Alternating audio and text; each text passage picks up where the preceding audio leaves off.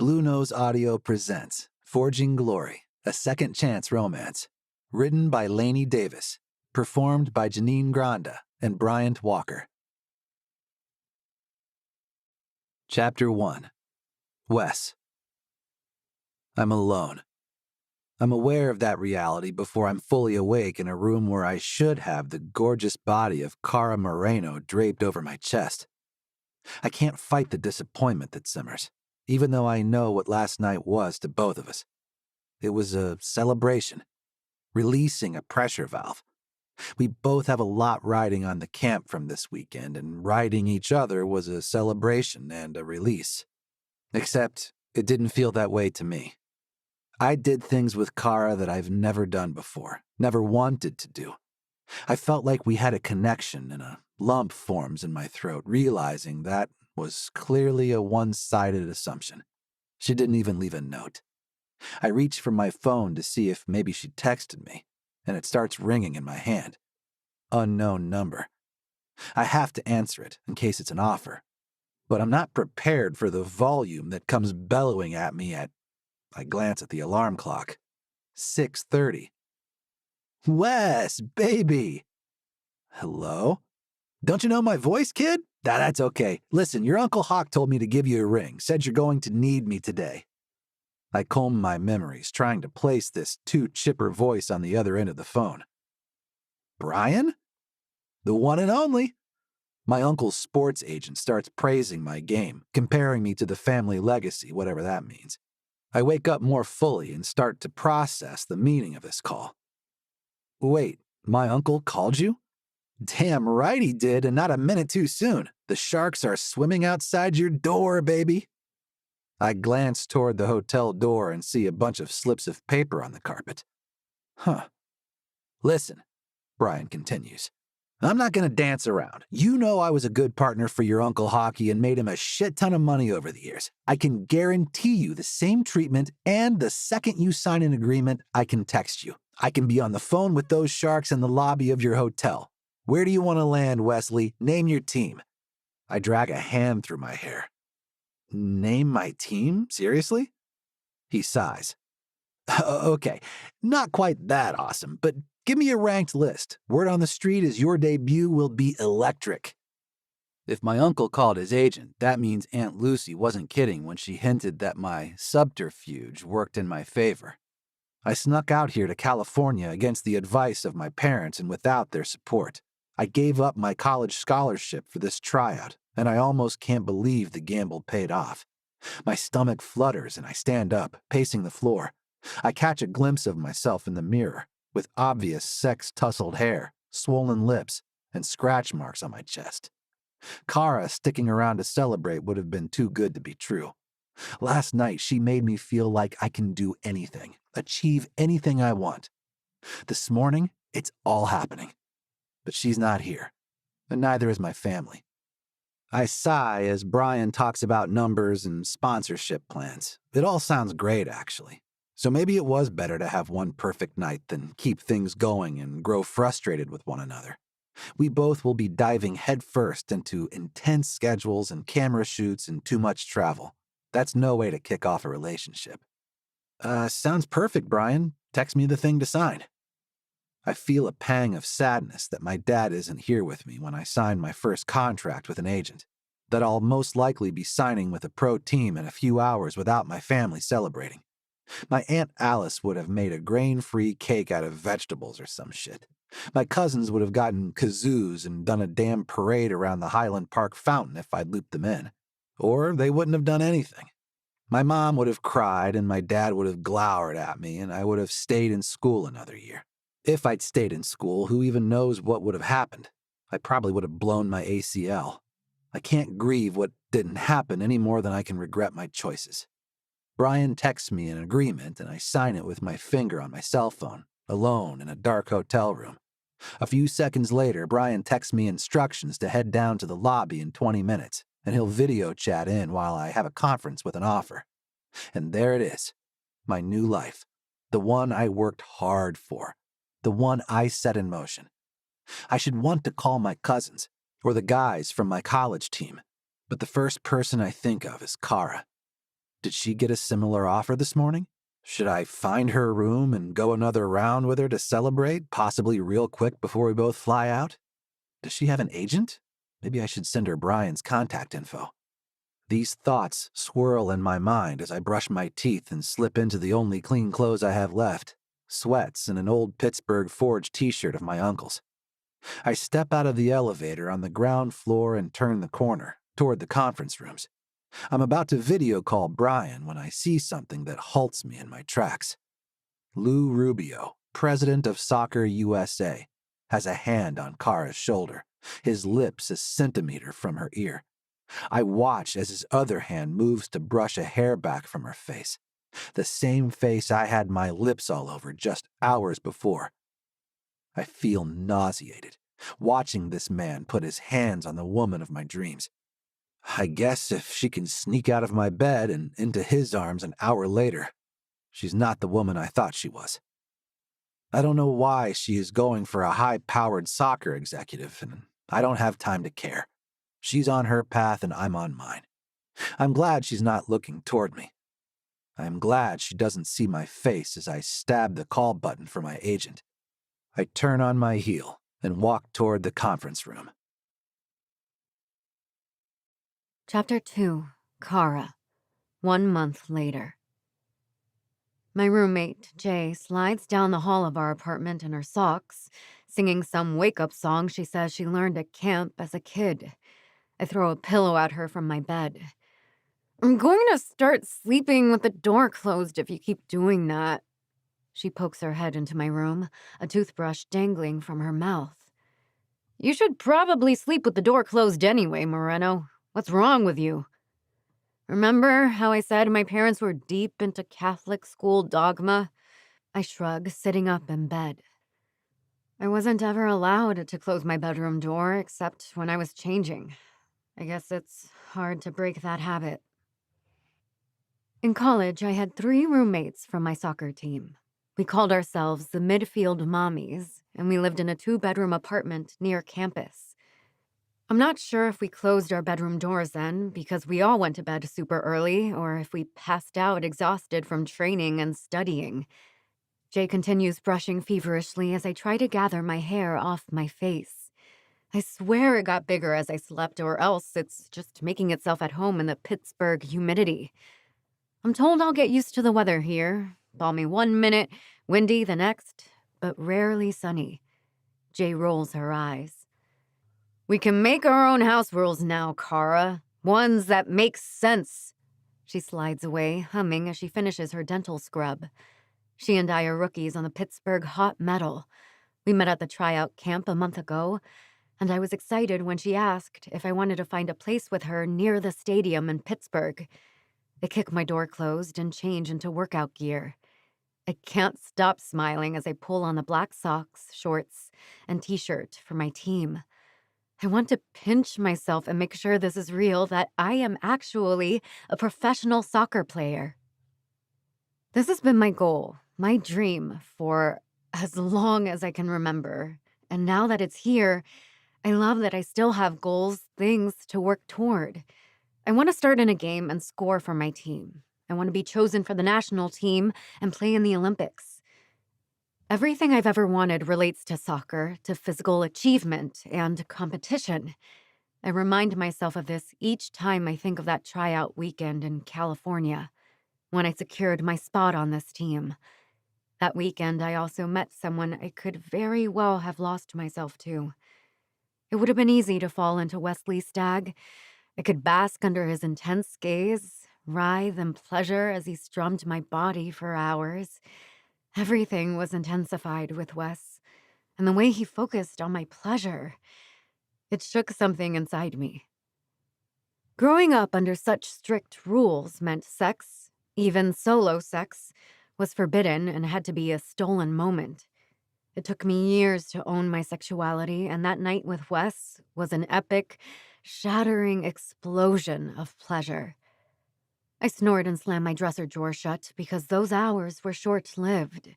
He made that very clear by refusing to answer my calls or respond to any of my texts. Ghosted. Ditched like the one and done I should have assumed I was to him. I brush my teeth and weave my curls into a long braid, definitely not thinking about the slide of Wes's fingers running through my hair, massaging my scalp. "You ready to head out?" Jay jangles her car keys in the hall, pulling me from my heated reminiscing. "Yep, wait, I need protein." I pull my door open and grin when I see my roommate holding one of the egg muffins we prepped on our day off. We filled cupcake tins with scrambled eggs, turkey sausage, feta cheese, and spinach, so we'd have a quick breakfast that met all our nutrition guidelines from Coach Lucy. The fact that we both eat them cold while leaving the apartment at the last possible second solidifies our status as best roommates ever. Some women wake up early to perfect their makeup. Jay and I sleep in and bond over food. We operate in practiced efficiency as we approach the car, me holding both our bags and tossing them in the back seat, while Jay navigates her keys, muffin, and coffee mug, still humming camp songs. The September sun is just starting to rise as Jay's Honda pulls into the lot outside the stadium. The women's team has a field first today, and I love our cardio session by the river. We run laps and agility ladders as the freight trains roll past. We sprint in intervals as the tugboats blast their horns behind the coal barges chugging up the Monongahela River. I feel part of the industry here. Maybe because my team is named for the liquid iron still manufactured in the valleys nearby. When Coach tells us to start running the steps in the stadium, my legs threaten to liquefy from the exertion. But I remind myself that I am forged of strong will. I fought to get here. I'll fight to stay here. The whistle blows, signifying the end of morning workout, and I sink into one of the benches near the grass. One of the trainers tosses me a drink, and I shield my eyes from the sun as I chug it down, watching as a men's team takes the field. And, of course, I see him. My regrettable dalliance, Wesley Stagg, plays striker for the men's team here. I can't let go of what happened, in part because I see him every damn day at work, and the hot dummy doesn't even look at me. I suck down the rest of my drink, glaring at him, until Lucy waves us all to join her in the tunnel. "I'm turning you over to Coach Ben, folks. I believe you have film next, then lunch and afternoon drills." She pats her clipboard and waves as we all pull off our sneakers. I must carry a sour look on my face the rest of the day because Jay asks me about it on the way home. "You're usually in a better mood after chicken teriyaki." She lowers the volume on the radio, inviting me to spill my guts as we navigate traffic on the Fort Pitt Bridge. I can't help the sigh that rumbles out of me as I plunk my head against my window. I saw Wes again today. He didn't look at me. That guy again? Come on, Kara. He's not worth all the space in your head. I know that, but it's easy to say I'll forget about him after he ghosted me. And it's another thing to literally see him every day and experience him not even making eye contact. I actually think I might be invisible to him. You're the furthest thing from invisible. Thanks, friend. If it helps, I do hate that I'm fixated like this. Jay taps the steering wheel and chews on her lip for a few blocks. Have you considered that this, she gestures toward my face, might be more about something else than it's about what's his name? You know his name is Wesley. Only because you don't shut the hell up about him. But seriously, what about talking to Big Jim? I groan a little at a reference to our sports psychologist. He leads multiple sessions a week about mindset and trusting our teammates, and the content is always inspiring. It's just that Jim blinks. A lot. Do you think I could talk to him over the phone? She shrugs. It's not a bad idea. I mean, he's there. He's a resource. Maybe email him? I pop my lips a few times, considering. I haven't cemented a starting spot in the lineup yet. Maybe this hang-up on Wes is holding me back somehow. I clench my stomach, trying to ignore the voice in my gut, wondering if Jay is onto something about my issues, running deeper than Wes ignoring me. Because I probably do know why he ghosted me, and I don't want to remember the slimy sensation freezing me in space as Lou Rubio, the president of Soccer USA, invaded my personal space at the hotel and served me a huge helping of the creeps when he touched me. The last time I made eye contact with Wesley Stagg was the moment Rubio ran an uninvited finger down my face. I'm going to talk it out with my chicas. They'll probably tell me to call Big Jim, too. When are those chicas going to find me a lady friend? There are not enough lesbians in Pittsburgh. Tony hooked you up with a cheering section when we traveled to Chicago last week. Jay grins and waggles her eyebrows. Exactly. Remind me where the rest of them live? Jay parks in the garage under our building, and I rattle off the current locations of my friend group, texting them as I walk to let them know I need one of our chats. By the time Shantae replies from D.C., she's already spoken to Rose and Tony. Shantae. Emergency video petties, 10 a.m. East Coast tomorrow. Tony. That's 7 for you, Rosybug. Rosalie. Excuse me, I am a very important PhD candidate studying insects. I am not personally an insect. Jay, we're doing pedicures tomorrow. You in? Hell no, I'm not in. She shouts from her room, and then I hear the shower turn on. I holler louder, and I know she hears me tease. Fine, keep your rhino hide, but don't ask me how to meet more single ladies. She pokes a head into the hall, clutching a towel around her tattooed chest. You really think it's my feet? I laugh and shake my head. I mean, nobody wants that rough sandpaper with them in bed. Ugh, fine. I will exfoliate, but I'm not doing polish. She slams the door as I confirm that I'm in for video pedicures. We midfield mommies have been doing this for years, sitting for hours and massaging our feet while we unload everything weighing on our minds. We slough off bad vibes along with dry skin and finish the whole procedure with pampered toes and unburdened souls. My college friends have retired from soccer, moved on to graduate school and corporate America. But they're still my safe place. I should open up to them about what's been going on, and I don't quite understand why I haven't. I don't want to douse Jay with cold water by running a competing shower, so I wait for her to finish her scrub. We could shower at the stadium, but both of us prefer the luxury of our own bathrooms. It's the best part of this apartment, apart from the proximity to the water we can see from our balcony. Each bedroom has an ensuite bathroom. It feels decadent. I step onto my little piece of paradise, aka the balcony, while I wait for my turn with a hot water heater. It's not much. All I have out here is a folding chair and a few plants that should be hung, but I haven't had a chance to buy stands or install hooks. And it's mine. I'm here despite my parents' disapproval. I'm here regardless of their insistence that I'll never meet a nice boy to settle down and raise a family, that I am not putting my degree to use, that this career can't possibly bring lasting stability. Those are their concerns and their battles. I reminded myself of this even as I hyper-focus on the nice boy who did just as my parents said he would. Turn his back on me.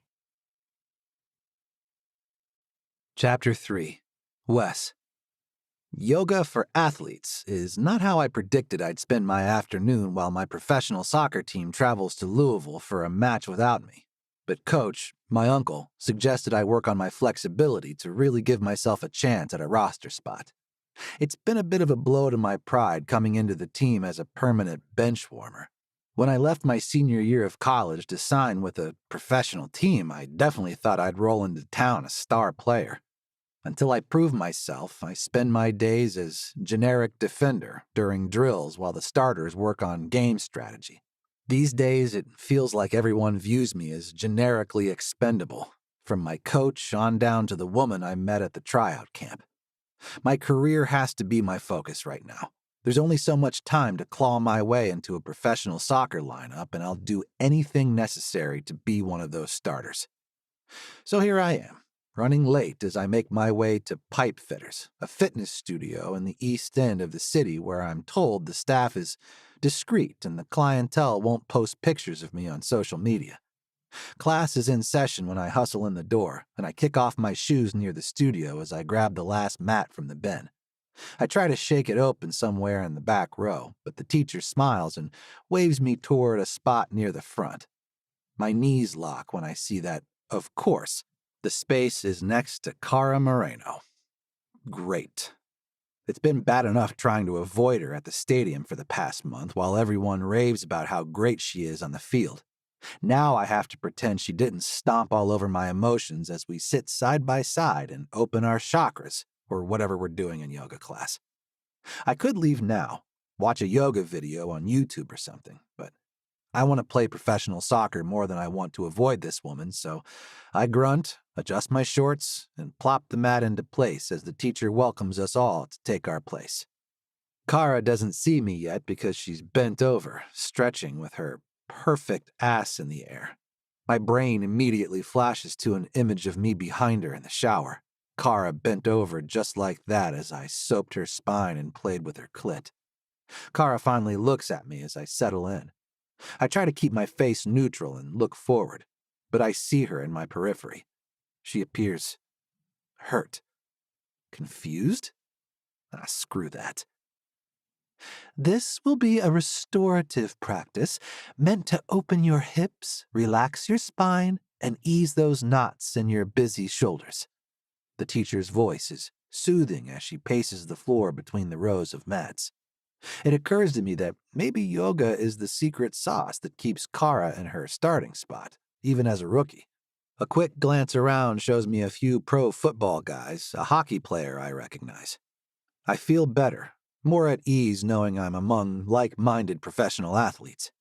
Do I even get to call myself that since I haven't played 1 minute of pro soccer yet? If my uncle thinks this will get me where I need to be, I'll fold my foot in half and drag a knuckle down my arch like the teacher suggests. As I work my toes apart, I keep seeing Cara from the corner of my eye. Her toes are painted burgundy now, and I wish I wasn't thinking about how beautifully that color contrasts with her tan skin. Give each of your toes a little tug and feel the blood moving into them. The teacher pats me on the shoulder gently, pulling my concentration back to the intense stretch in my feet. The last time I played with a foot, it was Cara's, and now I'm hard in yoga class thinking about her toes in my mouth. I'm relieved when we switch to some hip opener poses, even more so when we rotate so I'm facing away from her. Until I realize this means she's staring at my ass as I widen my stance and hinge my hips forward. It's fair to say my concentration is not where it needs to be if I'm going to draw the full benefit from this class, and I try my best to focus on my breath, to listen to the instructor, until she says we're going to rely on a partner for the next series of hip poses. I close my eyes, willing her to pair me with the linebacker on my right instead of the gorgeous woman messing with my feelings. Cara, I'm going to ask you to team up with our newcomer today, if that's all right with you? I feel the teacher's hand on my arm as she turns me toward my one-night stand. Cara pinches her lips together, looking everywhere but into my eyes. Whatever. I lie on my back with my knees bent and my feet on the floor, staring at the ceiling like I'm about to endure a medical procedure.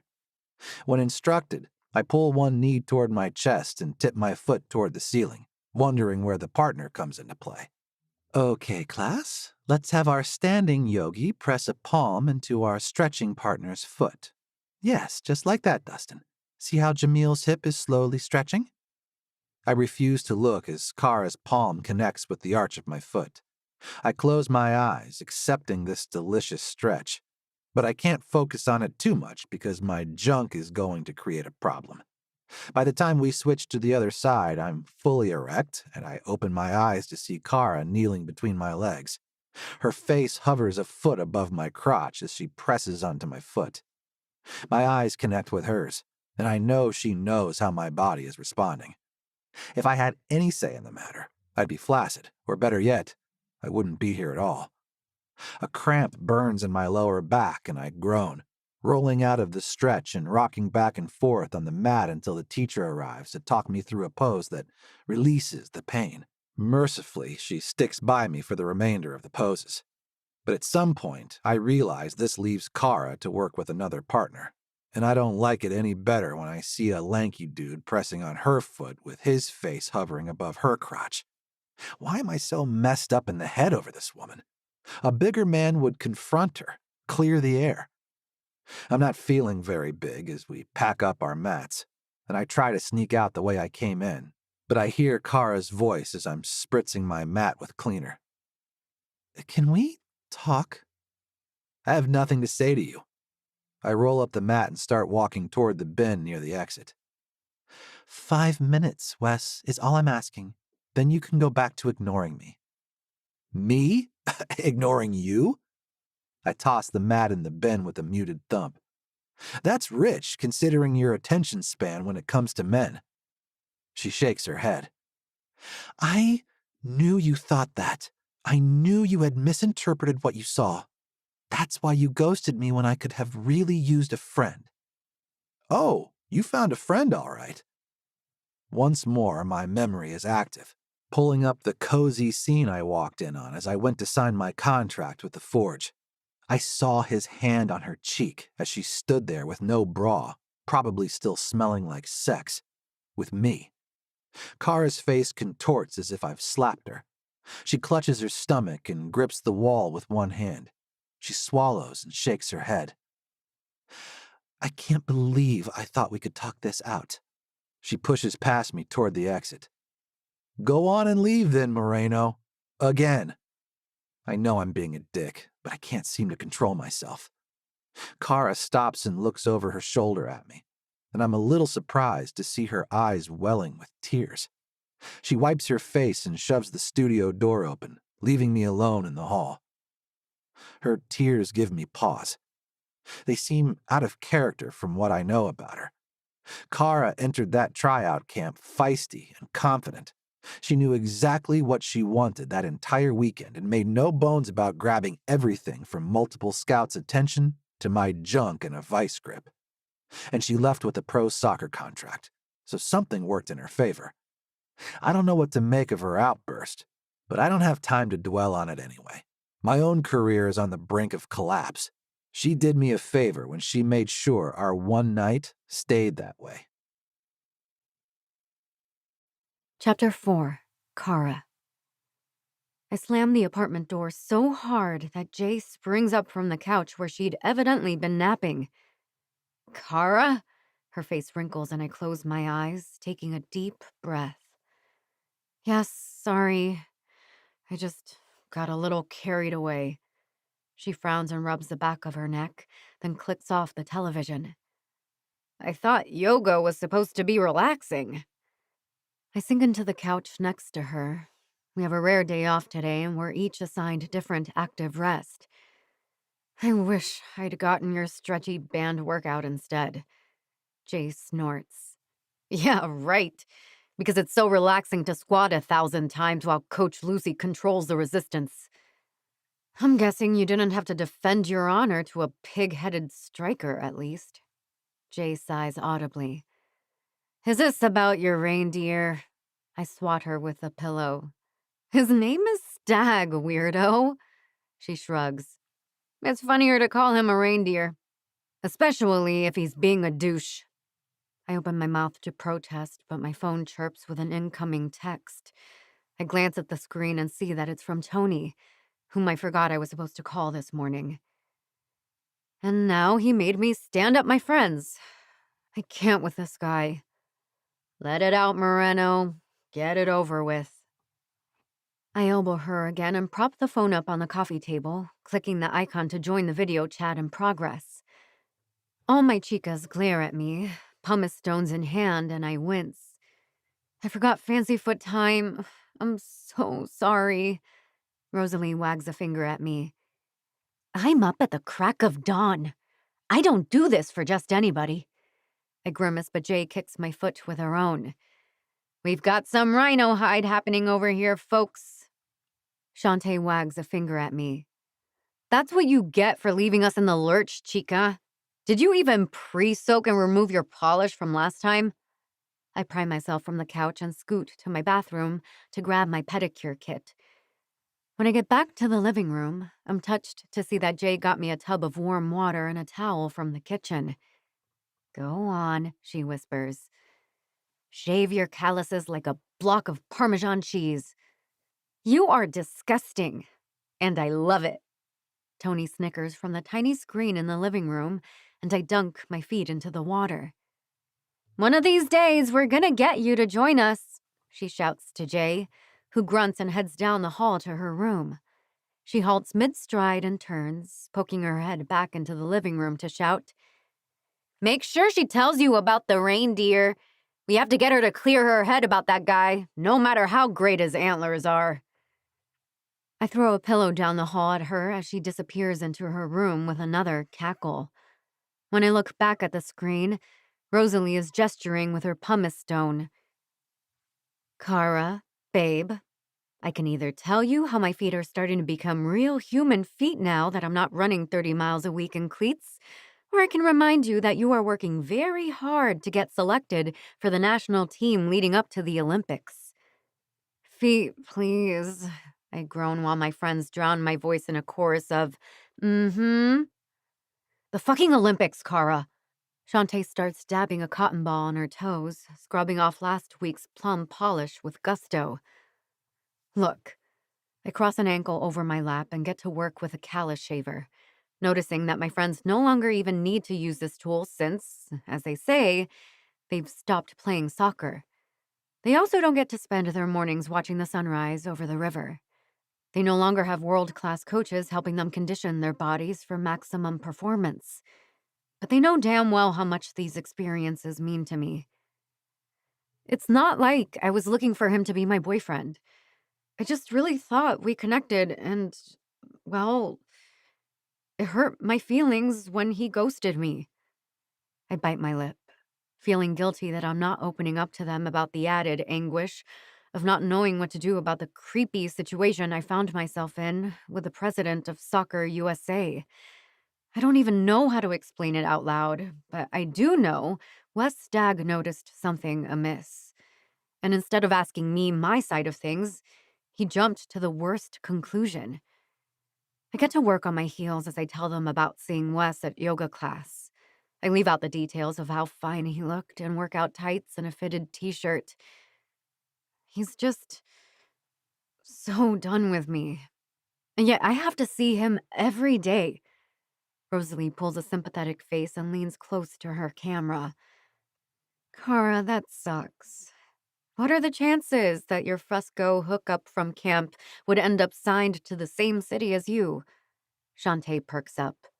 "Ooh, I could tabulate the chances. How many pro women's teams are we up to now?" "Thank you, stat doctor," Tony interrupts. "We don't need the actual numbers. What Rosalie is trying to say is that we know it stings to see him every day and think about that rejection. But we also know you will feel terrific once you do get past it. Like, are you seriously going to even think about him when Coach Akemi is handing you a red, white, and blue jersey?" Rosalie nods. "Así es, chica." Tony shakes a bottle of pink nail polish, rattling the little beads inside as she blends the colors. I reach for my matching shade as she asks, "You know what's better than a boyfriend, querida?" Jay chooses that moment to re-enter the conversation, plunking next to me on the couch and shouting, "Literally everything." We all crack up laughing and I make room for her in front of the screen. Jay won't paint her nails, but she does reach for the lotion and starts to work on her feet.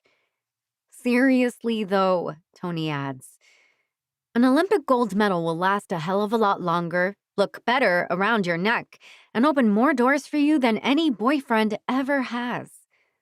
As my friends erupt in a chorus of support and applause, I feel a lot better about the whole thing. After I end the video chat, Jay gives me a pointed look. "Do they still not know about how Lou Rubio treated you?" Her words feel like a slap. I shake my head and my mouth works up and down. I haven't been able to find the words. She frowns and places a hand on my shoulder. The way he was getting in your space in the hall at lunch in California, that wasn't okay, Kara. I saw how he was looking at you, and that's not how professionals assess one another. I blink rapidly in disbelief. I remember that Jay had come around the corner the very first time I encountered the soccer president. His actions that day had made me uncomfortable. Jay doesn't even mention how he escalated his creep factor, and the fact that she remembers even the one indiscretion makes me shaky. My eyes start watering and my chest feels tight. Jay, I think about how I felt both times I encountered him. How it should have been the very best experience of my life, but I just felt small instead. He's a predator. I smelled it all over him, and he's messing with your head right when you need to be at the top of your game. Do you want me to go with you and tell someone? What do you want to do, Kara? I got you. I lean forward and wrap her in a huge hug, and she pats my back. Well, now I got lotion on your shirt. A laugh escapes from my throat, lightening the pressure a bit. I decide to ask Coach Lucy for advice, and Jay agrees to hold me accountable to do so. The next morning, I feel both heavier and lighter as I drive us to work. I will happily admit that the yoga practice loosened up my hips a ton, and I don't miss the big smiles from the coaching staff as they watch us work through our drills. We scrimmage through a few different lineup combinations, and Ben, our head coach, claps his hands as he blows a series of long blasts on his whistle. Hot damn, gals. Who's ready to slay some Boston ballers? My team erupts in cheers, and he claps a few more times. Go on and eat and get cleaned up, and I'll see you in the theater for film in an hour. He practically skips into the tunnel, and I notice the men's team filing out of their locker rooms, ready to take the field. I decide I want to get this over with before I see Wes again, so I hustle after the coaches to find Lucy. I tap her on the arm, asking, "Can I talk to you for a second?" She turns, smiling, but sees my face and her expression turns serious. Of course, Kara. Come, into my office. I follow her and sit on the edge of the seat opposite her desk, not wanting to get sweat and grime on her nice chairs. Rather than walk around and sit in her own chair, Lucy perches on the edge of the desk, hands folded on her lap. What's up? I look around her to a picture of her family. There is a series of framed photographs on her desk of her with a men's coach, her with a little boy, and a series of that same boy growing toward manhood. She's also got a wall of photos of a person who must be her daughter, looking fierce as she stares straight into the camera with dark hair and gray eyes. That woman looks like someone who would kick Lou Rubio in the balls if he ever touched her face. I take a deep breath. Have you, um, ever felt weird around the staff from the national team? Ha! Lucy laughs. Only every time I see them. Bev and Pat and Akemi are odd ducks, but I think that's what makes them so good at what they do. I shake my head. No, I mean the management staff, the office guys. Lucy frowns and grips the edge of her desk. Did something happen, honey? I swallow and nod. Then I shake my head. It might have been inadvertent. I just felt super uncomfortable when Mr. Rubio was. My words leave me. It feels almost like I wet myself as a hot wave rolls over my body. Am I embarrassed, I wonder, or shamed? I don't know how to even describe what happened in a way that doesn't seem like I'm making a mountain from a molehill. Lucy's frown deepens. Kara, he fails to set me at ease. I've just always had a yucky feeling about him. You can tell me if he crossed a line. I want you to know that anything you tell me, I believe you. You are an essential part of our organization, and I'm on your side. I nod my head a few times and tears leak down my cheeks, adding to the warmth that's still flooding my body. It was more that he just kept getting into my personal space, And then right after I saw you in the elevator in California, he touched my cheek. Her eyes harden and her nostrils flare. Lucy leans forward and grasps my hand, nodding. He backed me up against a pole, and I was worried he was going to kiss me. I close my eyes as I spit out that last part. I do not add that I think he only stopped because Wes came around the corner. I certainly do not add that I'd just left Wes's bed naked, and he thought I was preparing to jump into someone else's right away. Lucy makes a low, angry sound and squeezes my hand gently. Honey, that is not okay. It's not okay that you didn't feel safe or that you had to worry about someone from your place of work. Because you were most certainly there for a job interview, make no mistake. Gah, I'm just so angry. I nod rapidly, exhaling deeply as a weight lifts from my shoulders. Lucy clucks her tongue and releases my hand. What would you like to do, Kara? Do you want me to help you file a complaint? Oh, gosh, no, I can't do that. I think about the upcoming U.S. friendly match against Germany, how selections are meant to begin in the next few weeks. I feel better just talking about it with you. Lucy takes a deep breath and looks over my shoulder at the photos of her family. You know, Kara, I have experience with that sort of man. Personal experience. Her expression hardens. Statistically, he's not going to stop at just making you feel uncomfortable. I swallow thickly and lean against the back of the chair for support. Lucy exhales deeply a few more times. I'd like to make sure you're not alone in any spaces he might be. In fact, I am going to have the whole team put the buddy system into play while we're in Boston. We've got the press hounding us anyway with playoffs coming up. Everyone on the team can probably use backup. I swallow a few more times and bend it down for my bag, fumbling to try to open my water bottle. Lucy stoops to help me and rubs my back as I drink deeply. Thank you, I tell her, my voice wavering. Of course, Kara. Would you like a hug? I nod, sinking into her embrace, listening to my stomach gurgle with the first real hunger I've experienced in weeks. Chapter 5. Wes. The yoga must have worked because Uncle Hawk says I've had my best week yet. I'm still not on the travel roster, but I'm feeling better about my chances of getting there. After Sunday morning training, I walk into my Aunt Alice and Uncle Tim's house right on time for family dinner, which means I'm the last to arrive because this family shows up early anytime there's food up for grabs. I can hear the ruckus from the front porch, the sound of 4 Stag brothers, their wives, and whichever of the 11 Stag kids are not currently away at school.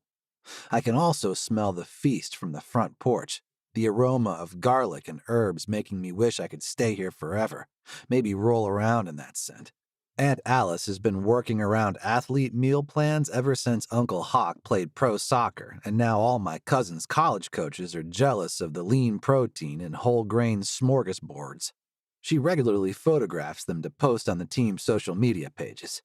I brace myself for a record-scratch silence when I step into the kitchen, brimming with my tall, athletic relatives.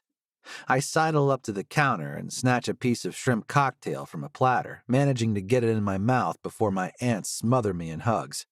Wesley! Alice and Aunt Juniper squeeze me from each side, and Aunt Lucy tips her chin at me from where she's deep in conversation with my mom. It takes a minute for my mom to see me, and when she does, her face shifts from calm into obvious concern. Wes, she whispers, come here. She holds her arms out for a hug, and I step into her embrace, not realizing how badly I miss this until her red hair is tickling my nose while I lean over her.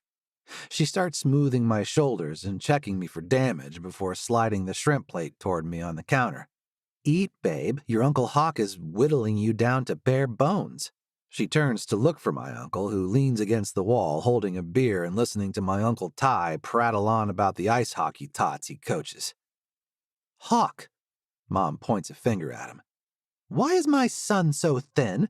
He needs his strength for his back. Uncle Hawk takes a swig of his beer, glancing around the room.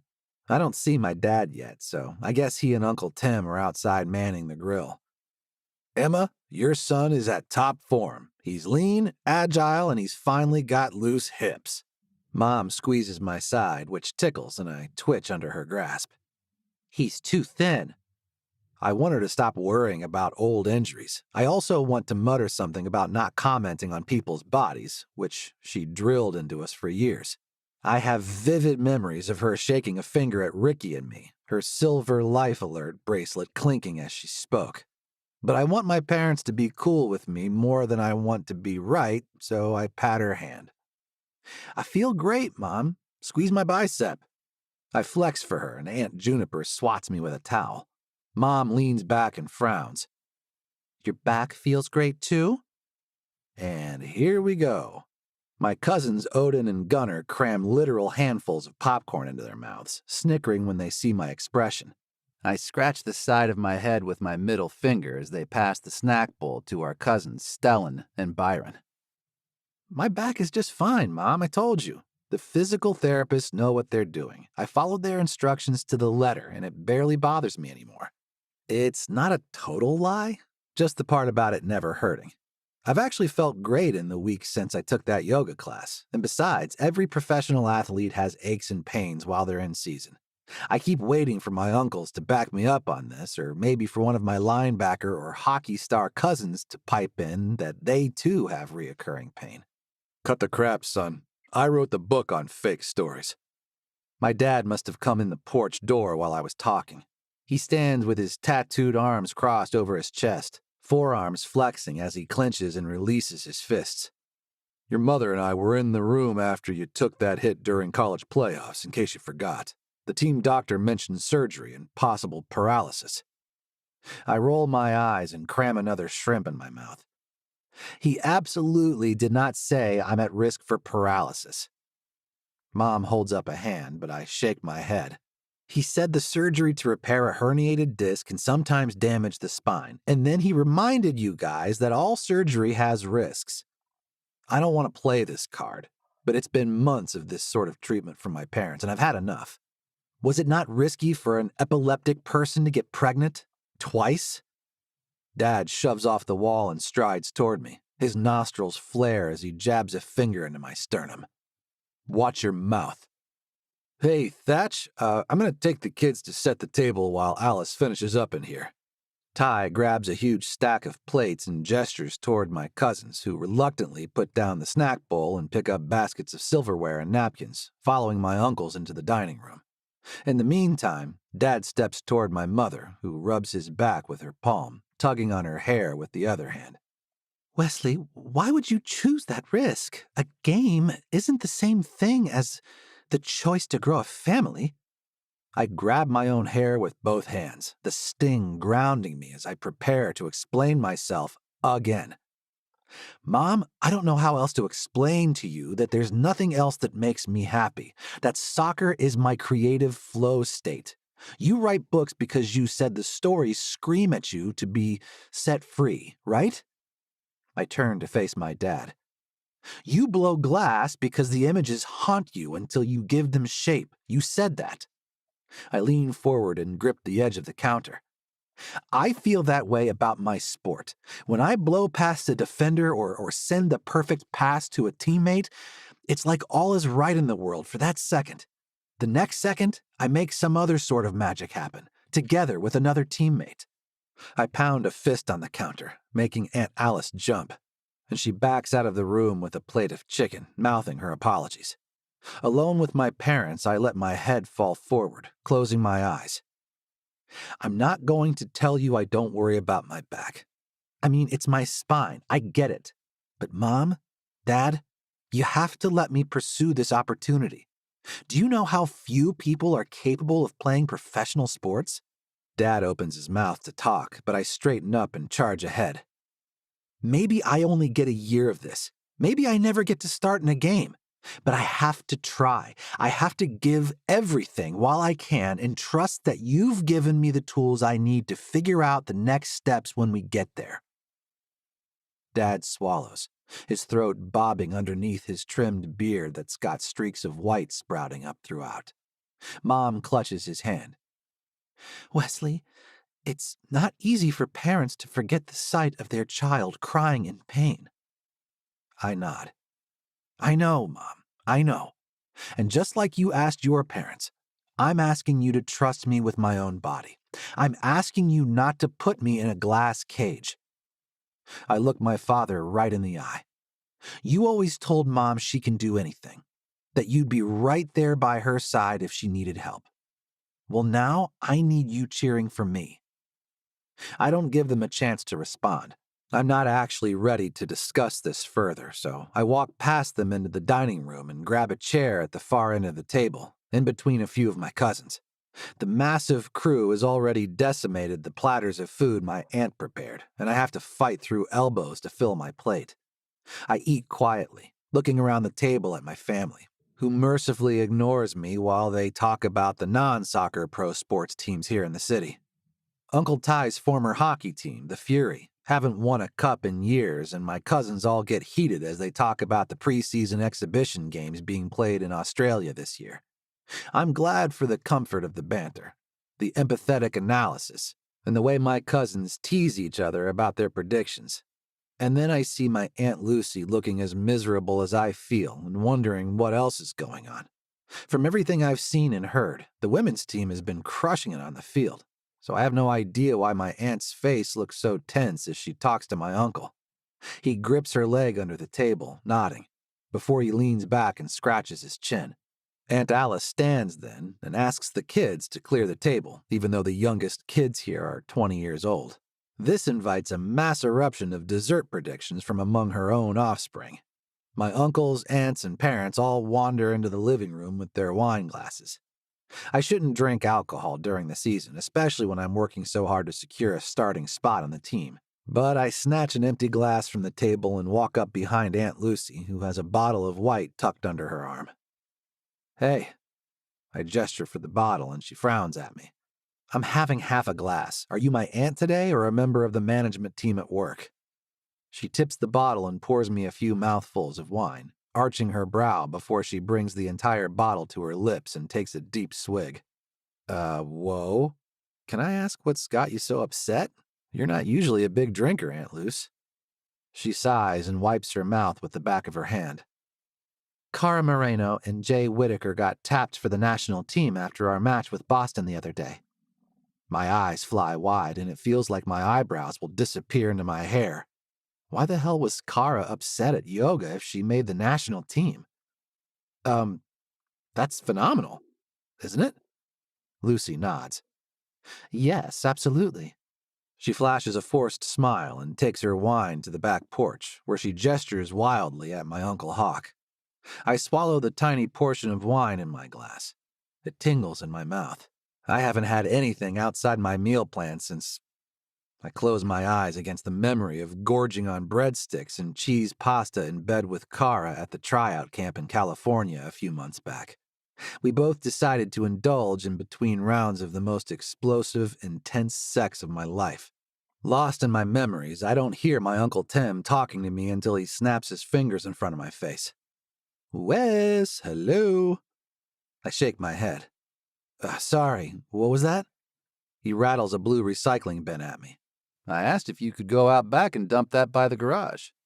Oh. I set my empty glass on the counter. Sure, sorry. He grunts and grabs a sponge to scrub off the counters as I make my way down the basement steps and out the back door. I don't intend to eavesdrop on Hawk and Lucy, still arguing on the deck above me, but they're pretty loud. What do they expect me to do, Hawk? The man made her uncomfortable enough that she said something to me. That speaks volumes. My aunt's voice cracks and I hear her gulping wine. I pause in place, resting the bin of recycling against the wall. If I dump it now, the rattling cans will alert them, and they'll stop talking. So I guess I'm actively rubbernecking on Lucy's drama at this point.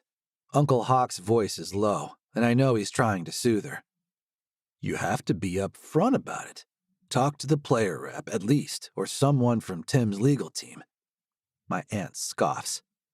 Like Tim ever handled anything quietly. Lucy, do you really want to keep this quiet? Cara Moreno is more important to the organization than some guy in a suit with a desk job. I'm so startled to hear Cara's name that I dropped the bin, and as predicted, my aunt and uncle stop talking. Hawk leans over the deck rail to ask, "Everything okay down there?" "Oh, hey, Wes." I wave a hand. "Just dumping recycling for Uncle Tim." Lucy frowns. "Better get inside for cookies before your cousins take them all. Alice used the monk fruit sweetener this time, whatever that means." I smile at her. I'd wrinkle my nose at whole grain cookies with odd-sounding ingredients if I didn't know from experience that those fuckers are going to be damn delicious, despite being packed with spirulina. I head inside, back up to the kitchen, trying to make sense of why Aunt Lucy would be talking about Cara. Aunt Lucy mentioned a sticky situation with the national staff, and I remember Lou Rubio all cozy with Cara in the hall in California. And then Cara cried as we argued after yoga. A tingle of doubt skitters through my gut as I think of Aunt Lucy's concerned face, at the way she sounded so tortured when talking to my uncle. What did she mean Cara was uncomfortable? I'm about to grab a cookie when something else about that trip sparks hesitation, a hiccup in my gut. What if Rubio was a predator instead of Cara seeking out that kind of attention? The president of Soccer USA making a pass at one of Lucy's players would definitely be the sort of thing that would set my aunt on edge. I think back to the moment I lost Cara, to that vision of her in the hall with Rubio. I walked around the corner to see him leaning in toward her suggestively. I saw his finger tracing a line down her cheek, but what did her body language convey? I can't even remember. My memory only picks back up from the moment her eyes met mine, and I almost let her see how much it stung to have been left. I realize with staggering, horrifying clarity that I misjudged her, that she's been trying to tell me for weeks that something terrible happened, and all I did was ghost her and leave her alone to deal with the effects of a slime ball making her feel unsafe. I've been swimming through a haze of hurt feelings that I wanted something more with a woman who walked out on me, only to realize I fucked everything up beyond recognition. "I have to go." I blurt this declaration loud enough that Mom hears. She makes her way toward me through the throng of stags, but I don't stop to hug her. I have to find Cara and apologize. I dash out the front door as my father hollers for me to come back, but all I can think about is making amends. Chapter 6. Cara. I just don't know what you want me to say, Cara. Mama sounds like I interrupted her with something frivolous when I called her and Papi to tell them I got chosen to represent our country in a friendly match against Germany. They've been divorced for years. We always do a three-way call for these weekly chats. Apparently, so they can present a united front that I'm still and forever doing it wrong. Mama, really? You can't say, "Felicidades, Cara. I'm so proud of you." She sniffs. Papi makes a humming sound. "And they're paying you a salary to play football like the men." "Yes, Papi.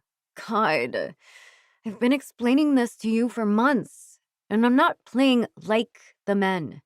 I play women's football. I'm a professional athlete." "What's your language, Cara?" He snaps a reprimand like I'm still a child. And maybe it's childish to expect them to understand after all this time. "We just want you to think about your future. What about starting a family? Having babies?" "Yes," Papi chimes in with his machismo opinions. "These footballers earn millions. Messi is in Miami, earning 50 million. Your cousin saw him at Costco." I roll my eyes, glad they can't see me doing so to find another thing to chastise me about. "Messi is married, with kids." "And you're earning millions, yes?" "Papi, you know I'm not." "Mm-hmm. Well, a man don't like a woman who earns more than him anyway." "Luis, that's not true and you know it." I know better than to hope my mother is on my side with this interjection.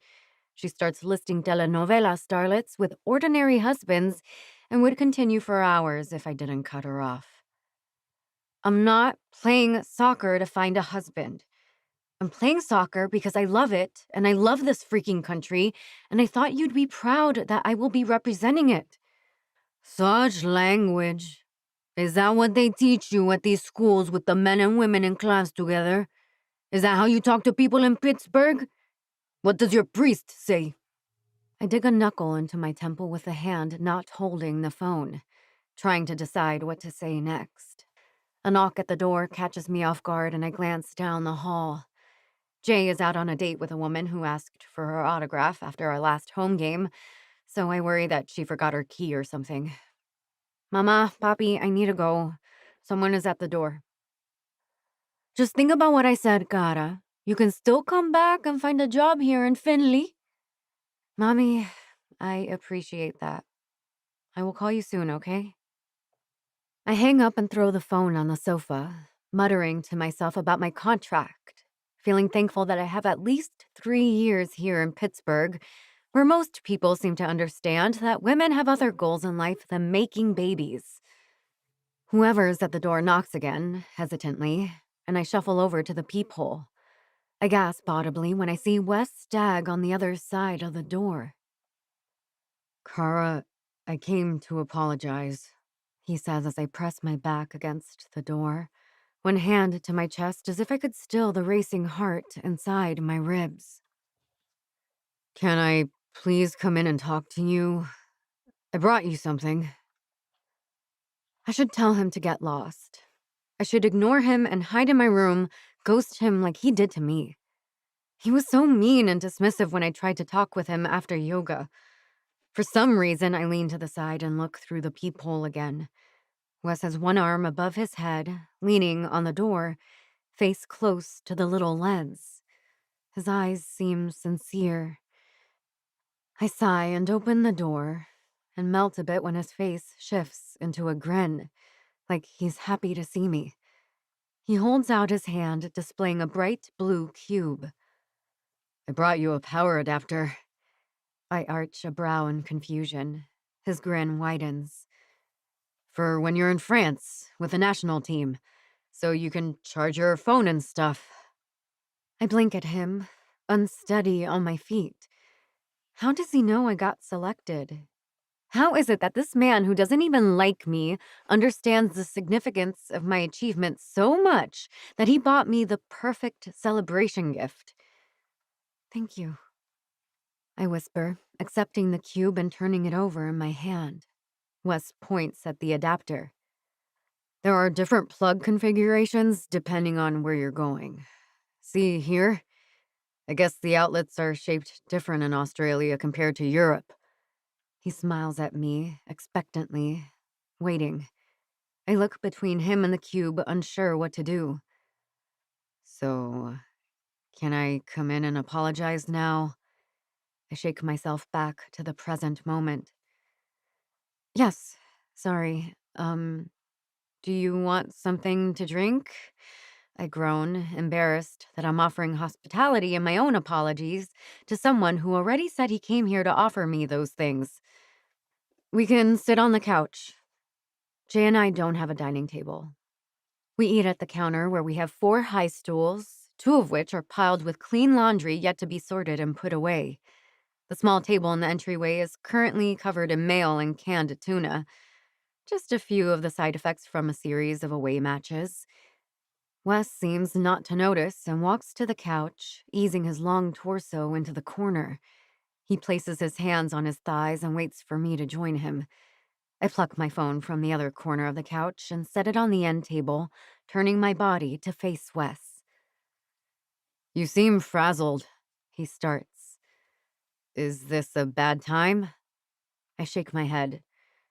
Just dealing with parents who don't understand why I'd want to play professional sports. He nods knowingly. I know a few things about that. He swallows and rubs his palms along his jeans. I try not to think about the thighs I know hide beneath that dark denim. So, I overheard my Aunt Lucy today at dinner. I wrinkle my nose. Should I know who that is? His brows shoot up and he stiffens. Lucy Moyer, your assistant coach? I tap my fingers and squint. Coach Lucy is related to you? Wes barks out a laugh. It's so refreshing when people don't know my whole family history. He shakes his head, smiling. Hawk Moyer, the men's team coach, is my dad's brother. He's married to Lucy. My mouth forms an O of surprise. You can imagine the mindfuck it creates for me when I'm trying to prove myself and people think I just made this team because of my family. I had no idea. He waves a hand in the air. So, my Uncle Ty played pro hockey too, and my dad and Uncle Tim are lifelong runners. All of us kids, there are 11 of us, all together. All of us are athletic whether we like it or not. Many of us are playing D1 sports in college or putting ourselves out there for the pros. My cousin Odin is probably going to play in the NFL. Wow. Well, my family doesn't believe real women play sports. Wes extends a hand like he wants to touch me, but changes his mind and drapes it over the back of the couch. Let me know their address, and I'll have my Aunt Juniper send them a picture of her Olympic medal hanging in her judge's chambers at the courthouse downtown. I chuckle, imagining my parents not knowing what to make of such a passive-aggressive package. But then I don't know what else to say. Um, you said you were going to apologize? He nods and licks his lips. I don't know where to start, so I'm just going to dive into it. I nod and swallow. Feeling exposed, I grab a throw pillow and clutch it to my chest. I fucked up, Kara. I saw you and Mr. Rubio standing together in the hall, and I assumed the worst of you when I should have seen the worst in him. I inhale a shaky breath through my nose and tears well up in my eyes as Wes brings up Lou Rubio. My aunt didn't mention anything specific. She had no idea I was lurking nearby anyway.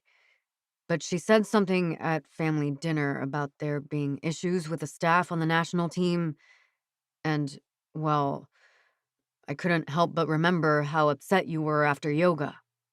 He drags a hand through his hair and squeezes his eyes shut. God, Kara, I'm just so damn sorry. I should have trusted you. I should have trusted what we shared together. Instead, I just made everything worse. I close my eyes and a single tear rolls down my face. I really felt a connection with you in California. He slumps further into the couch, his proud shoulders sagging. I felt it too, Kara. Like nothing I've ever felt before. I'm embarrassed that I ruined that.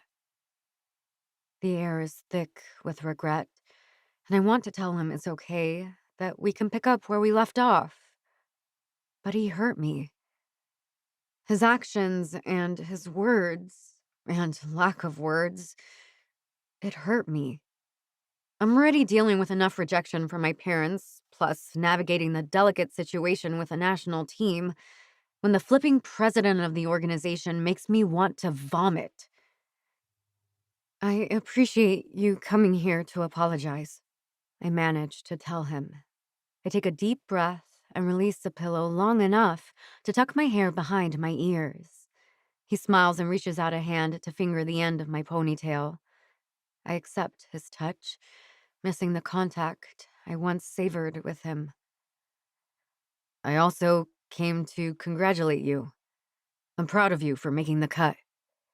A beam of light expands inside my chest at his words, at his recognition of me achieving a lifelong dream. When do you leave for training camp? I hug the pillow again, this time in excitement. Not until later.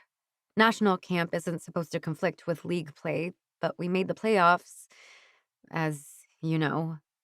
Wes's smile is even larger now, and he leans one elbow on the arm of the couch, grinning. Of course I know. I'm vying for field time in our own playoff run myself. I laugh, sinking happily into comfortable conversation with this man who understands my work, my ambition. Even if he was a dick about it, he found a really thoughtful way to apologize. I'd love to come to a game and see you play, Wes. if it works out. His sneaker taps on the floor and he shifts his posture, bringing his body just a bit closer to mine. We could look at our travel schedules, see if that will work out anytime soon. I want to see you play too. His smile would melt the ice off the sides of our freezer. And it's got quite a lot of buildup since Jay and I haven't been here to keep up with monitoring it. We can do that. I grab my phone and pull up my calendar, and he does the same. Chapter 7. Wes. My name is on the roster for a sub for the Forge game against Charleston. Not a starter yet, but this is the first time I'll be eligible to take the field as a professional athlete.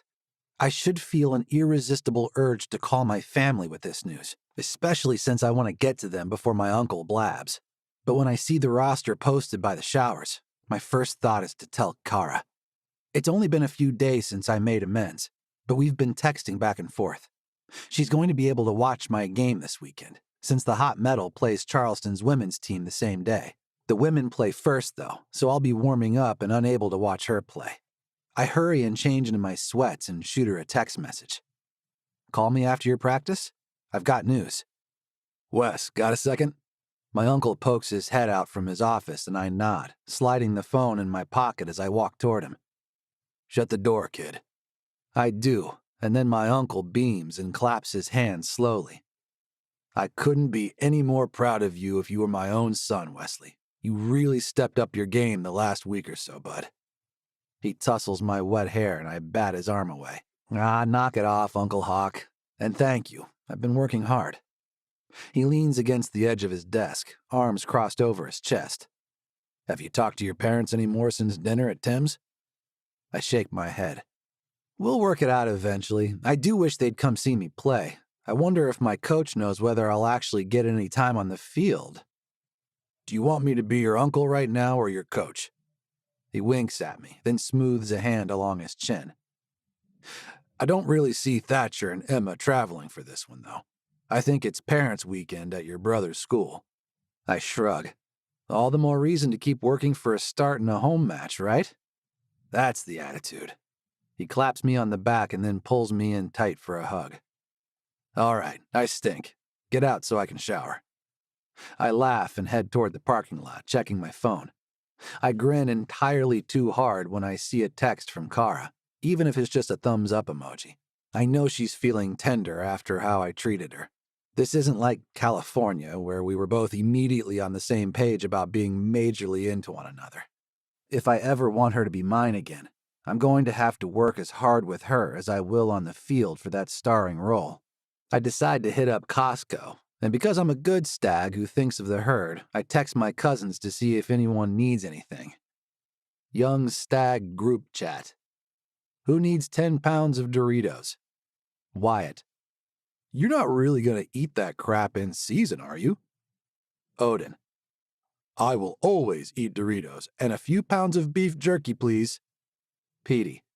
I'm going to silence this thread for a while since I doubt you're going to deliver to me in Ithaca. Stellan. Always bragging about that Ivy League education. Wes, I'll take cheese sticks.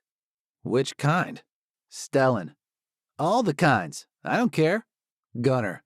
Better toss in a bucket of dairy pills if Stelly is going to be pounding cheese in the apartment. Stellan. Fuck you, Gun. I'm going to fart on your pillow right now while you're at class. They carry on this way while I drive to the store and fill a massive cart with snack food, most of it healthy.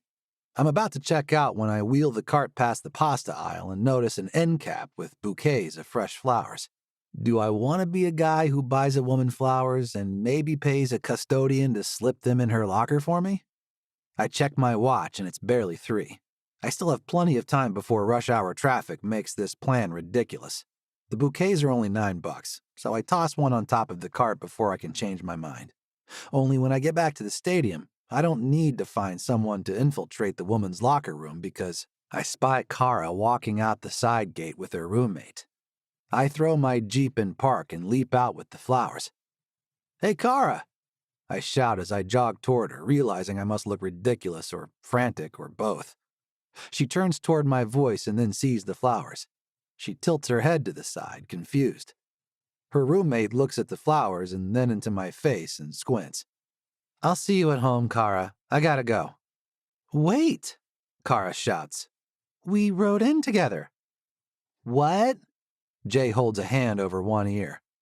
I can't hear you over the train. Sorry, gotta go, bye. I make a silent note to buy Jay something nice for meddling on my behalf. I grin and put one hand in my pocket, holding the flowers out toward Kara with the other. She looks around as her teammates file out of the stadium, heads bent and talking to one another. I get the sense Kara doesn't want people at work to see her getting flowers from someone on the men's team, so I step behind a brick column and gesture for her to come closer. I choose not to believe she's feeling awkward about getting flowers from me specifically. What are these for, Wes? She bites her lip and looks down at the bouquet again like it's some massive gesture and not a grocery store bunch of flowers. Well, I thought of you when I saw them, so I bought them. She smiles, like she's trying not to, but can't help it. The tiny pull at the corners of her mouth does something to my heart rate. I love knowing I made her smile. Half smile. Is that what you wanted to talk about? I was about to call you when you shouted my name. I shake my head and shake the flowers until she takes them from me, sniffing the bouquet. Nah, these are separate. I wanted to tell you I made the sub-roster for Charleston. Wes, that's outstanding. Her entire face lights up, and I can tell that she means it, that she's truly happy for me. Would you want to celebrate with me? I'm operating totally off book here, utterly astonishing myself as these ideas fly into my head and a little too invested in her response to me putting myself out there. I'd love to buy you an herbal tea, plus, I hear you need a ride. She laughs, and I know she's aware there isn't much we can eat or drink at a restaurant leading up to a game, not with our nutrition plans.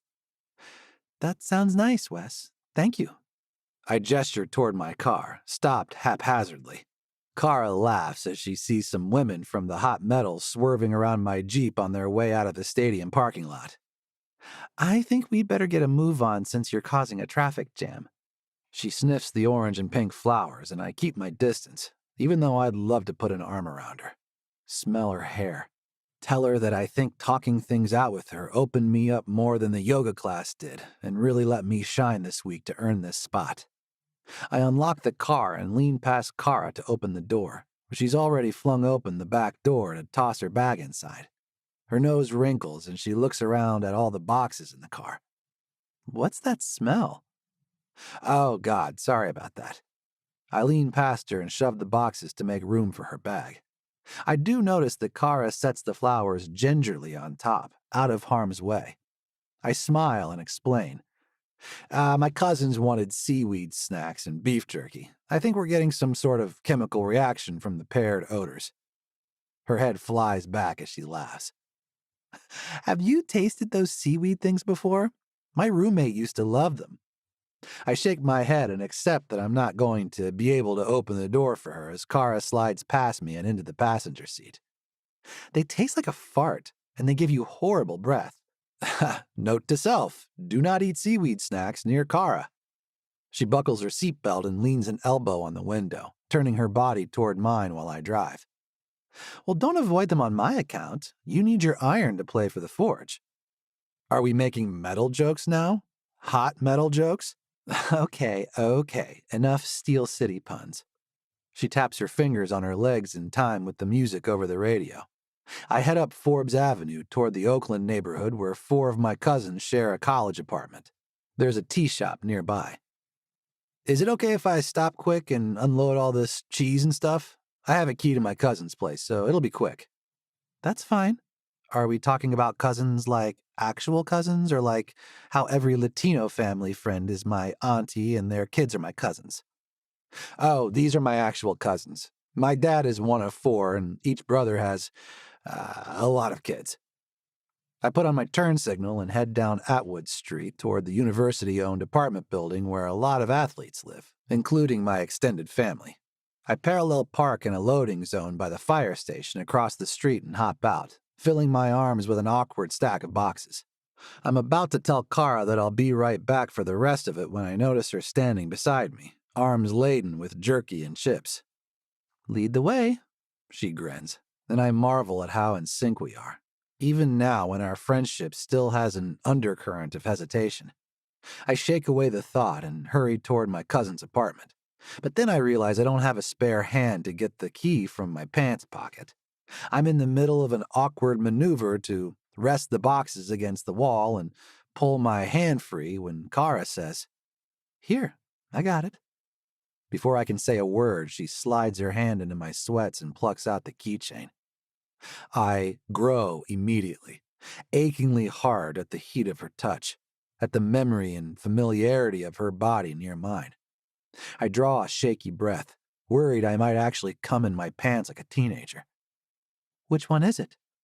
Kara shakes the keys, questioning, and I shake myself back to reality.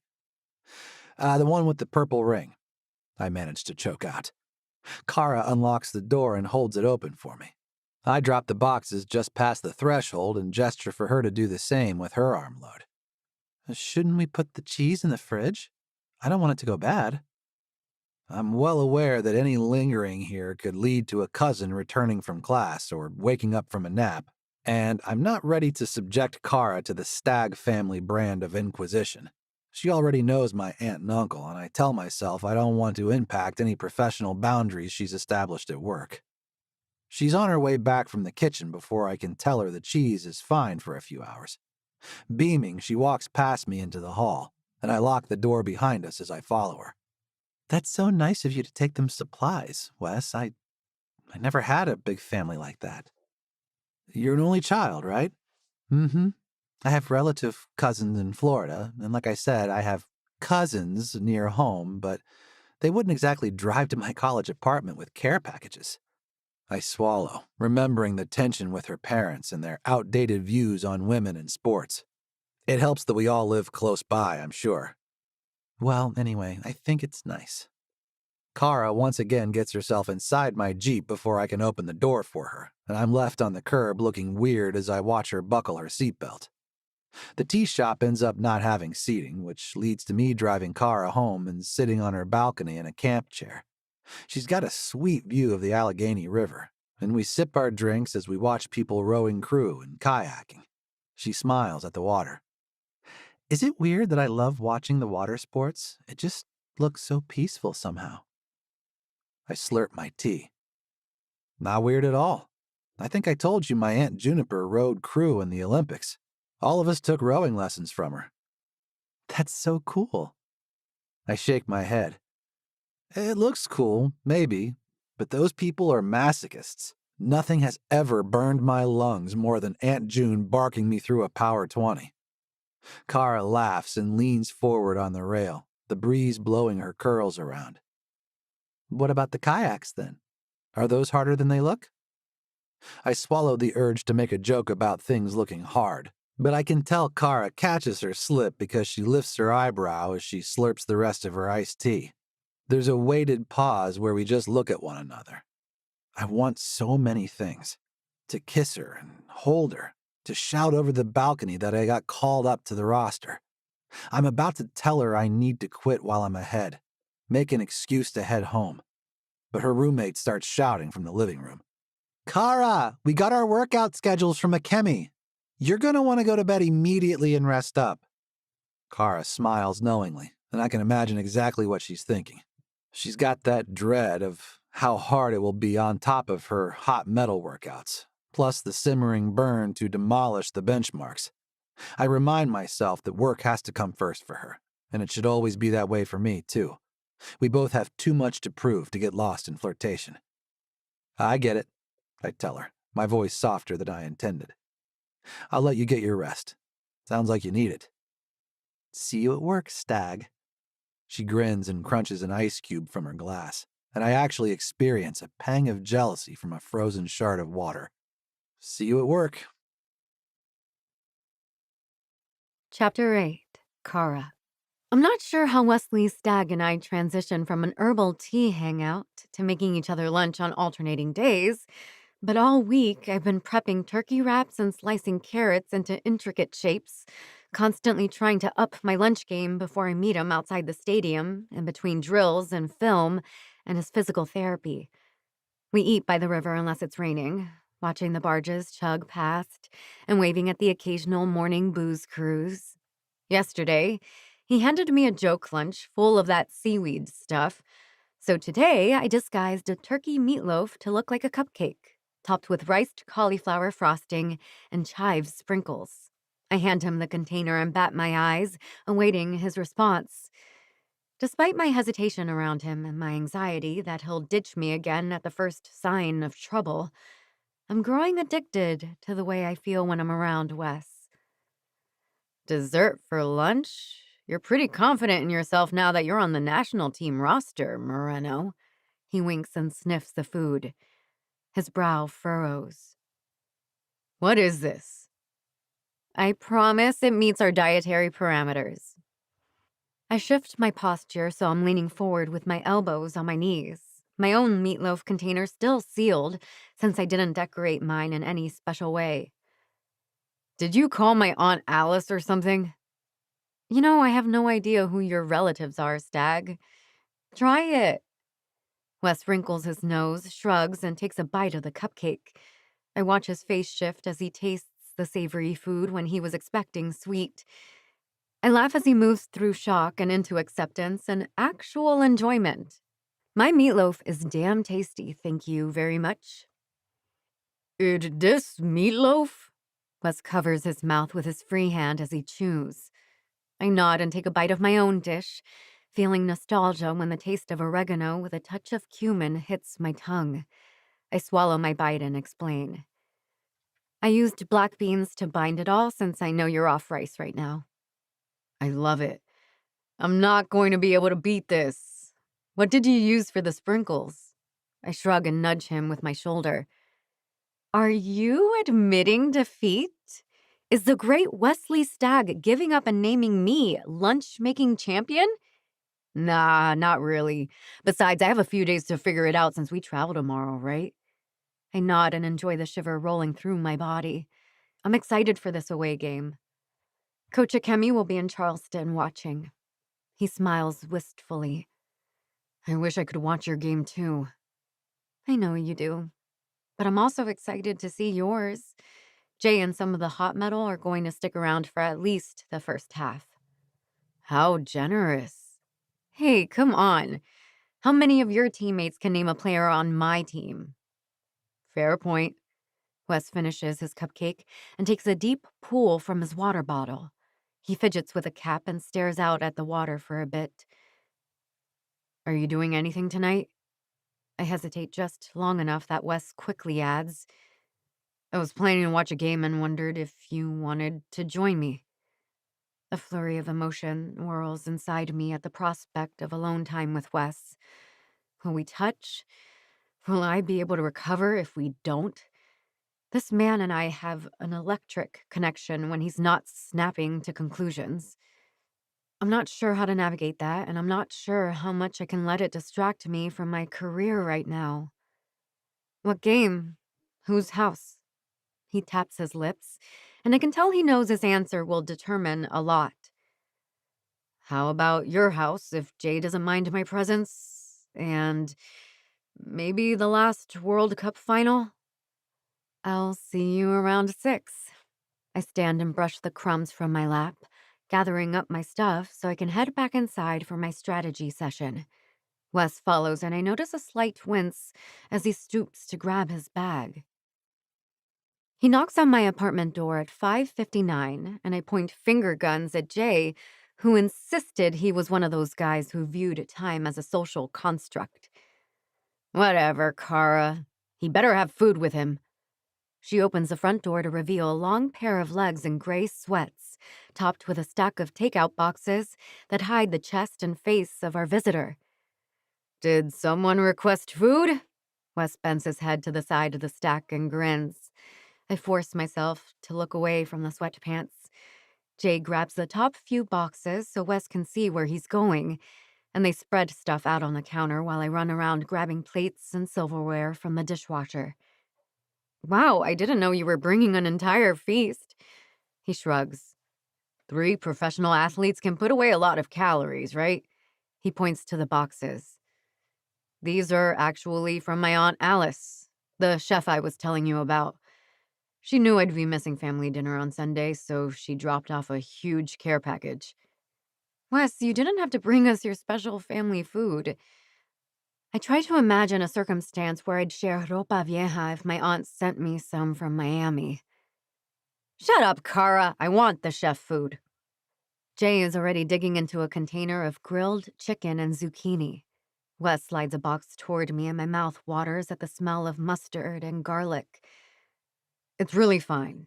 You have to remember, my entire family lives within a few miles. If Aunt Alice knew Jay was craving this sort of thing, she'd probably start delivering weekly. I'm not gonna say no to that. Jay squeezes her eyes shut in bliss as she devours the savory food. Are you watching the Lionesses game with us, Jay? I arch a brow at her because she told me she wasn't sticking around. Lionesses? Wes squints around a mouth of broccoli. England? World Cup final? I wash down an incredible mouthful with a swig of water. Wes puffs out a laugh. I thought we were watching France versus Argentina. Jay grins and claps us each on the back. As much as I'd enjoy watching you two figure out that you have to specify which World Cup you meant, since there's one for each gender, I'm going to watch the Seattle versus Louisville game with the other keepers. She strides toward the door and glances back over her shoulder. In case you weren't sure, we will be watching women play soccer. Jay's cackle echoes down the hall as she leaves, and I frown at Wes. Do we really have to watch men's soccer? Are men so gross? He winks at me and takes a final bite of food, wiping at his mouth with a napkin. I ball up my napkin and throw it at him. Sometimes, yeah, but I want to watch the women's final from last year and assess the competition. Wes's eyes dart to the couch where the remote lies on one of the cushions. Before I can react, he dives over the back of the couch, one long arm extended toward his goal. Oh, definitely not, Stag. I spring over the side of the couch. He jumped first, but I'm closer, and my fingers wrap around the end with enough time to spare for me to smash the power button. Ha! Wes hauls both legs over the couch and under his body, using his leverage to wrestle the remote from my hands. He smashes the voice control button and shouts, "Show me Messi versus Mbappe." "Don't you dare!" I yell at the television in vain as the Argentinian and French flags appear on the screen. I elbow Wes in the side and lean over his lap, digging a nail into the microphone icon on the remote. I want Spain versus England. The screen flickers and a random international men's game appears. Wes and I both deflate and he groans. I get it, Moreno. I'm sorry. Even the robots think men's soccer is the default. I want to say something in response. I want to curse the patriarchy. But my chest is heaving and my face is a few inches from the bulge in the center of Wes's sweatpants, and all thought seeps out of my skull. Gingerly, I sit up and nestle into the corner of the couch, relinquishing the remote as Wes pulls up the women's final match. God, this is a good game, he whispers a few minutes in as we both adjust ourselves to the far ends of the couch. He pauses a few times to point at the screen, and I smile, appreciating his commentary. By halftime, we're an inch apart from one another on the couch, staring at the screen and barely blinking, even though we both know the outcome of the game. England gets a yellow card soon after, and Wes nearly punches a hole in my coffee table as he shouts at the referee on the screen. Easy there, big guy. I rub a palm on his back, realizing as I do that it's probably a bad idea, but not caring enough to pull back my hand. Wes turns his head to smile at me, a warm, full-faced expression with teeth and twinkling eyes, and my heart stops a little bit. More than half of me wants to dive into him and finish what we started in California. My skin tingles just thinking about it, with my hand resting on his rib cage.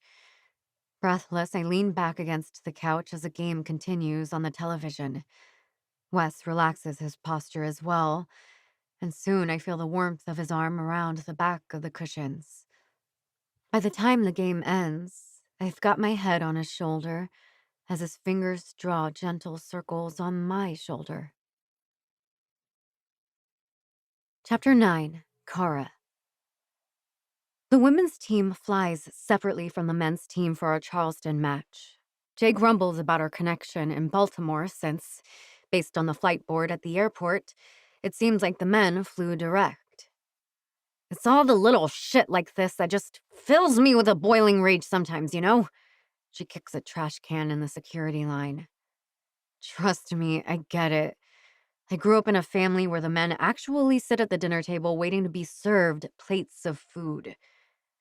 Even though we do all get security pre-check as a job perk, there are so many of us that our line moves just as slowly as the regular security line. How close are we to booking a full flight, just us? If we paired up with the men, I bet we'd be close. Jay leans in for a retina scan and sniffs. With the athletic trainers, I bet you're right. Just makes me hate the national office suits even more if they think stuff like this is equitable. Her mention of the national staff has me reflexively tightening my stomach. I'm grateful for the distraction of the x-ray machine. Once our team is through the checkpoint, we pile into the shuttle to the terminal. I see Coach Lucy talking heatedly to Coach Ben, and a pang of discomfort washes over me. Is it my anxiety that leads me to suspect their disagreement is related to Lou Rubio? They could just as easily be arguing about our starting lineup. Once we're near our gate, Lucy peels off from the group to make a phone call. I don't mean to eavesdrop, but her voice rises as I approach. Hey, babe. Yeah, he's going to be there. I haven't decided yet. Yeah, I know your brother can support me, but I'd like to avoid bringing a lawyer to a press conference if I can help it. I slow my pace as much as I can without seeming obvious, and I spend both legs of our flight trying to calm my stomach, worrying that opening up to Coach Lucy created problems for the entire Pittsburgh soccer franchise. Jay and I split up at the hotel in Charleston. Each of us is rooming with someone else who plays our position. And while I like my fellow midfielder just fine, I don't know her well enough to open up about my off-field worries. As a result, I take the field Saturday morning with a whole suitcase of unprocessed emotional baggage. I can't quite chase away the blockage. It's like a fog at the periphery of my vision throughout the game, and I keep getting elbowed by defenders. My footwork is sloppy, and I bobble the ball a few times. At one point, I move to receive a clearing kick from Jay, but instead of cradling the ball gently to the ground so I can run with it, I lock my ankle and it bounces wildly from my foot straight to the feet of Charleston's best striker. Worse, I freeze in shock over my mistake instead of tearing down the field after her. She weaves through our defensive line, plants her foot, and kicks the ball into the top corner of the net, past Jay's fingers. Ben subs me out with 20 minutes left in the match, and I don't even question it. I slump into the sideline shelter, staring at the field and hoping my replacement has her shit together enough to turn the tide. She doesn't, and the ref whistles for the end of the game. Coach Ben sighs and heads over to shake hands with the opposing coach. He turns back to face us. Tough one, folks. Ben gestures his head toward the tunnel and everyone shuffles toward the locker room for our post-match meeting. I start to follow and I feel a hand on my shoulder. Hey, Kara. You okay? Coach Lucy offers me a cup of hydration drink, which I accept with a shrug. She offers a watery smile. You seemed distracted on the field. Want to talk about it? I shake my head, still staring ahead. I hear her inhale, hesitate, exhale. I want to follow up with you about our conversation in my office. I want you to know that I took it very seriously, but as you know, it's a very complicated situation. The sound puffs out of me, and I turn my head to face her, finally. She smiles as we lean against the wall in the tunnel. I'm sure you know the national team staff is here tonight. I meant what I said in the locker room about sticking with a buddy. One thing we know about these types of men is they behave differently with an audience. I drain the rest of the liquid in the cup, crumple it, and toss it toward the wastebasket. I mutter my thanks to Coach Lucy and walk toward the rest of the team in the locker room. It's hard to drum up enthusiasm from my teammates to watch the men's game after our loss on the pitch. I'm going no matter what, I say, toweling my hair after my shower. I know I'm just a rookie who came on board late season, so I'm not surprised when Jay is the only hot metal player to join me in the bleachers as the men take the field. Think anyone would notice if I eat an entire funnel cake? She sniffs toward the concession stands longingly. Don't do it. You'll hate yourself in the morning. Besides, it was my fault that striker got the ball to begin with. Jay flicks me in the shoulder. We have 4 perfectly good defenders on our team who could have stopped her. Plus, me. What's your point? I spy Wes in the group of gold jerseys and my heart flutters a little. The first semi-joyful emotion I've felt in a few days. My point is that we should all be jointly eating funnel cake as a coping mechanism because we are all to blame for that loss. Not just you taking on the responsibility. Is that the reindeer? I squint to make sure because a lot of the guys look the same from this distance. Wow, he's starting. I thought he was a sub. Good for him. Jay claps and puts 2 fingers in her mouth, whistling. Ordinarily, I'd call my midfield mommies to decompress, or at least vent text them while I watch. But if Wes is starting, I want to pay attention. I smile as the ref blows the whistle and the Forge center kicks the ball to Wes. I can't make out his facial expression from here, but I suspect he flashes a cocky grin to the Charleston player as Wes pulls the ball back and spins away, streaking up the right sideline with his teammates in fast support. Wes drives all the way to the top corner before sending the ball right in front of the goal, and another Forge player heads it into the net. Boom! Jay stands to applaud, shaking her head and whistling again. The stadium erupts with boos from the locals while the small Pittsburgh fan section bursts into song. I keep my eye on Wes, whose teammates crash around him for high fives after that assist. Is it my eyesight or does he wince when their center slaps him on the back? I've been noticing a lot of wincing from him lately. The Forge dominate the play for most of the first half, spending the whole time up near the Charleston net, but they don't find another goal. Charleston kicks a ball out of bounds, and for some reason, Wes moves to take the throw-in.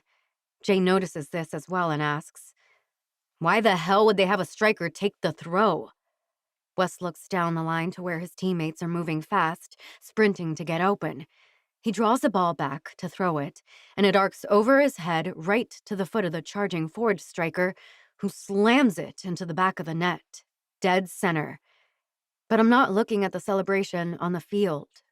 I'm staring at Wes, crumpled on the grass in pain.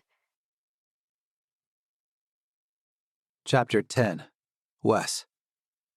When I manage to open my eyes, I see my uncle's face a few inches from mine on the sideline. Is it your back, son? I groan in response, nodding a few times. The training staff makes their way over to me, patting me up and down like they're searching for blood. Back! I grunt as another spasm rolls over me. Am I seriously hunched on my side in the grass a half hour into my first professional soccer game? Can you sit up, Wes? The trainer, Randy, asks, offering a firm hand and tries to get me upright. I'm blowing air like a woman in labor as white-hot pain burns down the left side of my body. This is just like before when I was out for months with a bulging disc. The same fucking injury, despite all my training, despite the care I've taken with my muscles. Hell, I even went to flippin' yoga class, and I'm still slumped against my trainer on the grass while an entire stadium whispers to themselves about whether I'm paralyzed. Randy and Uncle Hawk get me to my feet, and I squeeze my eyes shut, dizzy with the pain. I hear the applause as I hobble to the bench, and I can just make out the announcer calling for a substitution. I've just fucked up the entire strategy Uncle Hawk had going into this match. But I guess I should find some comfort knowing we are at least up 2-0. I realize they aren't steering me toward the bench at all, but taking me down the hall to the training room. Guys, At least dump me on the bench with the team, come on. Come nothing, Hawks says. You're worth more to me healthy, and you're going to see the doctor. I growl in response, eventually assuring him I can manage the walk with Randy and support. I know he has to get back out to the pitch. Before he can argue about it, Aunt Lucy appears at my side to help me the rest of the way to the table in the training room. I collapse onto the table, eyes squeezed shut as the doctor pokes and prods, rubs me with icy hot, and hooks me up to electric stimulation for my aching muscles. The trainer quickly sticks a bunch of electrodes to my back and turns on the machine, sending waves of tingling sensation through my body. They drape a heating pad over my back, and then, from the sound of things, someone else has blown their knee, so I'm left, unattended, to wallow in my misery. What happened? I pry an eye open to find Cara Moreno staring into my face, her own etched with concern. Back, probably a disc. I grunt in between pulses from the stem, feeling drowsy after the adrenaline disco my body just experienced. I feel her hand on my forearm, soothing me. I should probably respond in some way, but can't get it together, and I must start dreaming because I think I hear my Aunt Lucy talking to Cara. Did you walk in here alone? More like ran, Cara whispers, clearly upset. I was worried about Wes. We had a plan in place, Cara. I told you he was going to be here. He's probably on his way into the training room right now, for fuck's sake. Cara's grip on my arm tightens. This must all actually be happening. I hear her mutter an apology, asking if she can please stay with me until the MRI. MRI? I lift my head at that, dislodging the heating pad on my back. Aunt Lucy shifts it back into place. Yeah, kid. Healthcare moves faster in the pros. She winks. You're a hot commodity now. Did you know they're counting the throw-in as an assist? That draws a smile and a smaller, happier moan from me. I hear a flurry of voices in the room, and Aunt Lucy says, Well, I have to go. Cara, please stick with Wes, okay? And protest if they ask you to leave unless I come back for you. The worried masses flock around the other guy with the knee pain, and I hear a scrape as Cara drags a folding chair close to the table where I'm beached. How long until they wheel me into the MRI, did they say? Don't know. It still blows my mind that Charleston has on-site imaging. You'd be on an ambulance right now if we were back home. Maybe I'll add an MRI machine to my contract demands when I renew. I expect Cara to laugh at my joke.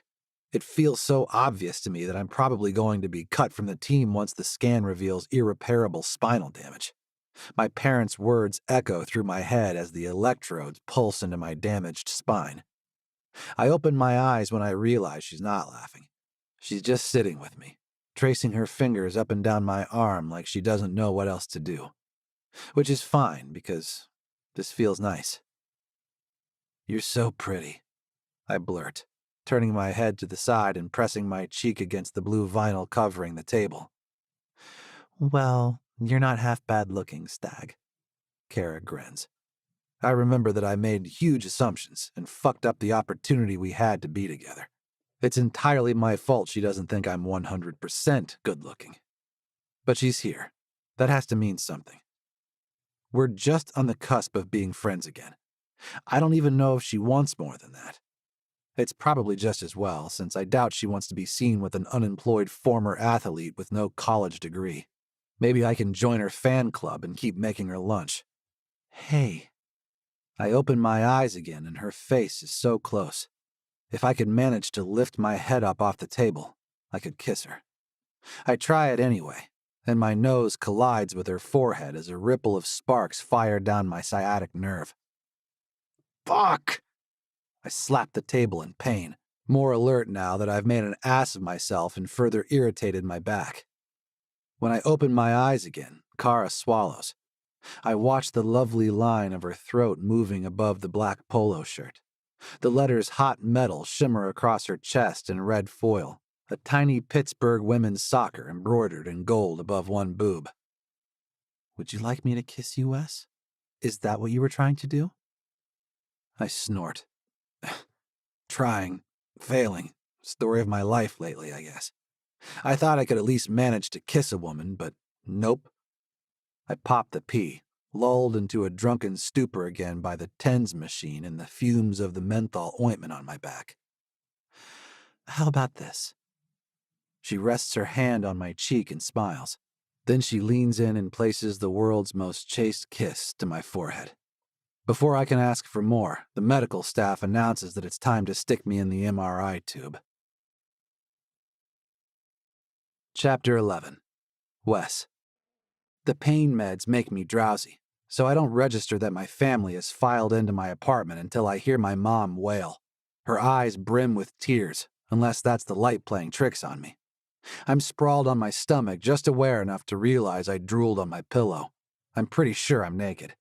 I know Uncle Hawk got me a first-class seat on the flight back so I could fully recline with heating pads. But that was peak muscle relaxer effectiveness, and I was super out of it. I guess my uncle got me into my apartment and dumped me into my bed, too. But I doubt he'd take off my underwear. Have I even showered since the game? Oh, Wesley. Mom runs a finger through my hair and climbs into the bed with me. What happened? It feels like too much effort to turn my head, so I'm staring at the door when Dad leans through it before crossing his arms and frowning. Your aunt made you containers of food, and your cousins are out in your kitchen making a chart for who's going to sit here with you, just until you're off the pain meds. Mom tisks at him and pats my hand. Thatcher, that's not necessary. I can be here the whole time.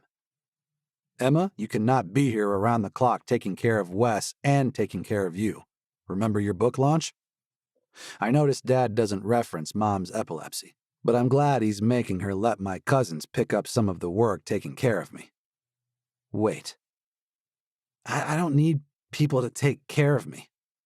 I find the will to roll onto my back, my arms following along on a few-second delay from when my brain tells them to move. Is that so? Dad walks over to my bed and squats on the floor next to it. I focus on the tattoos swirling around his forearms. I should get more tattoos. When did you take your last meds? When are you due for another dose? When's your follow-up appointment with sports medicine here in Pittsburgh? Thatcher, enough. Mom scolds him while rubbing my shoulder. I hope someone scrubbed me off so she's not getting sweat slime all over her hand. But I smell the menthol ointment on my pillow and know that I'm pretty scuzzy. Wes, your cousins and I want to be here with you. Nobody will get in the way of your routines. We'll just hang out on your couch and use your Wi-Fi and make sure you take your pills. Dad grunts.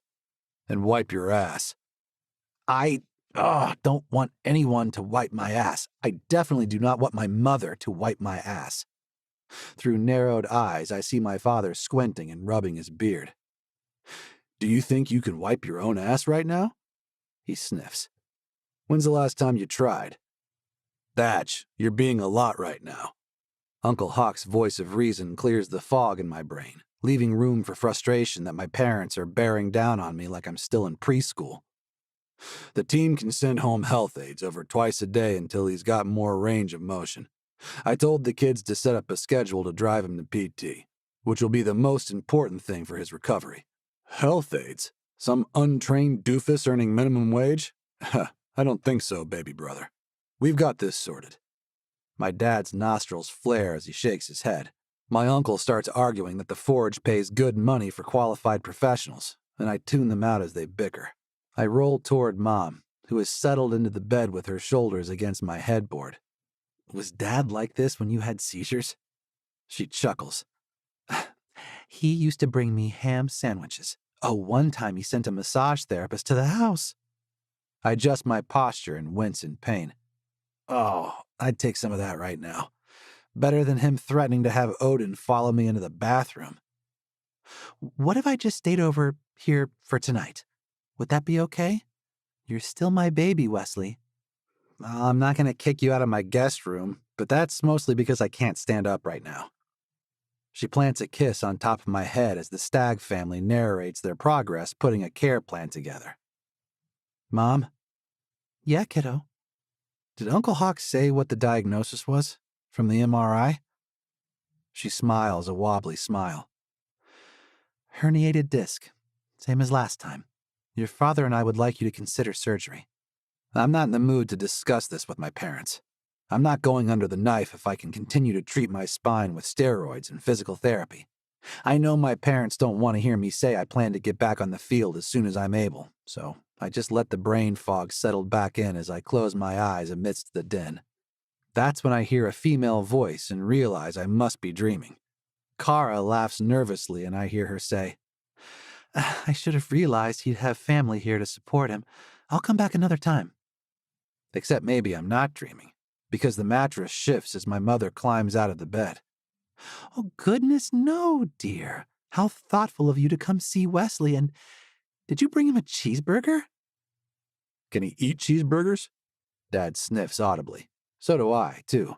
I smell Kara's meatloaf and pry my eyes open again. You're actually here? She nods and stands in the hall, shifting her weight from foot to foot. She's still dressed in her team polo and team sweats. She must have gone right home from the airport and made me a snack without even stopping to change first. My stomach swoops at the thought of her rushing to help me. I'm pretty sure my face splits into a dopey grin. For once, the Stagg family is silent as they stare at Kara, waiting for her to speak. I hope my entire family isn't out in the living room. It'd be better if just, say, 6 or 7 of my cousins were looming over her at my door rather than the baker's dozen tall, lanky guys in peak concern mode. Kara swallows, and I try to sit up a bit. I did bring a burger, but it's not actually a burger. Well, the patty is, but the bun is mostly cheese and egg. She holds up the clear container, and I grin. And for a minute, I can't even feel my back hurting. It's an illusion, Kara continues as my family just blinks at her until Dad clears his throat. Emma, why don't we all go down the street for a coffee and finalize the ride schedule like Hawk suggested? Wes can visit with his friend. It feels strange to hear my father refer to Kara as a friend. The word seems totally inadequate, and yet more than I should be hoping for after how I treated her. We have such a tenuous companionship since I apologized, and I remember how she sat with me in the training room after my injury. It's gotta mean something that she drove here with a special treat, right? I croak out the word friend groggily as Mom leaves my room. I hear murmuring and the sounds of footsteps in the hall, finally the thunk of my heavy door closing, and I sigh audibly. It feels different when it's just us here, I tell her. Kara sets the gift on my nightstand and bites her lip. Nobody told me your prognosis. I've got your phone, though. Here. She sets something on the nightstand next to the fake burger. I gave your bag to Coach Lou, to your aunt. Herniated disc, I mumble. My family will want surgery. I will opt for steroid injections and heavy PT if I'm not fired. Come on, Wes. They're not going to fire you over this. You had 2 assists in your professional debut. They've let good players go before. Your uncle isn't dumb. How long are you out? I stare at the ceiling. Probably 6 weeks. So, the rest of the season. Well, then you'll have the entire off-season to really dig in. You'll be a beast by training camp. I turn to look at her, and her smile lights up her whole face. My brain tells my hand to reach out and stroke her hair or cup her cheek. But my arm doesn't listen to me and just sort of flops around on the bed. Kara frowns at my chest and sniffs. Have you showered? I shake my head. At least I think I do. I wonder if she's thinking of the last time we showered together. I definitely am. And the mental image would have me hard as hell if these painkillers weren't slowing all of my reflexes. Or maybe I am hard? Kara leans closer. I could help you. I think I could. I love the idea of that. Of her naked against me again, soaping up my body while I watch the water bead off her nipples. God, I want that. But I know this isn't the time to make that leap. I want to do things right with Kara. I want to earn her trust back properly. I swallow. My uncle said home health aides would come for that stuff. Oh. She seems disappointed, like I've rejected her. I can't trust anything I say right now. I want to watch you shower, I say, and she laughs. Maybe I'm doing okay here? When I'm not on drugs, I want you to help me shower. No, that's the wrong thing. Someday, I want to shower you again, Kara, with your toes. Kara laughs and I hear the door open again. My family must be back already. Kara rests a hand on my forearm and leans close. I fly out to Germany in a few days with the national team. I came to tell you I'll be gone for 2 weeks. I'll miss having lunch with you. She laughs and nudges the fake burger so it's within arm's reach. I expect you to watch the U.S. friendly matches on TV and discuss them with me when I get back. If the TV can find them, I'll only watch your butt. I hope I just told her I plan to watch every minute of her matches, even if she's on the bench. I might not have a career much longer, but I do have a woman I find fascinating. Charge your phone? I already packed my adapter. Kara winks. For a moment, I think she's going to lean in and kiss me on the mouth, but my mom appears behind Kara. It's just so nice of you to think of Wesley and to bring him a gift. I'm Emma Stagg's mother. I think I forgot to say that before. Kara Moreno. Her face blurs into my mother's red nest of curls and my drug-altered vision. Wes, I'll see you when I get back, okay? I nod. At least this wasn't goodbye. I hope she doesn't realize I'm a limping has-been athlete already and ditch me for someone who can complete a throw-in without breaking his back. I fall asleep to the sound of my parents walking Kara out of my apartment. Chapter 12. Kara. Wes. Good luck today, Moreno. I'll be watching. I've probably stared at his text 1,000 times since I woke up. It's funny. I was so convinced that a relationship would take my focus away from my game, get in the way of progress. The reality is that I'm somehow sharper knowing Wes is back home rooting for me. It doesn't make sense. I've always had people rooting for me. Shantae and Rosalie and Tony all plan to fly to Paris for the Olympics and have each convinced their local pubs to air today's friendly against Germany. Not that it was a heavy lift. We play at 4 p.m., so that means Wes and Shantae are watching me at 10 in the morning their time. I find it hard to imagine Tony or Rosie will be awake and at a bar for soccer in their time zones. I wonder if Wes will leave the house to watch the game or sit alone in his apartment, brooding. His injury rattled his family, and I can't help but wonder if that's what has him feeling so hopeless about the whole thing. I've seen athletes overcome much worse, and I know he can get back out there. I'm lost in these thoughts in the hotel dining room, stirring muesli into my yogurt, when I hear shouting from the coaches' meeting in the conference room. Coach Akemi never loses her cool, but she's shrieking at someone with enough ire to freeze my arm in place. Change my coaching roster in the middle of an international tour? The response is muffled, and Coach growls. What happened to total autonomy to select my own staff? This is bullshit. Coach bursts from the room and down the hall as my team stares after her. All of us had been pretty subdued pre-coffee, but Jay raises her brows at me from across the room. I shrug and then stiffen when I see Lou Rubio exit the conference room. He looks around the dining room with a fake grin on his face, and I slouch to hide myself behind the menu holder on the table. By the time I straighten my spine, the rest of the Soccer USA staff is filing toward the elevator, silently, looking like we lost our match. I don't like feeling as if the opponent is the president of our organization, rather than the opposing team on the field. I choke down a few bites of breakfast and decide to retreat to my room before our film session. I guess that's why I come across Coach Lucy in the hall, her tear-stained face red and splotchy as she stabs at the elevator button. Oh, Kara, she sighs and smiles. Good luck today. You don't need it, but I know you'll kick ass out there. I frown. You won't be there to see it? She shakes her head. Unfortunately, no. But I don't want you to worry about that today, okay? The elevator arrives and Lucy drops her bag in the door to hold it open. She pulls me in for a hug. Stick with your teammates and play like you trained. I will be watching no matter where I am. She backs into the elevator, picking up her bag, and the door slides shut, leaving me feeling confused and unsettled. I slip into my room and drink a glass of water. I check my phone again, stare at the message from Wes, and realize he sent it in the middle of the night. I wonder if he was lying in bed when he did so. That sends an entirely different set of sensations riding through my belly, but it shakes me from my funk enough to head back downstairs.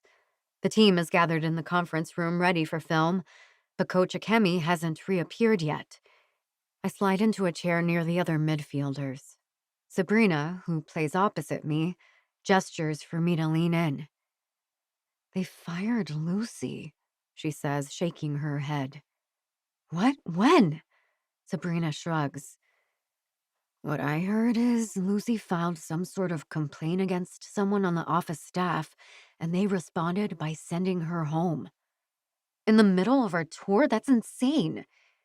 She's about to say something further when Coach Akemi walks into the room and sinks noisily into her seat at the head of the table.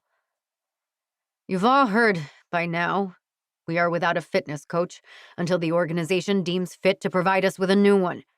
My choice for this team was dismissed, but she left notes to get you all warmed up and then cooled down after today's match." She looks at a piece of paper in front of her on the table. "Prep swimsuits for after the game. Apparently, we're doing hydrotherapy." She doesn't field questions, just reaches for the remote and turns on the video of yesterday's scrimmage, stopping every few seconds to zoom in on someone's positioning or compliment our passing. "We feeling good, folks? Ready to kick some German booty today?" We all cheer a yes, but it lacks the energy we normally build when we're yelling en masse. Our ride to the stadium is subdued. I can't tell if our warm-up is as well or if this is just what it feels like to focus before a national team match. Jay finds me in the locker room and elbows me until I smile for a selfie with us in our jerseys. "This is for the mantle, Moreno." "No, we should blow it up huge with a flag and a bald eagle canvas." "You want me to take a pic of you guys?" Sabrina tugs at her navy shorts and Jay nods. We squeeze one another as we smile for Sabrina, and despite the situation with our coaching staff, the reality sets in. I'm wearing a USA national team jersey. I'm about to take the field for my country in a match against Germany. As long as I don't screw it up out there, I will be back here in Europe for the Olympics in less than a year. My smile is genuine, and Jay airdrops a picture to me. I send it to Wes, and he responds almost immediately. "Wes, red, white, and blue looks good on you two." Me. "That's my new favorite poem." Wes. "Put the phone down and get out there already." I do as he suggests. I think of him watching as I stand for the national anthem. I think of my friends back home and briefly wonder if my parents are tuned in. I quickly file those thoughts away with my questions about Coach Lucy as too big for before the game. And then I'm jumping in place, waiting for the ref to blow the whistle. Chapter 13. Wes. "Are you up, Wes? Oh, there you are." "Shh." I wave a hand at my mom and raise the volume on the television. I don't need the announcer to tell me the German striker is pressuring Kara hard along the sideline, and I forget my mother is in the room when Kara manages to tow the ball back and fire a pass to her teammate. "Hell yeah, get him!" I try to rise and cheer, but then I remember that my back is still tender, and the reason I'm home watching soccer on a Saturday morning is that I'm not with my own team in Phoenix playing soccer this weekend. "What's this, USA?" Mom sits next to me on the couch and hands me a glass of juice. I see that she's got some pain meds in her other hand, and I frown, keeping my eyes on the television. "Shh, soon halftime." Mom shakes her hand with the meds until I swallow them, and we both stare at the screen. I whoop when a German defender kicks the ball over the back line. "Yes! Corner!" I lean forward, ignoring the sting in my spine as the camera zooms in on Kara. I smile like a fool, watching her spin the ball as she waits for the ref. "Oh, is that your friend? It is the girl with the fake cheeseburger." I ignore my mother as I watch Kara set up her kick. Come on, come on. She nods her head and takes her shot. It soars up in front of the net, and her teammate heads it in like it's nothing. Goal! I stand, fists clenched, cheering, and I look over at my mom, whose face is stretched in a huge grin. The ref blows the whistle for halftime, and I mutter a curse that the camera switches away from the on-field celebration. I was hoping to see Kara again, to stare at her beautiful face as she smiled after her assist. "Anything you want to tell me, son?" Mom gestures at the television and hits mute on the remote as the commercials come fast and furious. I sink back into the couch, heart racing. I loved watching my girl kick ass out there. And then I freeze, because I just thought of her as mine when she's anything but. Kara has so much going for her, so much to lose. She said a bunch of times that she had to fight her entire family and centuries of the patriarchy just to slip that jersey over her head. What have I got to offer her? Cases of beef jerky I'm not even supposed to lift for a few more weeks. I swallow.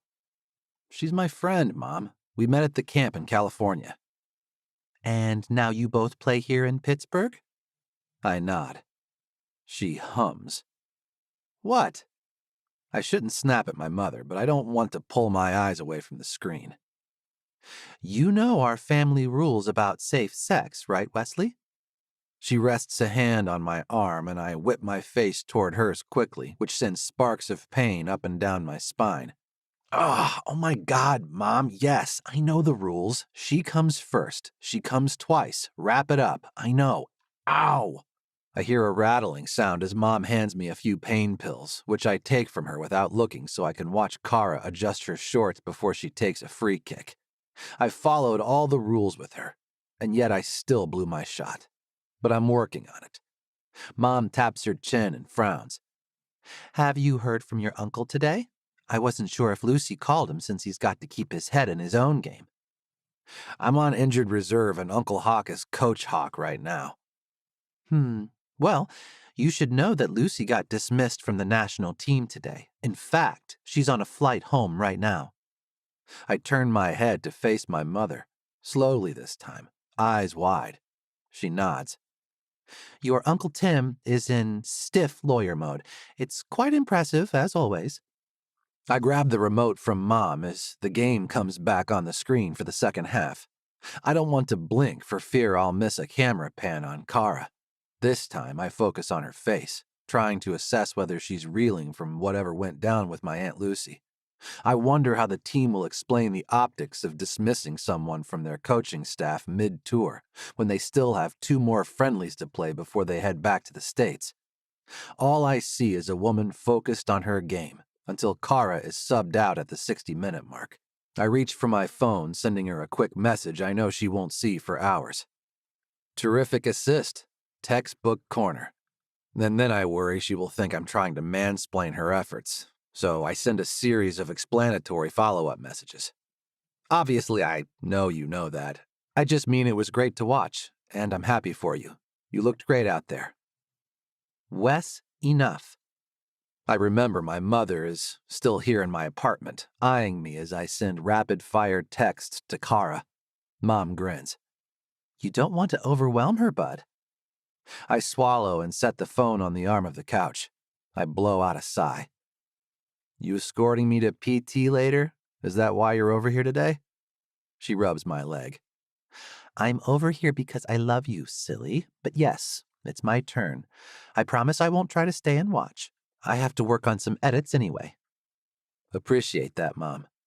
I glance at the screen. The U.S. is still up 1-0 with a few minutes to go. I decide I wouldn't mind at all if Kara came with me to PT and watched me bear crawling across the gym and stretching out across the foam rollers. But she's got much bigger and more important things to do than sit around and stare at my recovery process. I ask Mom about her book, hoping to shift the energy and distract me from my sorry state. I'm glad this one's about done, Mom frowns. I might like to write another one about the situation with your Aunt Lucy. I don't like all the inequities I'm still seeing between the national teams. The men play at a much better time slot for an American audience, don't you think?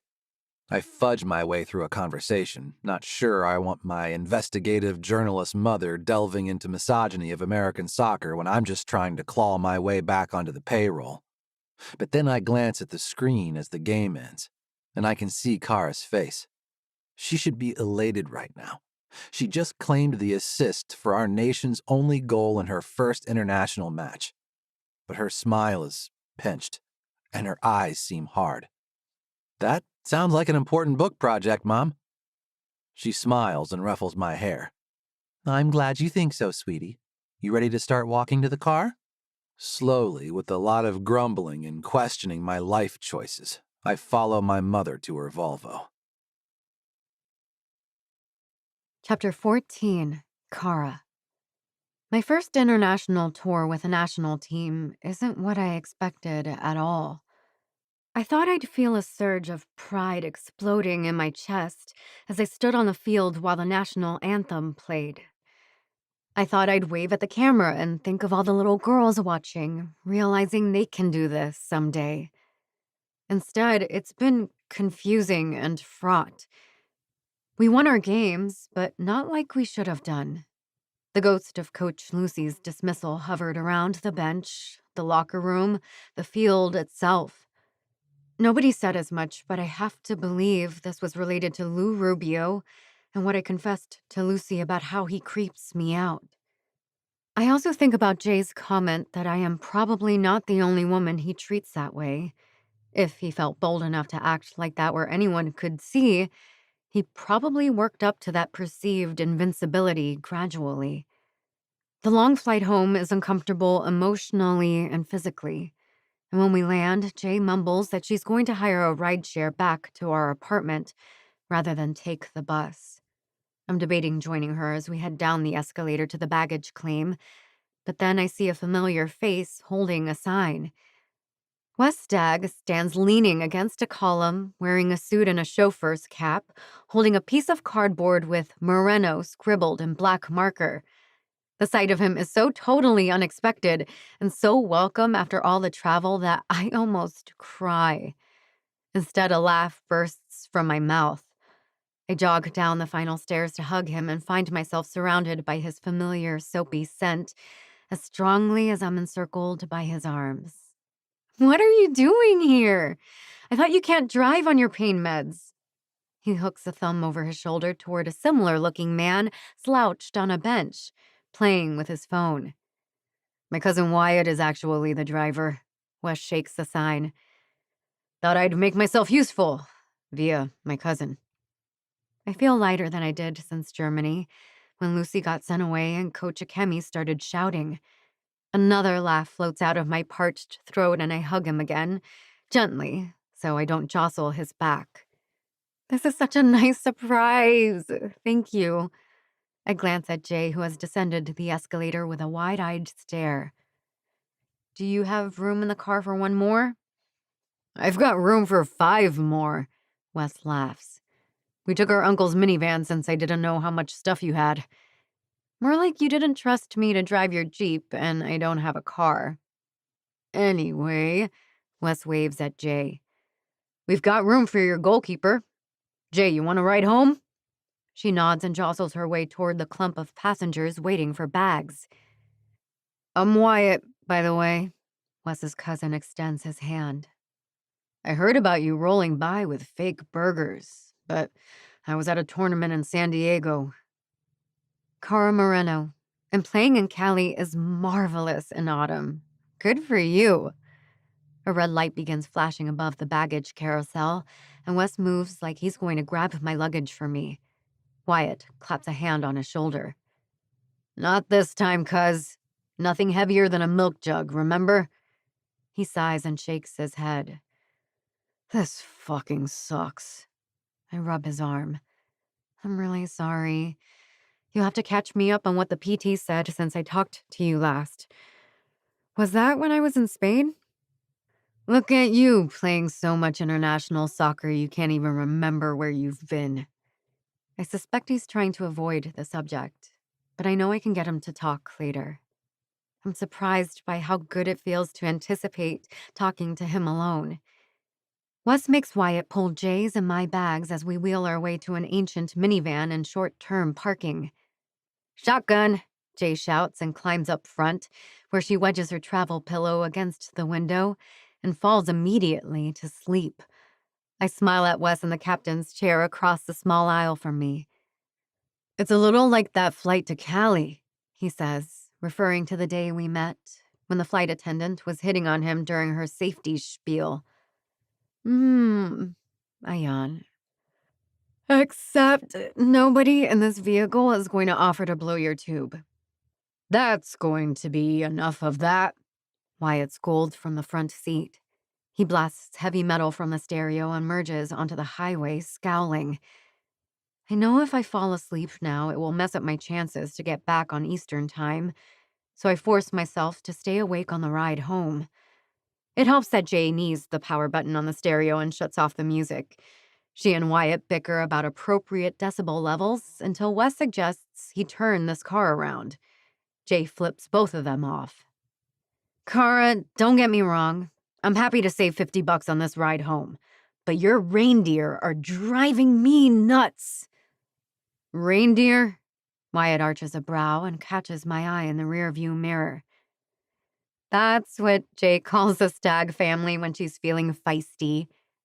So always, then, Wes deadpans, extracting bottles of water and granola bars from a pouch behind the driver's seat. Whose car is this again? These are delicious. Jay tears into her bar and I just nod in approval. Wyatt explains. My Uncle Ty retired from hockey to be a full-time dad. He shrugs. All 4 of his kids are in college now, but he still stalks his dad wagon like he's hauling our entire crew to the playground. The Bluetooth in the van picks up an incoming call on Wyatt's phone, and we all listen to the robotic voice chant. Incoming call from unknown number, before Wyatt growls and stabs the button to decline the call, which puts the heavy metal music back on until Jay growls and turns the music off entirely. Jay guzzles her water and tosses all her trash into a tiny wastebasket in between the front seats. I'm going back to sleep. Do not put that screaming music back on. She punches her pillow and closes her eyes again. So, Wes turns to face me, winces, and sets his spine in line again, facing forward while awkwardly trying to talk to me beside him. You guys had a clean sweep. I nod. Yeah, coach is pleased. We won't get a chance to train together for a few more weeks. And then we have a tournament in March. And then Paris, Wes grins. So freaking cool, Kara. Wyatt drums his hands on the steering wheel as he waits to merge into the Fort Pitt tunnel. I haven't lived here long enough for this view to get old, the way the city reveals itself in golden sparkles as we drive through the tunnel. I press my face to the window as we drive over 3 rivers in quick succession before the view fades into the highway embankments and overpasses. Sorry, what was that? Wes is smiling again and shakes his head. I was just saying you shouldn't let it go to your head. But I see you're still a Pittsburgh girl at heart. Our building is just up there. I point for Wyatt as he enters our apartment complex, and then I poke Jay in the shoulder to wake her up. Thank you both so much for the ride home. Talk to you soon? I raise my brows at Wes, who furrows his and shakes his head. I'll walk you up, if that's okay. Of course. It won't bother your back? Nah, you've got an elevator, right? Jay and I hoist our bags from the back of the van, and I notice Wes leaning through the window of the minivan. Wyatt waves and drives off. Wes slides his hands in his pockets. He's ditched the cap and jacket, loosened the tie, and has his shirt sleeves rolled up. The transformation has my heart racing. Wyatt had an errand to run. He'll come back for me in a bit. He holds a hand up. If I'm in the way, I'll just wait for him outside. No pressure to host me. Don't be silly. Come on. I feel a strange second wind setting in, and I think about the melatonin I bought in case I wanted help with a jet lag. Jay slumps against the wall in the elevator, moving around with her eyes closed when we approach our floor. I don't even have the energy to make jokes about you, Stag. I pat her on the arm, still feeling alert myself. Probably because Wes is here. Night, Jay. She waves and slams the door to her room, leaving her bag propped against the wall in the hall. I chuckle and rest my own bag beside hers. We have a washer and dryer in the apartment, and I'm sure our gear will be standing on its own by morning. But even if I'm too wired to sleep, I don't feel like doing laundry. You want some water? I don't know if we have anything else. Water is great. Wes slowly lowers himself onto the couch, and I make my way over to him with 2 plastic hot metal souvenir cups of tap water. He holds his up to toast.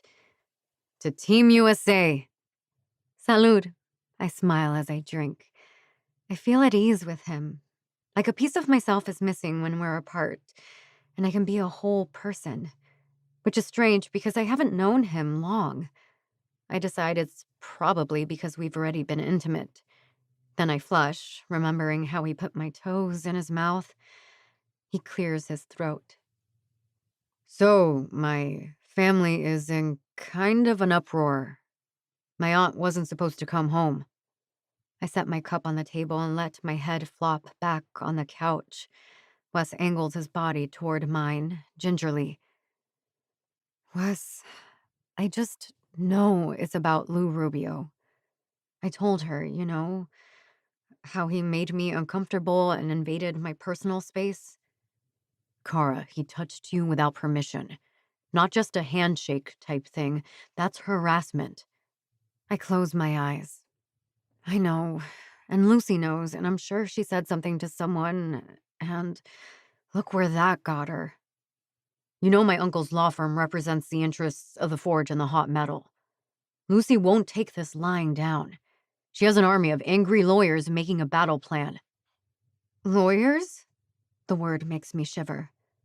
Lawyers were always synonymous with austerity in my family. My parents got along just well enough to be civil to one another after they divorced, but not without footing extensive legal bills. I remember having to go to court, talking to judges about my living arrangements. It was terrible as a child. It feels even more daunting now when all I want to do is play soccer. Yeah, Kara, lawyers. Harassment is illegal. You have a right to feel safe at work. I swallow, unable to verbalize how those words impact me. I don't know if I feel unsafe per se, but I sure am distracted from my game whenever I know that man is anywhere nearby. I was just hoping Lucy would find some sort of solution where what? Someone would scold him and he'd admit wrongdoing and knock it off? Wes's eyes are wide with disbelief. I sit up. Yes, that is what I hoped would happen. He scoffs. Fat chance of that. If a guy like that has to be told not to treat colleagues that way, I don't think he's going to receive the message. Not really. My body starts shivering. I'm not sure if it's the jet lag finally catching up to me or the weight of Wes's words. I reach for the water again, and my hand shakes so much the water sloshes onto my lap. Here. Wes steadies my hand, guides it to my mouth so I can take a sip. Are you okay? What can I do? I breathe in the scent of him. He smells faintly of menthol ointment. I've never seen him in dress clothes before, and I take a moment to settle myself, staring at his forearm where it rests on my leg. I love the look of his dark arm hair over his pale skin, the green veins just visible beneath his powerful muscles. I lower my hand onto his. I could really use a distraction right now, Wes. I lean toward him, ready for a kiss. I can see his chest rise and fall a few times before I close my eyes, and then nothing. He doesn't close the distance between us. I open my eyes to see his boring into me, dark and sincere. He tips my chin up so our faces are level. I feel his breath whisper against my skin as he says, "You could never be just a distraction to me, Kara." Wes, my voice is a whisper. I don't know what to make of this, of my attraction to him paired with his rejection of my physical advances. He runs a finger through my hair, and my body leans toward his touch. "You're exhausted and overwhelmed right now. When you kiss me again, I want it to be because you can't stand not kissing me." He swallows and I watch his throat work, remembering how it felt to lick along those cords of tendon. We both have a lot going on right now. Huge uphill battles to fight. I don't want to rush into anything physical and skip past the emotional stuff. I breathe a few times, half in his arms, half arched away in rejection.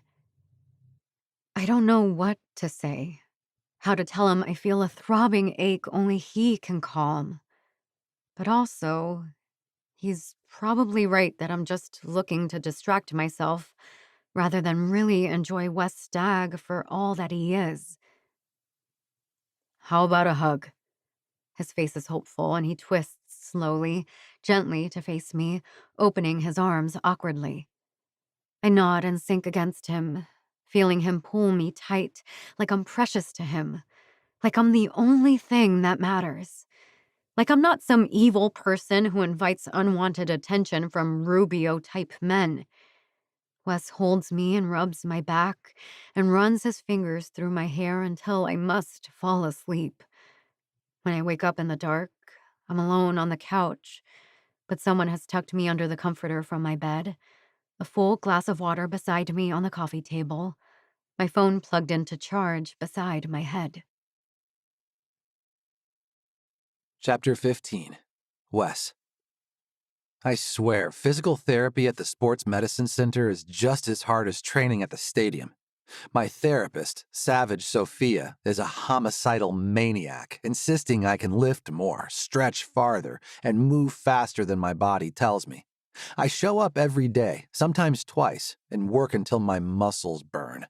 I work until I barely think about Kara asking me to distract her and my dumb ass saying no. I know offering her a hug was the right thing to do, but that doesn't make me want her less. Days out from holding her until she fell asleep, I'm drenched in sweat, chugging water, and fighting to concentrate as Sophia growls at me to give her 5 more kilometers on the rowing machine, this time with resistance. Are you serious? Haven't I been here for 2 hours already? Is 2 hours too much for you? Should I call your coach? Sophia taps at her watch, and I growl, moping back to the sweaty machine with a sigh. By the time I'm done, I feel like an overcooked noodle, but I'm not allowed to stretch out and stick to the floor. Sophia orders me over to the mats to stretch and cool down. I comply, too tired to argue, until Sophia blows a whistle and starts applauding. "Everyone, Wes just touched his toes. Look at that spine flexion." The room bursts into applause, and I realize I am indeed bent all the way over, fingertips on my sneakers. Huh. I hold the position a bit longer until I hear a familiar voice cheering louder than the others. "You got this, Stag!" I look between my legs to see an upside-down Kara pumping her fists and cheering for me like I just scored a goal for the Forge. She puts 2 fingers in her mouth and whistles, and I didn't know she could do that. I straighten up, worried the sight of her will turn me on so fast I'll tent my shorts. Sophia pats my shoulder. "See you tomorrow, dude. Lots of water tonight." Yeah, thank you," I add, backing toward the door and Kara, who grins and gives me 2 thumbs up. "You're here? I mean, I wasn't expecting you." I rake a hand through my sweaty hair. "I'm glad to see you." Glad to see me awake, you mean? Kara laughs. Wyatt reached out because I guess Jay left her headphones in the minivan. Yada yada, I told him I'd bring you home today. I grin, feeling my energy return at this news. Is it ridiculous that I'm excited she came to give me a ride home from physical therapy? I should be embarrassed how excited everyone here is that I touch my freaking toes. But considering a few days ago it hurt to twist sideways in a conversation, I guess I should let myself feel proud of this milestone. You ready? Kara twirls her keys around one finger. Although, if you're rowing and touching your toes, does this mean you can drive again? I shrug and refill my water bottle at the fountain, reaching for my phone and house keys from a little cubby where I stash my stuff during PT. I stopped taking the narcotic pain relievers days ago, so probably. I see the doc again tomorrow afternoon. Kara falls in step beside me on the walk through the massive building. There are full-size athletic fields inside, and most of the professional sports teams in Pittsburgh use the facility for medical support. I'm overcome with an urge to wrap my arm around Kara, pull her close against my side as we walk. I resist it, though, because I don't want to send her mixed messages after I turned her down for a kiss in her apartment the other night. But I also don't want to just climb in her car and have her drop me off right away. I squint into the bright sky as we push open the doors to the parking lot. The facility is located along the river, and a bike path meanders by. I scratch the back of my neck and ask, do you want to go for a walk or something? Are you free? She smiles and nods. Sounds nice. I gesture toward the trail as a cyclist breezes past. You know, this goes all the way to D.C. Her brows lift. Seriously? How far is that? I shrug. I don't know. Maybe a few 100 miles? I think my Uncle Ty and Aunt Juniper rode their bikes on it once, though. Took a few days. Oh, I bet that's gorgeous this time of year. All around us, the trees are bright yellow, dropping oblong leaves that crunch under our sneakers. It is beautiful, but not like her. You're gorgeous, I blurt, regretting my lack of filter. I mean, she touches my arm. Thank you, Wes. You're not bad looking, especially all bent over to touch your hairy toes. I nudge her with my shoulder, enjoying the fact that it doesn't hurt for me to do so. Hey, about the other night, I just wanted to tell you I'm not opposed to kissing you. You know that, right? Her cheeks flush, and I like that look even more than the sight of her here among the yellow leaves. I guess I know that. She runs her hands through her ponytail and looks at me sideways. It'd be easier if we just banged it out and ignored all the other stuff, though. Ha, maybe. I rub my back. Hey, can we sit? I don't want to overdo it. Of course. Kara rushes to the side of the trail and brushes dried leaves and twigs from a bench overlooking the rusty old steel mills. You all right? I nod. Yeah, just got tired all of a sudden. I stretch an arm along the back of the bench, and she leans into it. We watch a barge chug up the river.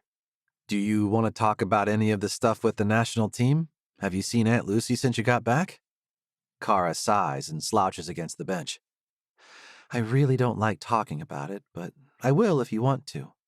She presses her lips together. Practice with the hot metal has been fine the past few days, but I haven't talked to Lucy alone, no. Maybe I'm avoiding her? I let the hand stretched along the bench rest on her shoulder and give her a squeeze.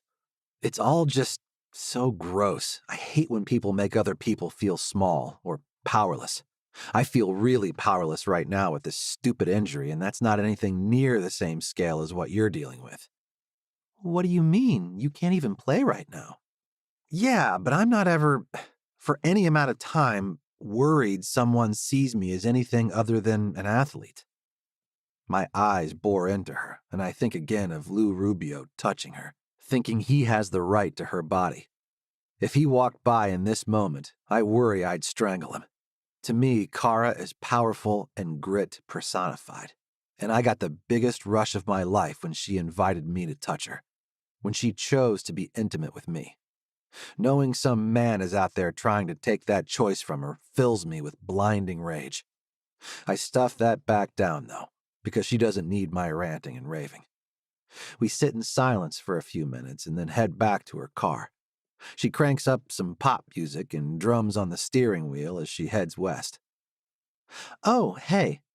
She glances over at me, and my breath catches again at the sight of her golden skin in the sunlight, brown eyes smiling brightly. "Are you up for yoga again this weekend? We have a bye." "I'd love that." Ugh, man, what have I become? A guy who likes yoga. "It's good for us." Yeah. But yes, maybe I can even drive us. Chapter 16. Wes.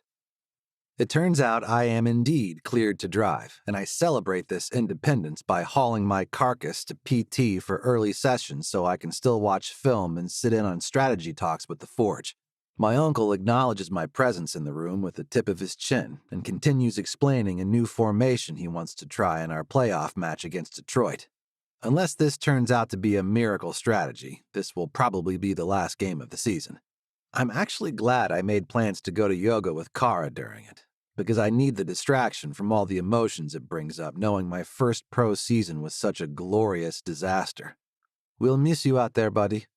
One of the other strikers, Alejo, holds a hand out for a shake. I give him a small smile in return. "I wish I could be with you guys. Man, it was brutal watching that game against Richmond. You were a beast." Alejo pretends to brush dirt off his shoulder, and we both laugh. "I'll see you around." I spend the rest of my night wondering if it's too pushy for me to call Kara. I'm utterly distracted, wishing I could be with her for all my meals, wanting to text her during all the long pauses where I don't have any other human interaction. Maybe it was a mistake to live alone, especially when I'm so used to my family surrounding me at all hours. Or maybe I'm totally smitten by Cara Moreno and letting it get in the way of my mental recovery work. Whichever it is, I'm super early to pick her up in the morning, and my mood immediately lightens when she climbs in my car smelling like clean cotton, wearing bright blue leggings and a fitted workout tank that hugs her taut abdomen. I spend the entire drive to the studio wondering why exactly I turned her down for hot sex, especially knowing how explosive we are together. "This might be the last time we get to hang out for a bit." Kara talks around a hair tie between her teeth as she works all her dark waves into a ponytail. "I'll bite? Why is that?" The Hot Metal are also in the playoffs, but I don't get the sense anyone expects them to advance much into October. The Forge are about to wrap up. I sort of thought we'd both have even more time on our hands. "I overheard Lucy and your coach talking about you." "You were eavesdropping?" I tease her. But I love that she was nosing around, interested in me. I love that I'm in her thoughts like she invaded mine all last night. Kara pats her hair and smiles. "I think the medical team might clear you for off-season training." "Ah, but that assumes the off-season training starts tomorrow. Are you saying you don't have faith in the Forge today?" "Without you? Not a chance." I spend the entire rest of the drive glowing from her praise, but trying to be cool so Kara doesn't see how much her words affect me. We bend and stretch our way through the class side by side, and my back doesn't bother me once. It's stunning how a few weeks of powerful muscle relaxants and intense physical therapy have me almost back to fighting shape. It's even more incredible that we're in a room with what appears to be half the professional hockey team, and Kara hasn't even sent a lingering glance toward any of the beefy men surrounding her in yoga for athletes.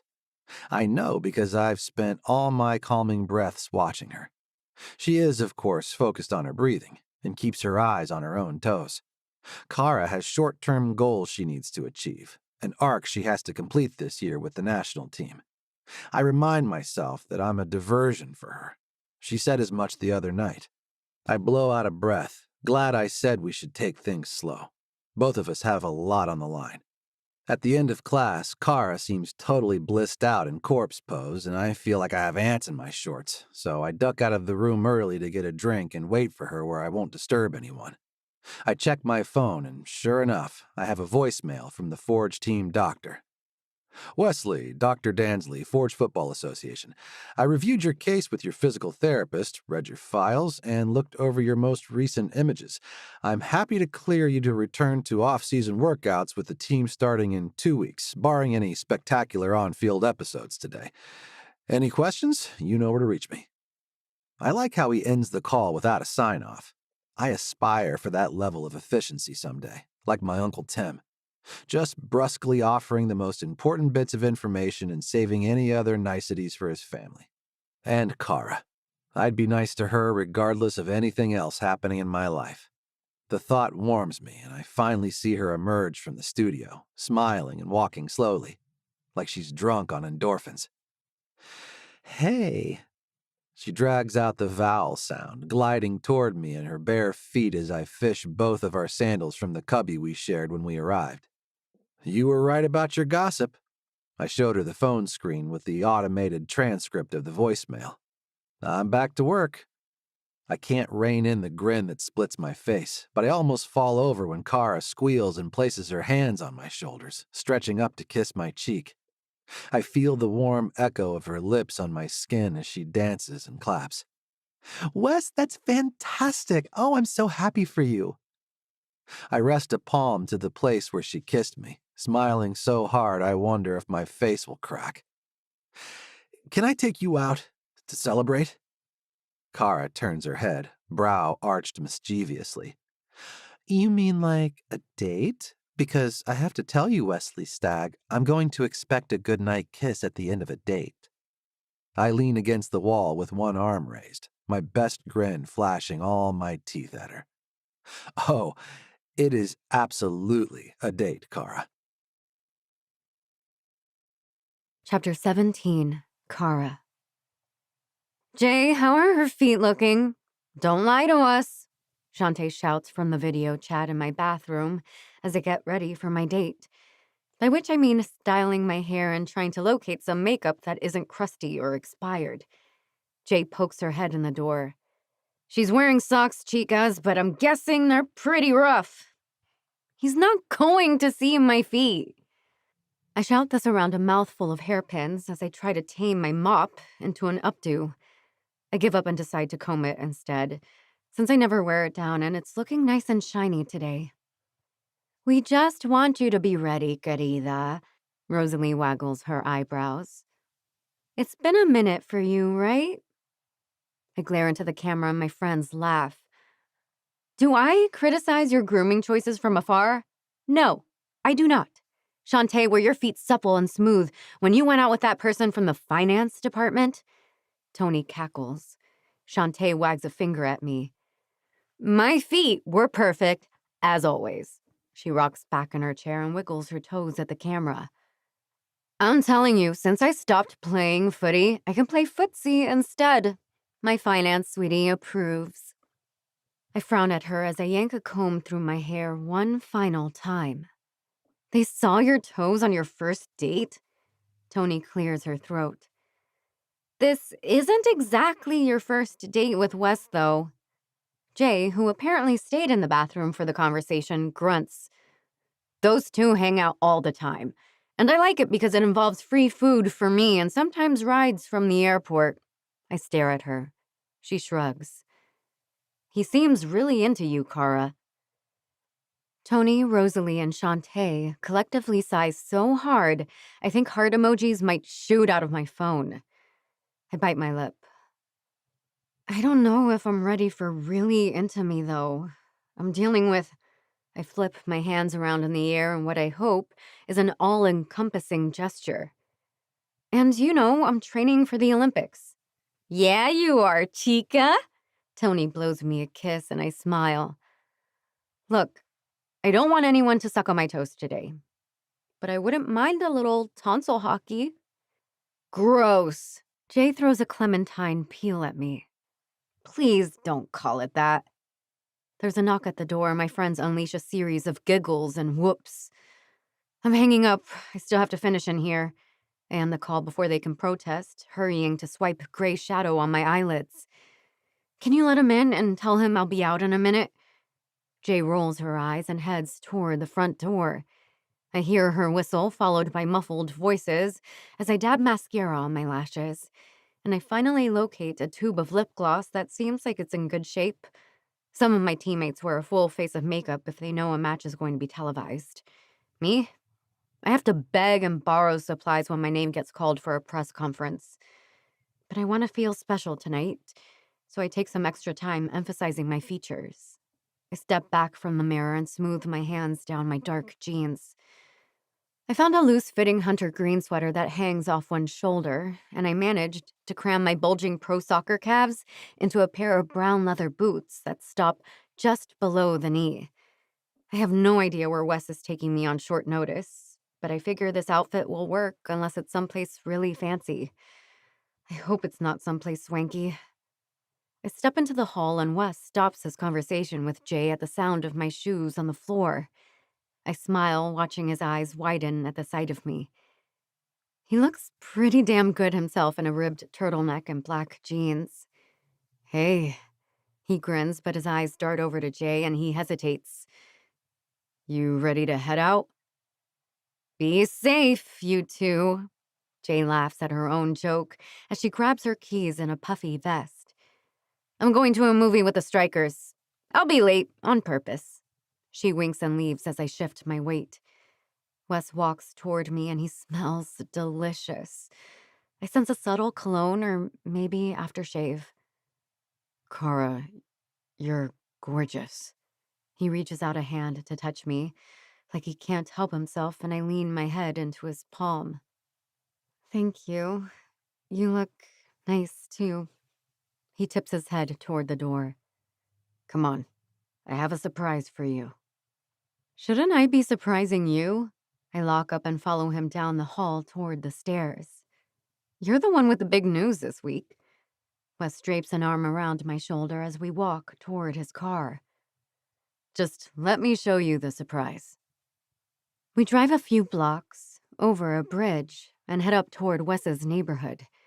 The Allegheny River is beautiful in the dark, with all the city lights reflecting off the water. Wes parks outside a brick building that looks like it once housed a factory of some kind. He rushes out of the car to open my door and extends a hand toward me as I climb out of the car. Okay, so this place isn't open yet. Then why are we here? I frown, looking at a few windows where light shines from inside. Wes shakes his head. I mean, it's not open to the public. My aunt, the chef, hooked me up with the owner when I said I needed to find a place I could take you that would fit with your meal plan for the national team. Wes, that sounds like a lot of hassle. I thought we'd be... He holds up a hand as we approach the door. Turns out the owner of this place is a huge football fan. Moved here from Spain. She couldn't wait to bring us in to test things out with her staff and her menu and whatnot. Wes tugs the door open to reveal a space under construction. I can see exposed brick walls and shining floors, but he guides me toward a set of stairs. We make our way up a few flights, and he pushes open a door to the rooftop. I gasp at the beautiful, intimate space. Cushioned benches are arranged to look over the river, with a low table set with candles. There's room up here for a few tables, but it seems tonight it's just us up here. Strings of fairy lights ring the balcony, and a fire crackles in a low grate. Wes lifts my hand and kisses my knuckles, his lips warm against my cool skin. Do you like it? I love it. My voice is a whisper, and I let him guide me toward the bench, where he snuggles up close to me. The fire warms us from behind, and I look around, enjoying the muffled sounds of the cars on the roads below. It all feels so far away while Wes is so close, like the two of us are nestled in a secret perch. I hear the door open and turn my head to see a server dressed in black, carrying a tray. Good evening, Miss Moreno, Mr. Stagg. Chef sends some water infused with rosemary and ginger for you to enjoy while you look over tonight's menu. He hands me a dainty glass with a sprig of herbs garnishing the cool liquid. The menu is handwritten on cardstock, and I gasp again when I see the list of courses. Everything from the almond-crusted zucchini appetizer to the tarragon chicken to the yuzu tart dessert fits easily into my food parameters. But unlike the bland chicken and veggies Jay and I subsist on most of the time, this meal promises to burst with flavor and texture. Wes, this is incredible. I take a big gulp of my water, overcome with excitement for a restaurant meal I'm actually able to enjoy. You're pretty incredible, Kara. I'm not just saying that. My cheeks heat a knot from the fire. The server returns with the appetizer and asks if we're interested in anything else to drink. I bite my lip. I'd love a glass of red wine with a main course if you could recommend something. He smiles and nods. Yes, indeed. I recommend the Tempranillo with tonight's flavor profile. For you, sir? I'll have the same, please. And maybe a pitcher of this water in the meantime? Wes offers me the plate of nutty zucchini discs, and I pinch one with my fingers, seeing no silverware yet. Oh, God, this is amazing. We both chew and moan about the delicious veggies until the plate is clear. At some point, our server comes to clear the appetizer and delivers soup and salad so quietly I barely notice. Wes adjusts his posture, I assume to accommodate his sore back, and I miss the closeness of his body, even if it's easier to eat as we're seated more upright. I wanted to go really big this first date since I'm not going to see much of you for a bit. Wes winks as he spears asparagus wrapped in cured meat. Well, I'd say you hit the back of the net. I snag the final roasted pepper from our salad plate and take a quick bite. But, not gonna lie, I'm really excited for Palo Alto. If we beat Jamaica, we'll be in amazing shape for the group stage. He listens while I rattle on about each country's prospects at the Olympics, and at some point, he starts rubbing my hand with his thumb as I talk. It feels so natural, this physical connection, but also spending time with him in this romantic setting. I don't have a flutter of nerves, perhaps because we've already seen each other naked. But I did expect at least a little unease. Instead, I just bask in the glow of him, his warm smile, this entire thoughtful experience. He clears his throat and rests his hand flat on top of mine, asking, "Who did Coach Akemi name to replace Aunt Lucy?" And there's the ball of lead hitting me in the stomach. Not sure who it is. Some guy from Texas, I think. He emails all the workout plans and such. We'll meet him at the camp. Surprises me that you picked a dude. Isn't everyone else on the staff female? I smile. Yeah, Coach Akemi is big on women leading women. Well, I think about Coach Bev from the men's team. I guess she's just big on women in leadership positions. Wes grunts. Would be great if she had more sway in the national team office. I groan. I wonder if we win a gold medal if that will give her more pull. Akemi was so angry when they fired Lucy without her input. Wes sits back in his chair and looks at me intently, considering. Have you told anyone about what happened, other than my aunt? I shake my head. I keep hoping that was the end of things. That he knows, she knows, and will maybe watch his step or something. I adjust my posture and drink some water. We have a new rule that Coach Akemi kept up even after Lucy left. We always travel with a buddy in the stadium. It's been good for a lot of reasons, actually. The press sometimes sneaks in and tries to catch players off guard with questions we're not supposed to answer. They do that sometimes with us, too. Wes's eyes shift toward the door, and I smell the savory warmth of our main course. Our server sets down our chicken and a glass of wine for each of us. Buen provecho, he says with a bow. Gracias por todo, I respond, and the server winks at me before backing down the stairs, leaving us alone with our drinks and our meal. It's pretty hot that you speak another language. Wes nods his head in approval. Americans really suck at that kind of thing. I am American. I nudge him with my boot, and he concedes my point with a wince. Sorry, I just did that thing where I forget that we don't have a national language or universal heritage. Mm-hmm. I grin at him. Te salva que eres bello. He lifts my hand and kisses my knuckles again. What does that mean? I wink. I basically said it's a good thing you're hot. I'll take it. Chapter 18. Kara.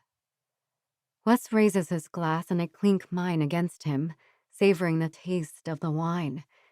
One glass should be fine with my meal plan, especially considering everything else here is on the list of knock yourself out foods. I don't want this date to end. Between the food and the spicy wine and the ambiance, it feels like some sort of fairy tale. Plus, Wes has been staring at me intently for hours now, and I could melt under the heat of his gaze. I want to do better with you, Kara. I want to be a better friend and listen more, and I want to be here cheering for you as you crush it with the national team. The smile splitting my face might strain my face muscles if I'm not careful. You are a good friend, Wes. Thank you. I rub at his leg with my foot, gently this time, and his promise of a good night kiss starts to feel really inadequate for what I'd like to do with him right now. Wes scoots back around the bench so he's sitting right next to me again, our cleaned plates off to the side. I remember that we haven't yet had dessert, and just as Wes slides an arm around my shoulder, our server reappears with a tart and 2 spoons.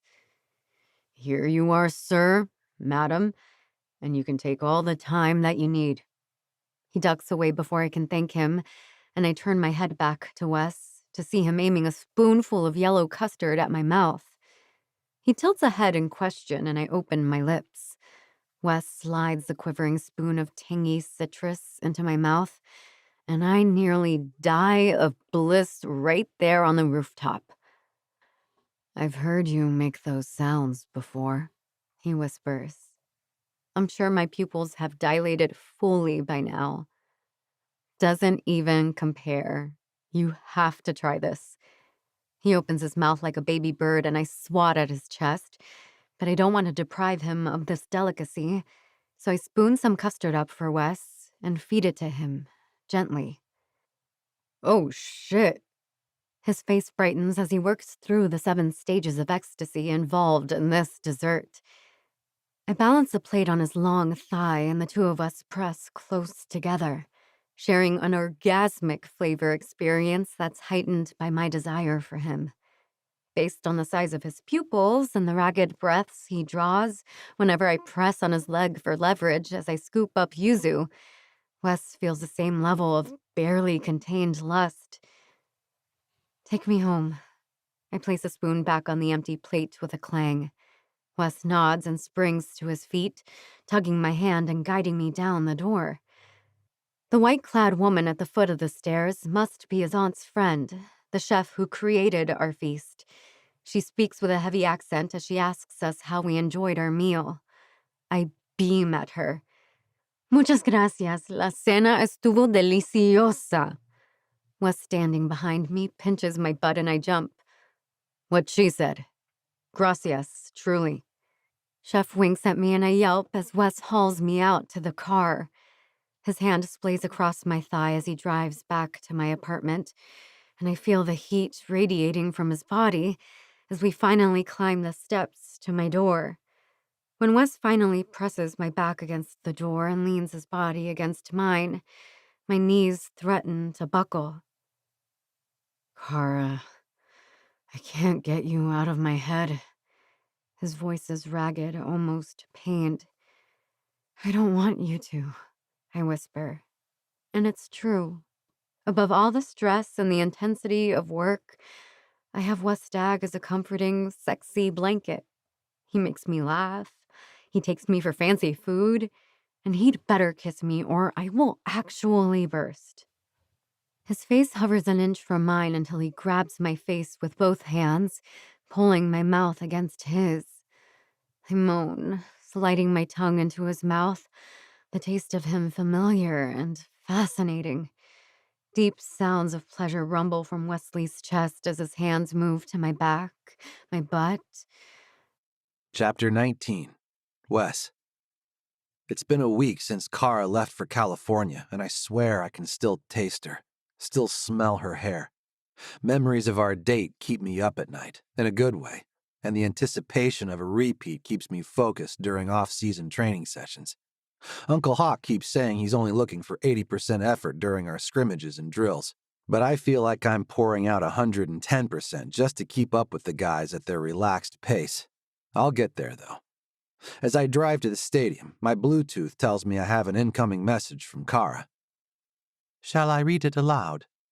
I get a kick out of the British accent I set for the robot voice in the car, and I talk back to her like she's a real person. Please do, darling. She responds in her slow monotone. Cara Moreno says, game night tonight against Jamaica. Wish you were here. They moved me to false 9. Oh, shit! Kara had been hinting that her coach was playing around with some different formations. Kara usually plays deep midfield like Uncle Hawk did, which is pretty grueling since she's involved on defense and offense. False 9 puts her up closer to the opponent's goal. Darling, please respond to Kara Moreno. Sure, Wesley. I can do that. What would you like me to say?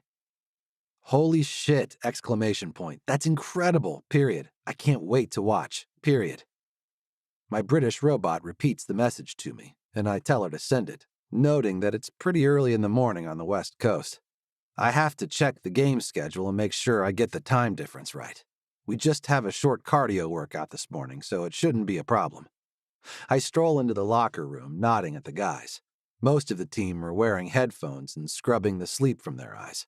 Our nutrition guidelines are a lot looser in the off-season, and I'm pretty sure I can smell the alcohol wafting off our starting goalie. I haven't made much of an effort to hang with the team. I felt weird since I was injured and unable to play for the end of the season.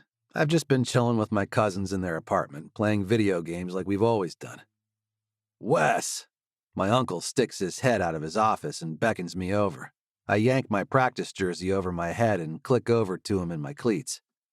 Yep.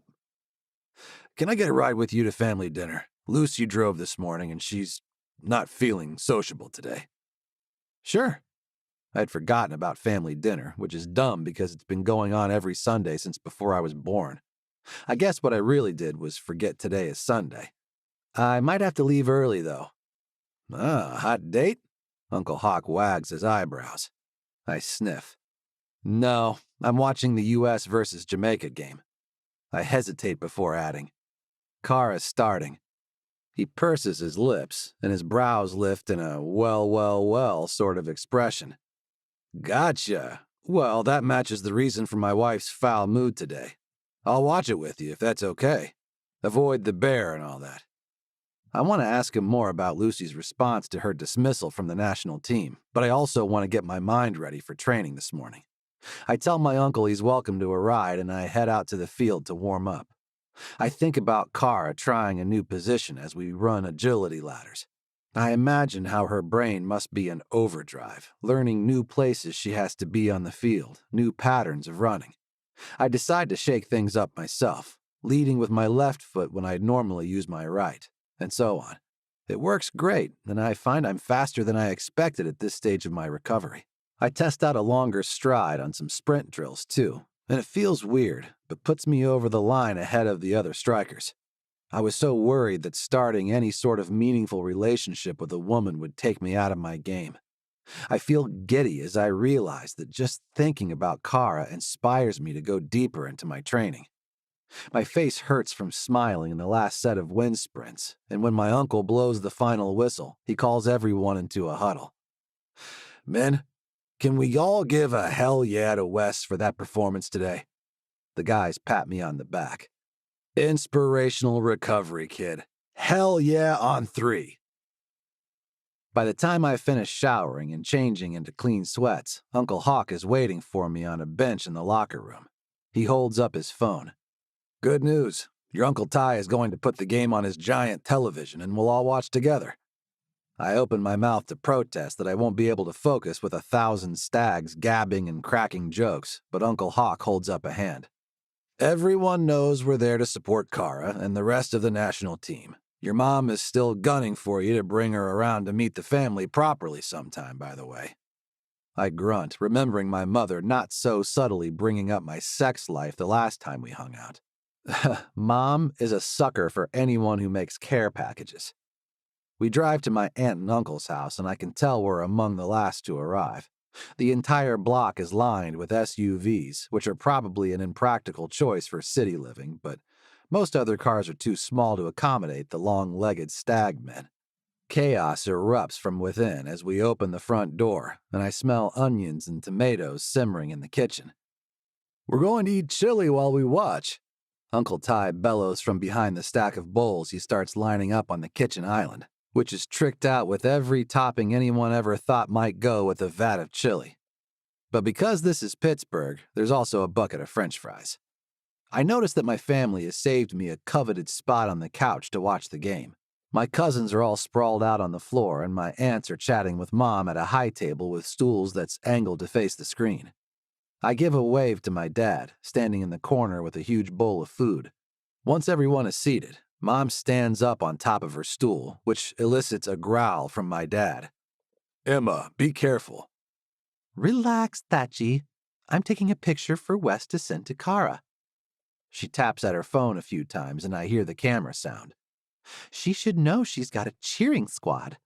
USA! USA! Odin and Wyatt start chanting as the national team appears on the screen, arms linked on the sideline as the national anthem starts. Warmth spreads through me when I see Kara, who has her eyes closed as she sings along. She seems calm, which is great because I know she'll be amazing out there. She's worked really hard for this. Wesley, are you going to send her the photo? Mom leans over the table behind me. Not during the game, Mom. She doesn't have her phone on her right now anyway. Which one is she? Gunnar squints at the screen when the camera pans to the full field after the Jamaican anthem. False 9. Uncle Hawk surprises me with his awareness of Kara's new position. He shrugs when I glance over at him. Lucy's been getting updates from McKimmy. This whole thing must be so difficult for Lucy. Aunt Alice rests her head on my Uncle Tim's shoulder. He grunts in response but doesn't say anything.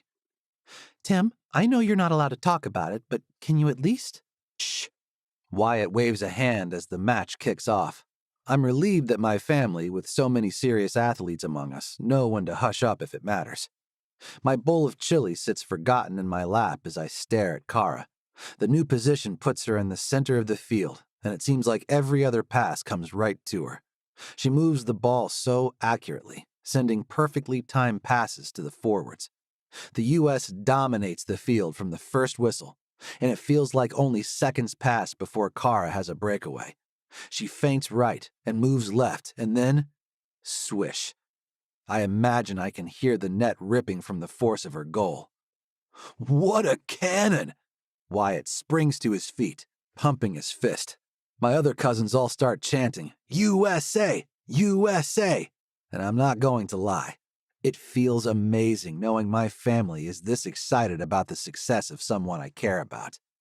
A few minutes later, Kara intercepts a pass and lets loose a long ball that shouldn't go into the net. But the Jamaican keeper misjudges the angle and the ball sails right in past her glove. Mom leans forward again to say, "Oh, Wesley, she's wonderful." Mom ruffles my hair and I lean back into her hand, catching sight of Dad out of the corner of my eye. He's smiling. The rest of the game goes by in a blur of refilled bowls, cheering, and 0 goals from Jamaica. We're down to injury time when I see an unmistakable streak of dark hair in the center of the screen. Kara sprints, seemingly out of nowhere, to intercept a pass, and nobody can catch her as she charges right for the goal. Her new position puts her in exactly the right place to make these sorts of moves. She shifts her weight, fools a defender, and spins past another. Stopping to plant her foot, Kara swings and snaps the ball into the corner of the net. I'm on my feet, screaming, barely registering my mom yelling, "I can't see! I want to see the replay!" "Emma, stop standing on the damn stool, you'll break your neck." Dad strides over to her and must intervene because Mom's red mop of curls starts bouncing in my line of vision. I don't need to see the replay. The series of moves is burned into my brain. My girl is incredible. My girl. A tremendous display of talent from the young Pittsburgher. The announcer is yelling above the crowd in the stadium. My family eventually calms down. People start washing dishes the second the ref blows the final whistle. But I stay where I am because I want to see as much of Kara as they'll show on the television. Thankfully, my family knows to wait a bit before they start teasing me about her. The camera pans along the players as they shake hands, and the U.S. captain preps for an on-field interview as she swaps jerseys with the Jamaican captain. I lean forward to look for Kara, milling around in the background with the rest of the team, exchanging hugs, bouncing, clapping hands.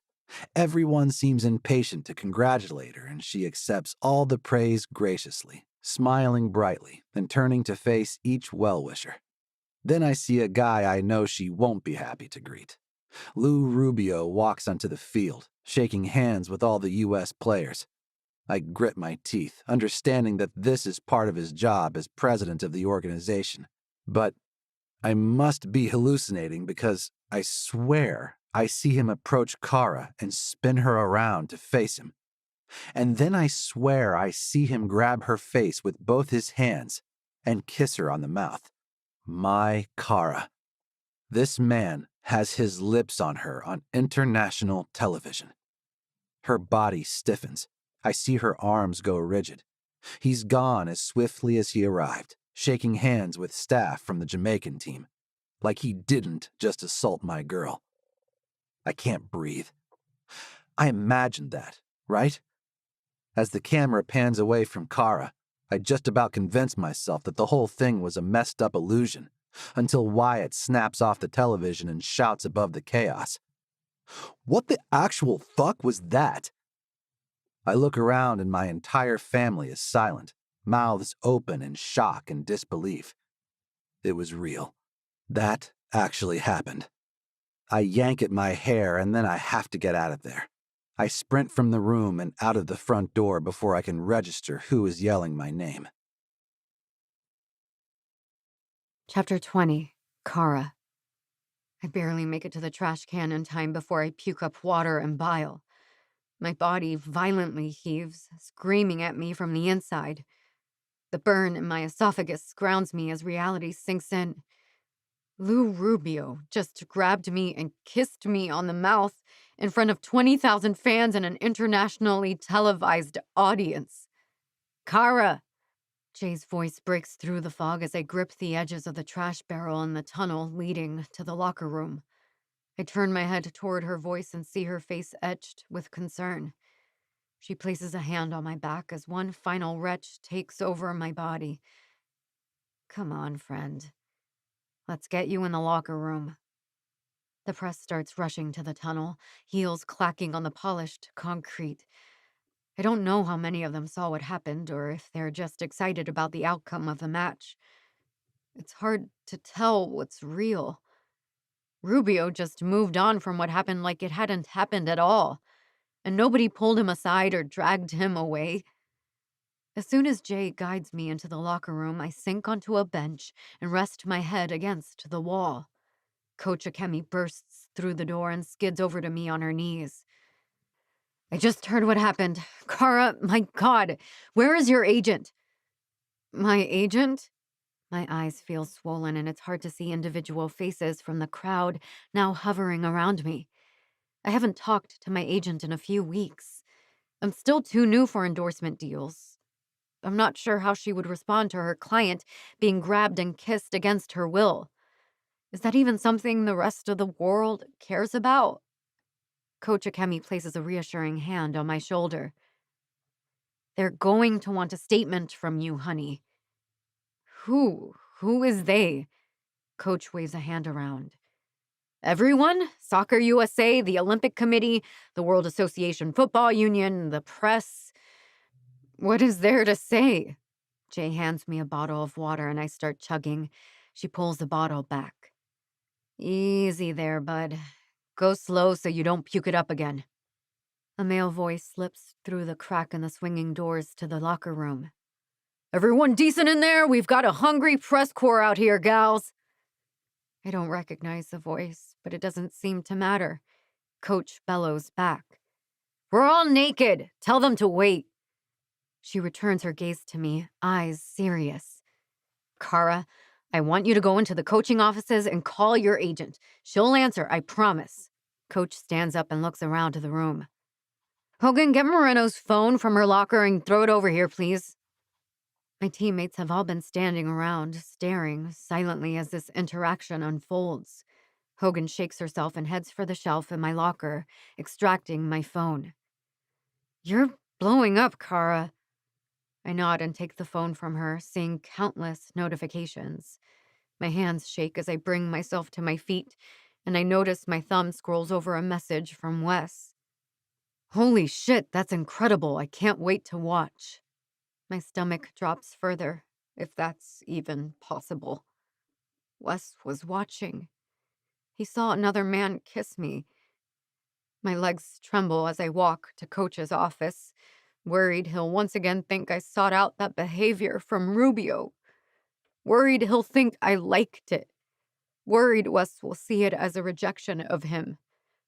Tears roll down my cheeks as I remember our night together before I left for training camp.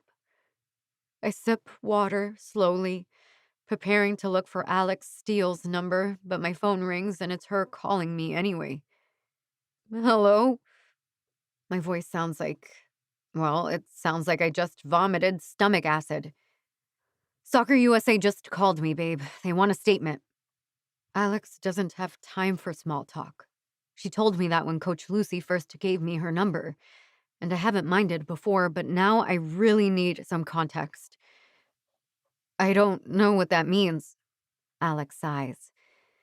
It means they're going to want you to say, boys will be boys.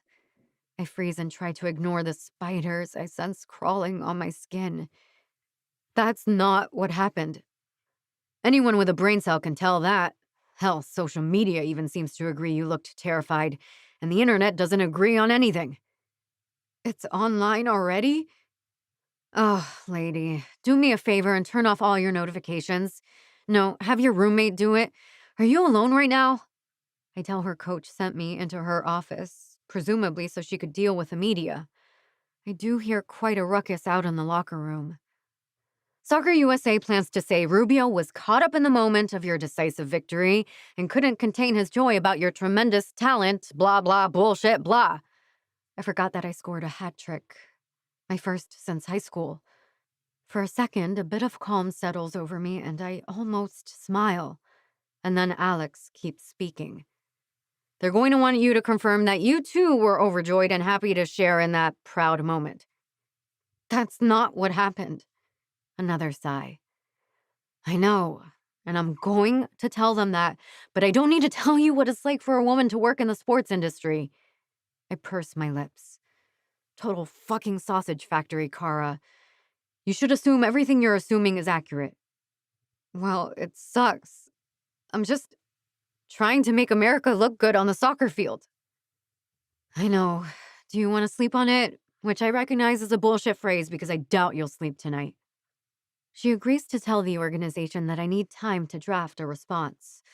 I hide in Coach's office for a long time, staring at a gray metal cabinet until Jay comes in to tell me the media has left.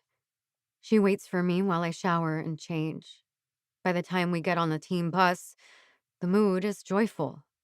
People are celebrating our victory and someone hands me a paper cup of champagne.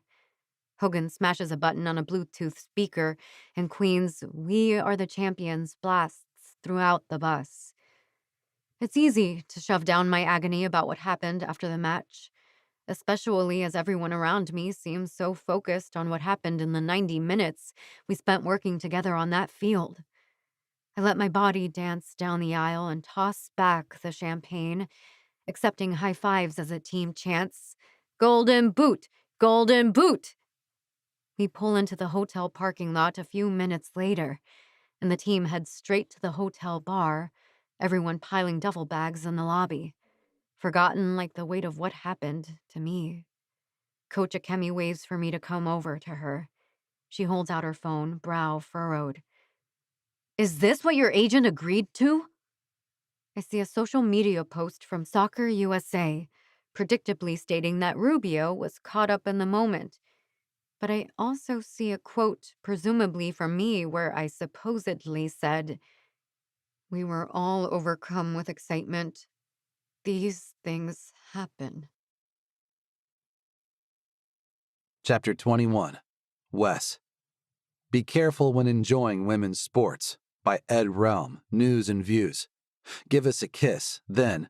Did Cara Moreno Invite Affection? By Karen Jones, Liberty First Online. Is the New Generation of Female Athletes Asking Too Much? By Tom Edwards, Bros, Balls, and Banter. Cara isn't taking my calls. I know she and Jay are back in Pittsburgh because I asked my Aunt Lucy. I've sent what I hope are compassionate messages to Cara. I even sent flowers to her apartment with a note about how I'm thinking of her and on her side no matter what. I know in my bones that she never said, "These things happen," about that monster assaulting her. I've seen how upset she was for months after he just touched her face. There's no way she's not suffering from being grabbed like that in what should have been an overwhelmingly joyful celebration of her talent. I decide to linger at the stadium after the Forge training this morning, since I know Hot Metal is doing off-season workouts in the afternoon. But I must miss Cara's arrival because eventually I hear the sounds of the team taking the field. Determined to make contact with Cara, I go grab some lunch and hurry back to the stadium to meet her after the workouts. Armed with chicken salad, grapes, and a pumpkin tart, I position myself right outside the locker room, and then I wait. At first I scroll social media, but I opt against that as I see more headlines from fuckers making it sound like Cara is making a big deal out of nothing.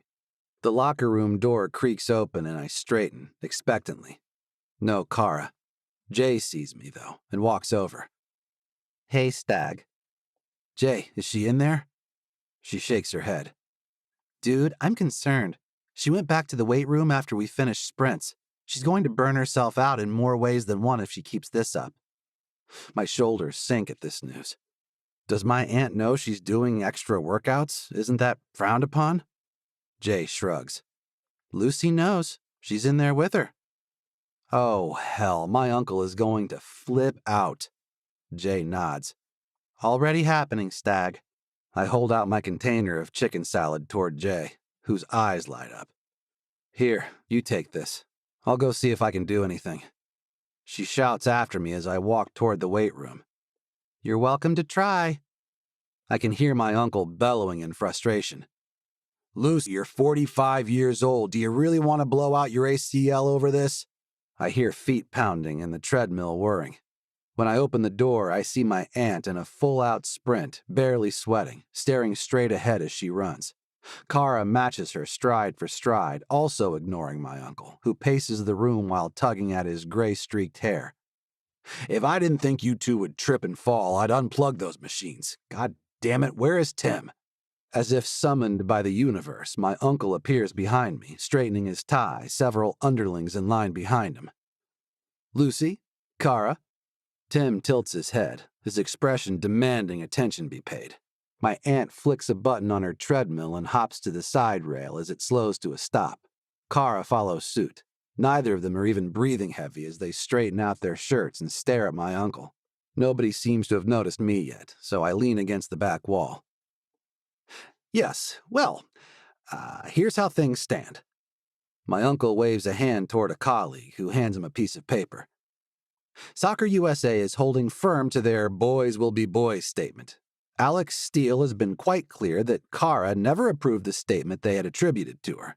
Uncle Tim hands the paper back to his colleague and folds his hands in front of his waist, looking down from his impressive height at Cara and Lucy while my Uncle Hawk grinds his teeth. "Right now, our choices are to go along with these statements." "Absolutely not. No fucking way." Uncle Hawk throws his arms in the air. "Lucy was fired from the national team for bringing up this guy's bad behavior, and then he escalates to televised assault? No." "Thank you, Hawk, for summarizing the problem." Uncle Tim keeps his gaze trained on Cara as he scolds his brother for interrupting. "Cara, my firm and I cannot represent you in this matter because it's a conflict of interest. We are employed by the Hot Metal, who are a franchise member of Soccer USA." Kara looks like she's going to hyperventilate, but Aunt Lucy squeezes her hand reassuringly. Tim gestures toward a woman near the back of the room, and I see my Aunt Lucy sag in relief and recognition. Kara, this is my friend, Tana Kamani, partner at Jones, Lynch, and Kamani. She has enthusiastically offered to take your case. My case? Kara looks confused, and I want so badly to cross the room and offer her a reassuring hug. Aunt Lucy wraps her arms around Tana, and I remember that they're old friends. Wyatt grew up hanging out with Tana's twin sons. Hey, I pipe in from the back of the room. Everyone turns to look at me like they're just now realizing I'm here. Doesn't Tana's husband own the forge? Isn't that a conflict of interest too? Tim shakes his head. At this stage, we don't believe so. Tana will draft a letter seeking disciplinary action against Rubio, as well as an accurate statement from Kara about what happened. About what happened to Lucy, too, right? Everyone stares at me for a few moments before turning their heads toward Aunt Lucy. She stands up straighter and adjusts her shirt collar. I'd like to focus on what happened to Kara, but am prepared to join into the calls for disciplinary action if needed. The statement seems to set the legal people into action, and they don't really seem to need input from anyone else at the moment, which doesn't stop my Uncle Hawk from following them into the hallway, shouting about the nonprofit organization he started to help fund legal support for women who have been abused. Abused. The word hangs in the air until Kara and I are the only ones left in the weight room. She stares at me, and I can tell that the next words from my mouth will either drive her to collapse or give her the strength to walk out of here in one piece.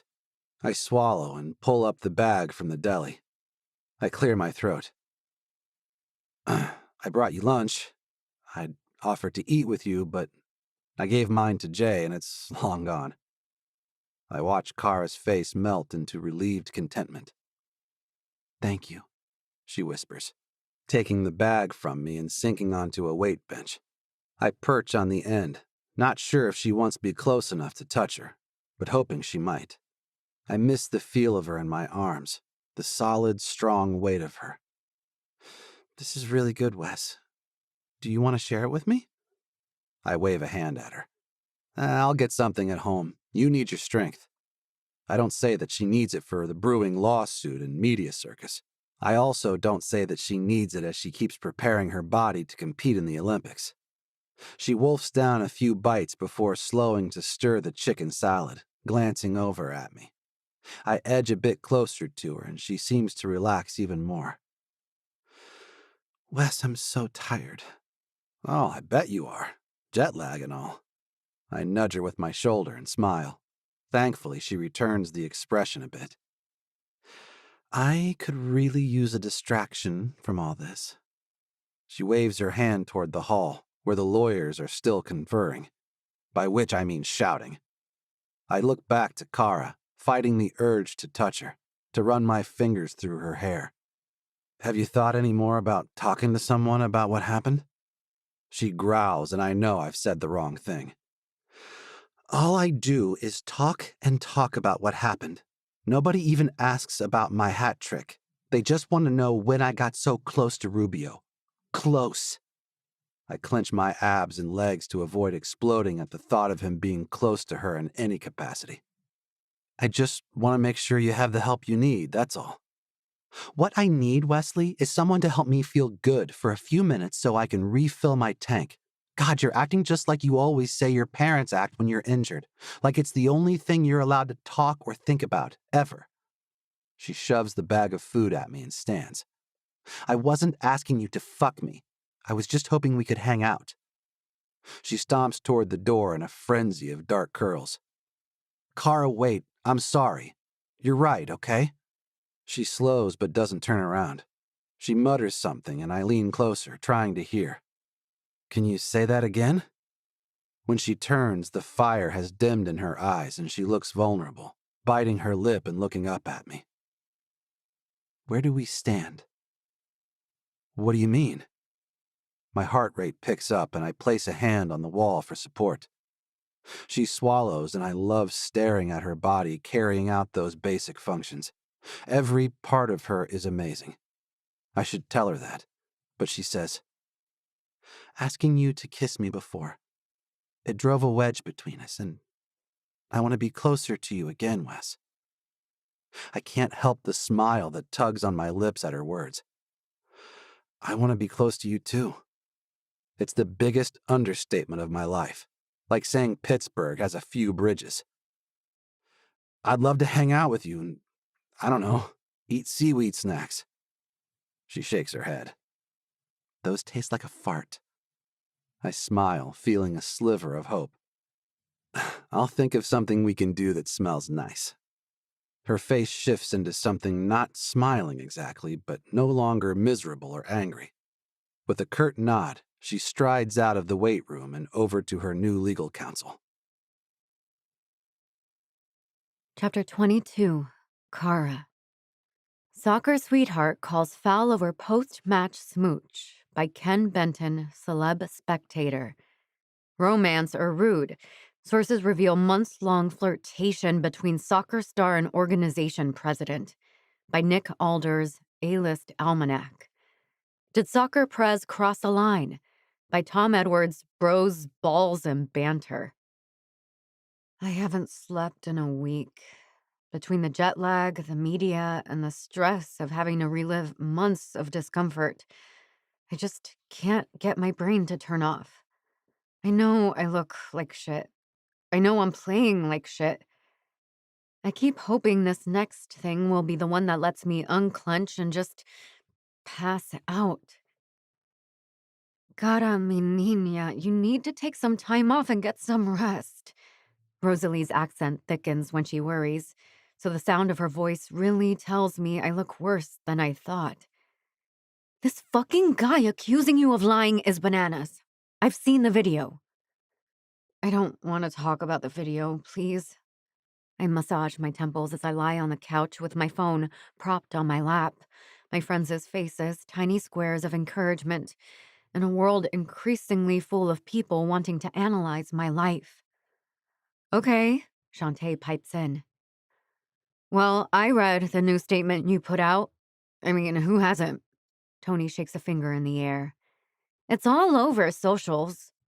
I bang my head against the armrest a few times. All of it is all over socials. That's the problem. I can't think. I can't even brush my hair without someone analyzing my intentions. The newest layer of the scandal is Rubio claiming the kiss was mutual. Nobody seems to remember that he was going with caught up in the moment as his non-apology. Now it's all a huge discussion about how I flirted my way into a starting position on the national team. Rosalie frowns. I'm going to start posting more screenshots of your goals in that match. Like, you scored 3 sick-ass goals. How is anyone curious about how you got picked to start? Shantae sniffs. God forbid someone just punish a man for doing something wrong. I sigh. Hey, chicas, I love you, but I can't talk about this anymore today.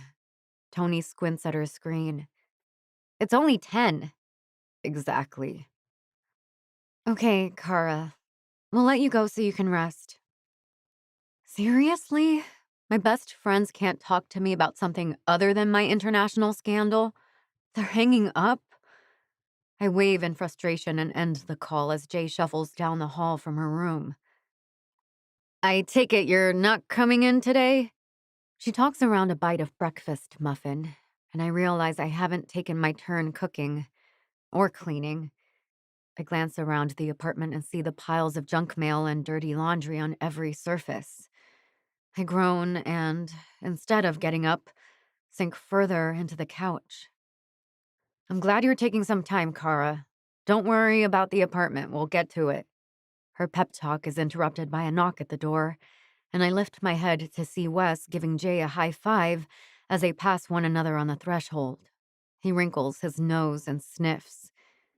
And you accused my snacks of smelling like fart? I throw a pillow at him. Shut up. It does not smell like farts in here. It's just... He grins. I'm kidding, but I did think of something we could do that will smell nice. I'm not really in the mood to go out in public right now.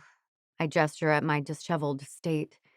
Wes walks around to the couch and lifts my feet, sliding his body under my heels and lowering my feet back to his lap. He starts rubbing my feet through my socks, and I groan out loud, both from the friendly, familiar contact and because it feels sinfully good. What if I told you it wasn't public? I set up something private. Just you and me and the person working there. Working where? I close my eyes as Wes switches feet, pressing his knuckles into my arch. His fingers are strong and the pressure is perfect. I briefly wonder if he'll go into massage therapy when he stops playing pro, but I don't want to think about Wes's future. I want to bask in the delicious contact right now.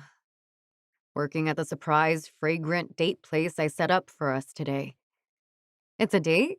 My eyes fly open. He scrunches his face in adorable confusion.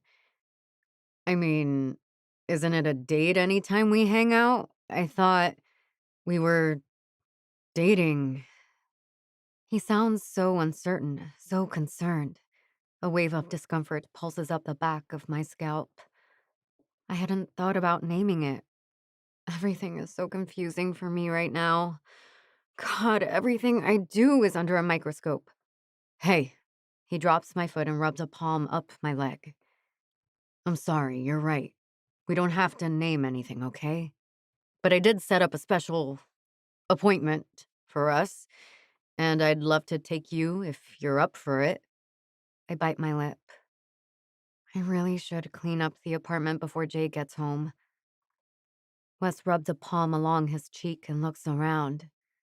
It's not so bad. I'll help. What? No way. I can't ask you to do that. He shrugs and pops to his feet. I offered.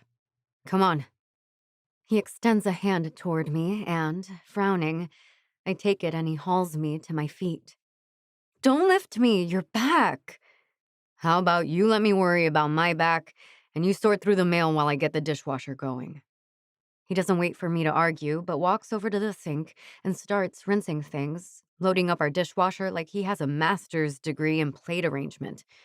My mother would be both impressed by his technique and confused about why a man would be touching a dirty dish.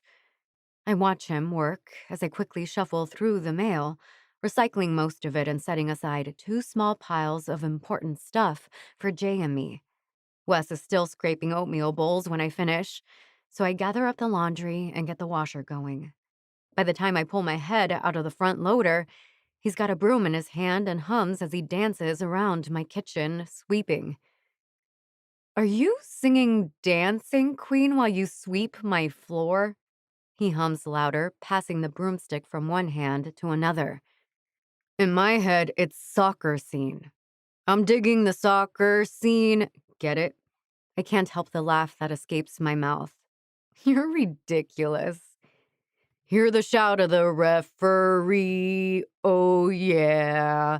You can kick, you can slide, kicking the goal of your life.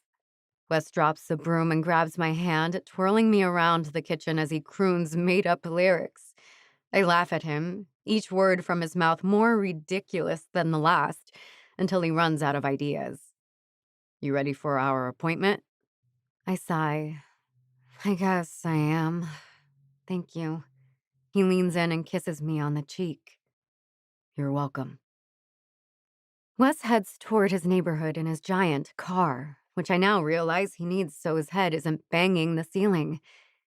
Every part of him is long and lean, and my cheeks heat as I remember a particularly long part of him I haven't seen in a long time. He parks along the curb on Butler Street, and I glance up, not familiar with this block of the bustling neighborhood. There are a bunch of bars and little restaurants with every type of cuisine, it seems, apart from Spanish, or Cuban, of course. Longing for my mother's cooking burbles up in me, palpable.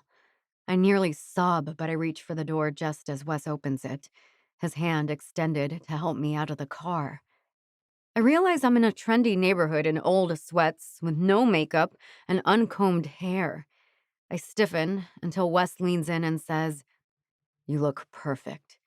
We're wearing practically the same outfit. He grins and runs his hands down his hoodie. I hadn't noticed that his black and gold sweatshirt reads Hot Metal instead of Pittsburgh Forge. You're wearing women's soccer gear? He pats his chest. I'm a huge fan. Have you seen their midfield? He fans himself and I give him a shove. He guides me toward a building with a very busy font on the sign, so I can't make out the name. Something mix?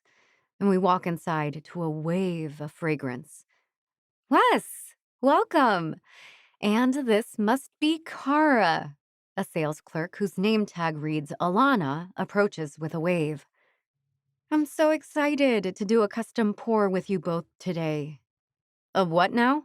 I glance around the shelves and realize Wes brought me to a make-your-own candle shop. The walls are lined with hundreds of jars and scents, and it all combines to a lovely, fresh aroma. Alana lowers the window shades, giving us privacy, and I glance around. This is so nice. Alana nods. Why don't you two have a seat and we can get an idea of what sort of candle you'd like to create? Wes hops on a stool and immediately says, I'm making one for a very special woman who hates the smell of seaweed, but always makes me think about water. Water? Alana and I speak at the same time, but he keeps his gaze on her and nods. Yeah. She gets into this flow state when she's working, and she's powerful and she sparkles, and she can be very dark and stormy. Alana smiles. She sounds very special. Why don't you try some of these scents and see if any jump out at you? Alana puts a tray of tiny bottles on the table in front of Wes, with labels like Solar Lily and Bergamot. She turns her gaze on me. Are you looking for any specific mood? What scent profile are you thinking about? I try to name some of the things I'm feeling about Wes right now, but all that comes to mind is gratitude. I am just feeling really grateful for my candle recipient. Alana smiles. We can work with that, most definitely. She sets a wooden tray in front of me, and I start sniffing tiny vials, distracted by Wes enthusiastically inhaling and following each sniff with a loud, ah, nice. Eventually, I pull out sandalwood, cedar, and something called labdanum. Alana seems delighted by my choices and turns toward Wes. Are you thinking of using them all? He shrugs. It all smells really good. That would be a very complex scent indeed. Wes grins. Well, that's perfect, Alana, because this person is very complex. Alana nods and gestures toward a selection of jars, telling us to select a home for our candle creation while she gets the essential oils ready to mix into the hot wax. I consider Wes for a few moments and then choose a smooth black jar. He spins around with a white jar in his hand, grinning. I notice a leaping deer painted on the jar. Probably a reindeer for Christmas, but I let him have his moment of joy because it's adorable. We return to the table and Alana set us up with wax and wicks and tiny spoons to add our scents. As we work on the candles, I focus on the feel of Wes's leg pressed against mine, the joy on his face as he continues to inhale the tiny bottles of fragrance. I asked him to take me somewhere and take my mind off my troubles, and I would have never imagined pouring candles would tick that box. I'm calling mine Big Wick Energy, Wes says, sliding his complete candle to the edge of the table. It's to remind my recipient of me. I swat his arm. You're bad. He leans in to whisper in my ear. No, Kara. I'm very, very good for you. And then he kisses my neck, and the pleasure of it sets my hands shaking. I dump a bit more sandalwood than I intended into the candle, and I decide to quit while it's still salvageable. Mine's called Don't Blow It. I smile at Alana, who nods. Wes and I have the option to create professional-looking labels for our candles, and we spend some time choosing ridiculous fonts. I can tell Alana thinks we are goofballs, but honestly, It's such a relief to do something frivolous that I don't care what she thinks. We get our labels stuck on our candles at last, and Alana explains that they need a set for at least 2 hours. You can come back for them this afternoon or any time this week if that works better. Thank you so much for your help, Wes says, finding some cash from his wallet. I pat my sweats, looking for my own money, but Alana shakes her head. Mr. Stagg prepaid for your session, but thank you so much for the generous gratuity. She nods her head toward Wes, who gives her a wink. You ready to get out of here, Moreno? We've got time to fill. Wes suggests we hang out at his place since it's only a few blocks away, and we move his car to his building so he can stop feeding the meter outside the candle place. Except when we get in his car, the radio comes on and it's a news report. Today, as the president of Soccer USA faces temporary suspension. A spokesperson from the organization declined further comment, mentioning an ongoing investigation into a personnel issue. Wes lifts his hand to shut it off, but I grab his wrist. No, wait. I want to hear this. From within the soccer community claim Rubio assaulted national team player Cara Moreno, allegedly grabbing her and kissing her on the mouth without consent after a U.S. victory over Jamaica. Tanya Kamani, legal representation for Moreno, says more details will continue to unfold and that her firm is prepared to pursue legal action. Wes frowns and pulls into the garage at his building. Legal action can mean all sorts of things. Shh.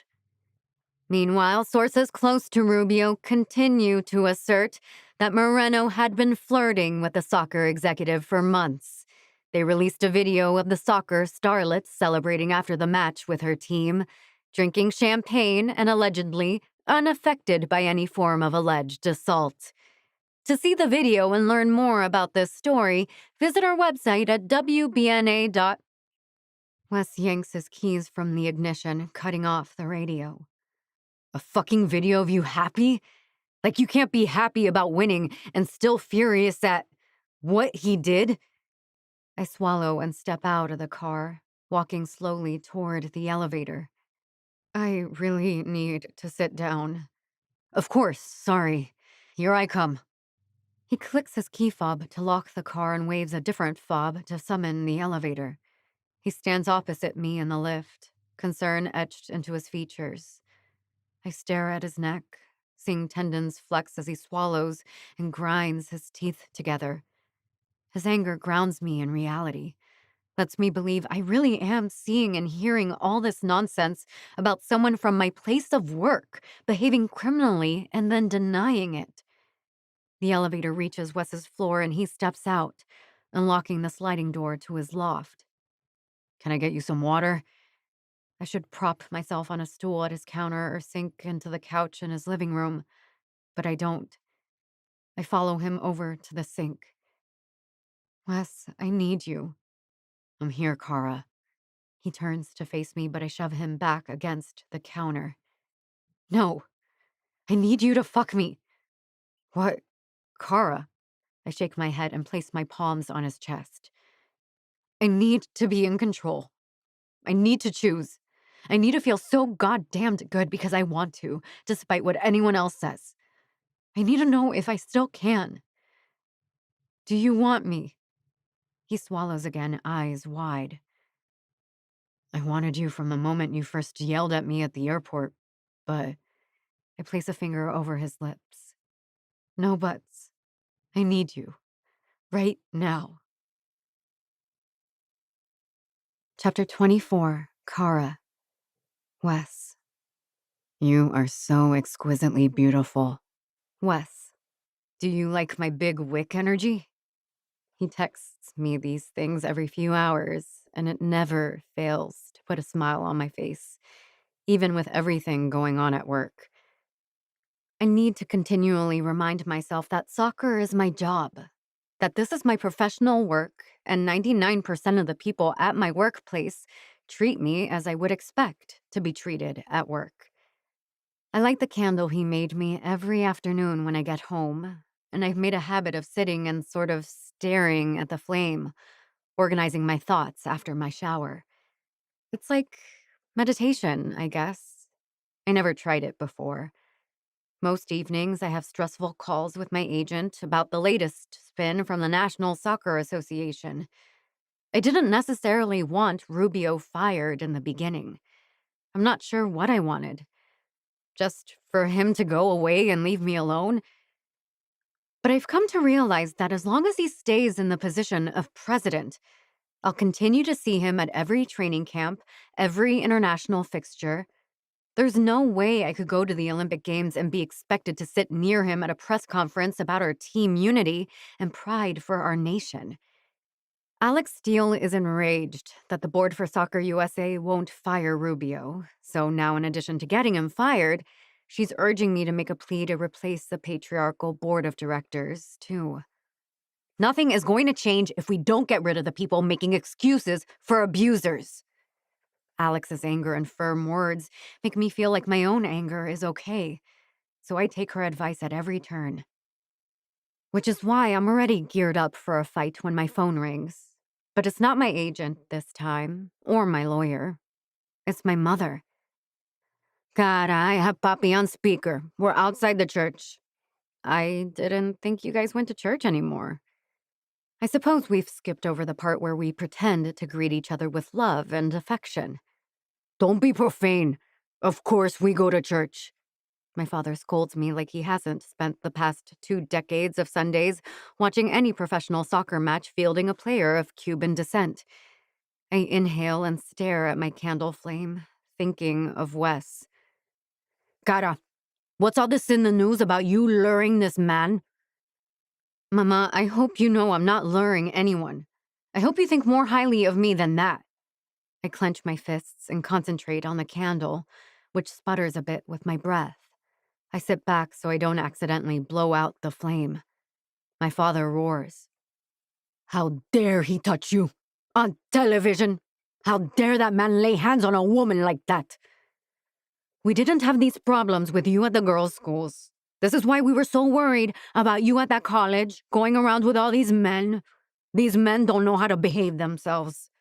I can hear my mother crossing herself, probably sitting on a bench near my father, perhaps ignoring the fact that they're sitting outside a church that doesn't allow divorce at all, let alone an amicable one like they had. I'm glad you can see that the man is the one with the problem here, Mama. I was just trying to do my job and honor my country. I add this last bit with a false hope that my father will chime in with one of his usual declarations about the impact of Cuban Americans on our economy. Instead, he sighs. We think you need to come home. You still have a room at your mother's apartment and one at mine. You aren't safe there with those men. I stare at the candle, thinking of Wes, thinking of how my experience here has led me to being named a starting player on the U.S. Olympic soccer team.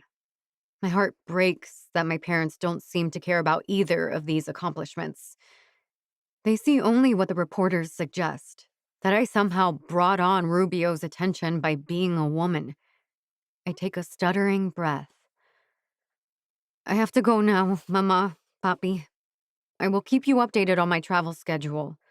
I hope you can still plan to come see the friendly match in Chicago. I hang up before my father can reiterate that it's a long drive as the weather gets colder. A tear slides down my face and I flick it away, hearing a small hiss as a drop hits my big wick energy flame. Knock, knock. Jay pokes her head in my room. I still haven't gotten into the habit of closing my door. I spend a lot of time thinking about how many years it's been drilled into me that it's always, always my responsibility to ward off the uncontrolled sexual urges of men, and any sexual urges I might have myself. I remember how I felt on top of Wes the other day, how powerful and happy and strong. I remember the look of sheer delight on Wesley's face as he brought me to climax. And I can't believe I ever let anyone tell me it's not okay to want that experience. I brush my hair off my face and smile at my roommate. Hey, what's up? She purses her lips. I know you turned off all your notifications and took all the social media apps off your phone. I nod.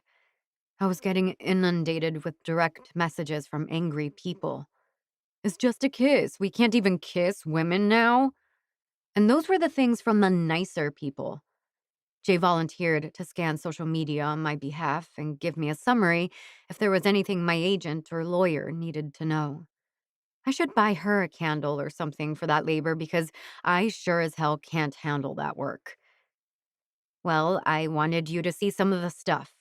Just some of it. Hogan and I copy-pasted some highlights. Hogan?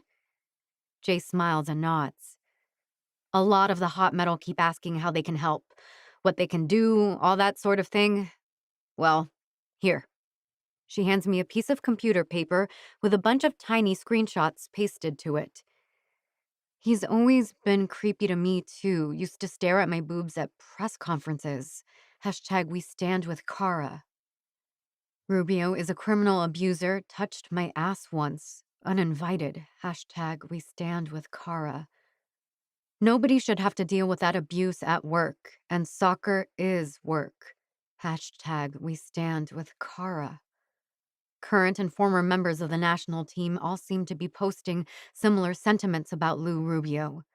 It seems like none of them ever thought it was bad enough to say something, but so many women felt uncomfortable around him, avoided being alone with him, or worse. Jay, I don't know what to say.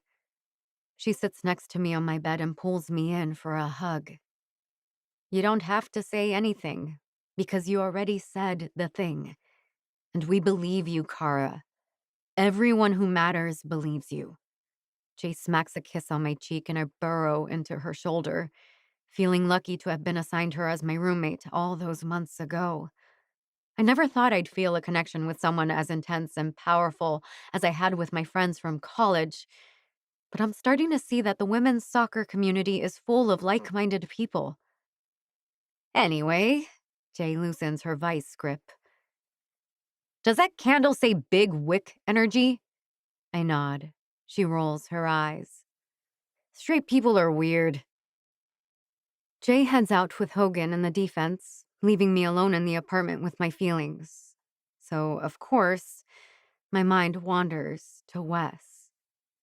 We still haven't circled back to a conversation about our status. Are we dating? Does what we have defy labels? Either way, I'm eager to show him the printout from Jay and tell him about my new hashtag. When I check my phone, I see a note from him that he decided to take advantage of open hours in the weight room at the stadium. I can drive down there and surprise him, and maybe he will invite me back to his loft for a remix of our adventures from the other day. I deliberately avoid the radio as I drive to the stadium, letting the messages Jay showed me replay in my head instead to give me encouragement while I drive. We stand with Kara. Every woman on that curated list said the same thing. They stand with me. I'm practically floating through the door, the green light from my badge flashing brightly in the dimly lit hall. I can hear the clang of weights, and I'm sort of glad Wes is still here working out. He told me he's been killing it in scrimmages. I guess outrage gives him an edge. Or maybe it's the fumes of that candle I made him. He catches my eye in the mirror as I round the corner into the weight room, and his gaze darkens immediately. He's shirtless, glistening with sweat, bursting through a set of thrusters with a heavy barbell and plates. His body is chiseled perfection. Every tiny muscle in between all his larger ones is flexed as he works the weight up and over his head. Wes grunts with the effort of the movement, even as he maintains eye contact through the mirror. I lean against the back wall of the room, incredibly aroused at the sight of him. He bends over to drop the bar, his bubble butt popped back in my direction, draped in mesh shorts that end midway up his tight thighs. Wes growls as he picks the bar up again and heaves it into the air, straightening to his full height and looking like Da Vinci's Vitruvian Man sketch. My eyes drop to his crotch, and sure enough, His bulge moves, seems to swell, and then I yelp as Wes drops the weight to the ground.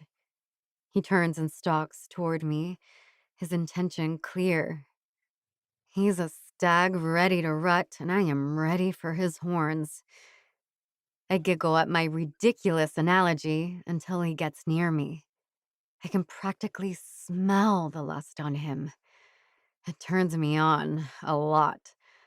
Wes boxes me in against the wall, one forearm on either side of my face. When did you get here? Just now. I reach out and rest a hand on his sweaty chest, liking the feel of his heart racing beneath his skin. Did you find what you were looking for? Wes tilts his head to the side, breathing heavily from his workout. Or maybe he, like me, is dizzy with desire right now. Not quite. I reach for his mouth with my thumb, intending to rub his lower lip, but he snaps his jaws and sucks my thumb into his mouth. Wes releases my thumb with a pop and studies me, considering. Wordlessly, he presses off the wall and starts toward the door, extending a hand for me, which I take. He tugs me into the men's locker room, gives a quick look around, and nods as he strides toward the shower. Chapter 25. Wes. Kiss Gate at Women's Soccer Friendly by Ken Benton, celeb spectator. Outcry over post-match celebration by Amanda Peters, Fame Frenzy Online. Cancel culture comes for celebrating. Can we even show excitement anymore? By Nick Alders, A-List Almanac. My uncle, in coach mode, texted the entire team to let us know there's increased security at the stadium for the time being. Even though it's the off-season and the pro teams don't have mandatory workouts yet, there have been a ton of paparazzi hanging out trying to take pictures of Kara. I received a special bonus series of texts from my entire family warning me to keep my cool and let the lawyers handle everything, no matter what these guys say. It's not easy. If you had told me I'd spent the tail end of my first pro season injured, and then removing social media from my phone because I can't handle the trolls coming after my girlfriend, I'd have laughed in your face. Girlfriend. Kara hasn't used that word, and I haven't pushed her again for a label. I want to trust my gut on this, that we are in a good place together. She spends almost every night in my bed, curled up in my arms, and that's better than any sort of label. Kara and Jay had a special strategy video call with their coach from the national team, so she stayed at her place last night. Instead of waking up to have lazy sex, I dragged myself out of bed to head in for cardio and weight training. I see the light flashing off what looks like 1,000 camera lenses as I approach the gate to the parking lot. During business hours, the stadium parking lot is used by commuters who mostly work downtown, so there's no real way to keep the media out of the lot as long as they pay their parking fee. Something tells me they're happy to drop $20 per van so they can swarm the gates, begging anyone who walks by to talk to them just for a minute. I keep my head down and my hood up as I shuffle past them, eager to connect with the security guard nodding me toward the player entrance. Thanks, man, I say, offering a hand to the guard who jostles me through the reporters all asking my name, if I know Cara Moreno, if I ever got carried away after a soccer game. You got it, Wes. The guard shakes my hand and I feel guilty that he knows my name and I have no idea who he is. But then I remember I'm a pro athlete in a city that worships its sports teams. Hey, man, let me know if you ever want an autograph or anything. I realize it sounds a bit desperate as I say it. I'm a rookie nobody who only played in one match after all. But the guy's face brightens. Oh, that would be great. Me and my old man are tracking your whole family. We got a Ty Stagg rookie jersey, signed from when he started with the Fury. That's awesome. I'll make sure and grab something for you, okay? He gives me a salute, and I make my way into the locker room, reminding myself that there are still good people out there in sports fandom. Not everyone is chomping at the bit, eager to tear down the players. We can't fucking do anything anymore. I hear the voices of my teammates in the locker room shouting about something. I make my way to the bench by my stuff and start wedging my bag in the narrow, vertical space. Tell me about it. The guy on my left, Harrison, I think, kicks at a roll of tape on the ground. One of those fuckers shoved a camera lens right in my face, almost chipped my tooth. I grunt. That's aggressive and unnecessary. They shouldn't behave that way. Harrison nods. All because some chick can't handle a kiss. He throws a shoe into his cubby, but I freeze where I stand. What did you say? My words come out sounding harsh, but I mean for them to cut glass. Harrison looks at me. I said some fucking chick can't handle a little celebration kiss, and now we all have to live in a police state. I wait a beat. Sure, some other guys on the team will speak up. We'll say something in Kara's defense. We'll decry the slimeball who grabbed her against her will. But nobody does. And all the frustration, all the rage I've felt for months ever since I realized this guy was making her uncomfortable to start with, it all flies out of me through my fists as I shove Harrison up against the wall, screaming and bashing his shoulders off the divider between our two storage shelves. Oh, what the fuck, man? Harrison tries to get a punch into my ribs, but I grab him by the shirt and spin him so we're standing on opposite sides of the bench. I duck my shoulder and move to dump tackle him like my football-playing cousins taught me. All the years of growing up with a brother and 8 male cousins come to a head as I transfer decades of horseplay into an outlet for my fury. I dig a knuckle into Harrison's sternum, a knee into his thigh as I swing. He gets a punch in on my jaw, but I barely feel it, pummeling him with both hands as I straddle his body on the sticky floor of the locker room. I'm screaming, shrieking with rage when I feel a pair of hands lift me off Harrison, and I finally realize my uncle is in my face, yelling my name. I snap my mouth shut and drop my hands to my sides. Uncle Hawk is breathing heavy and gives me a shake. In my office, Wesley, now. Harrison, come back in an hour. Bring your agent. We're going to talk about your morality clause. My uncle keeps a hand on my shoulder, steering me toward his door while he mutters about asshole men who don't get it. Did you hear what he said?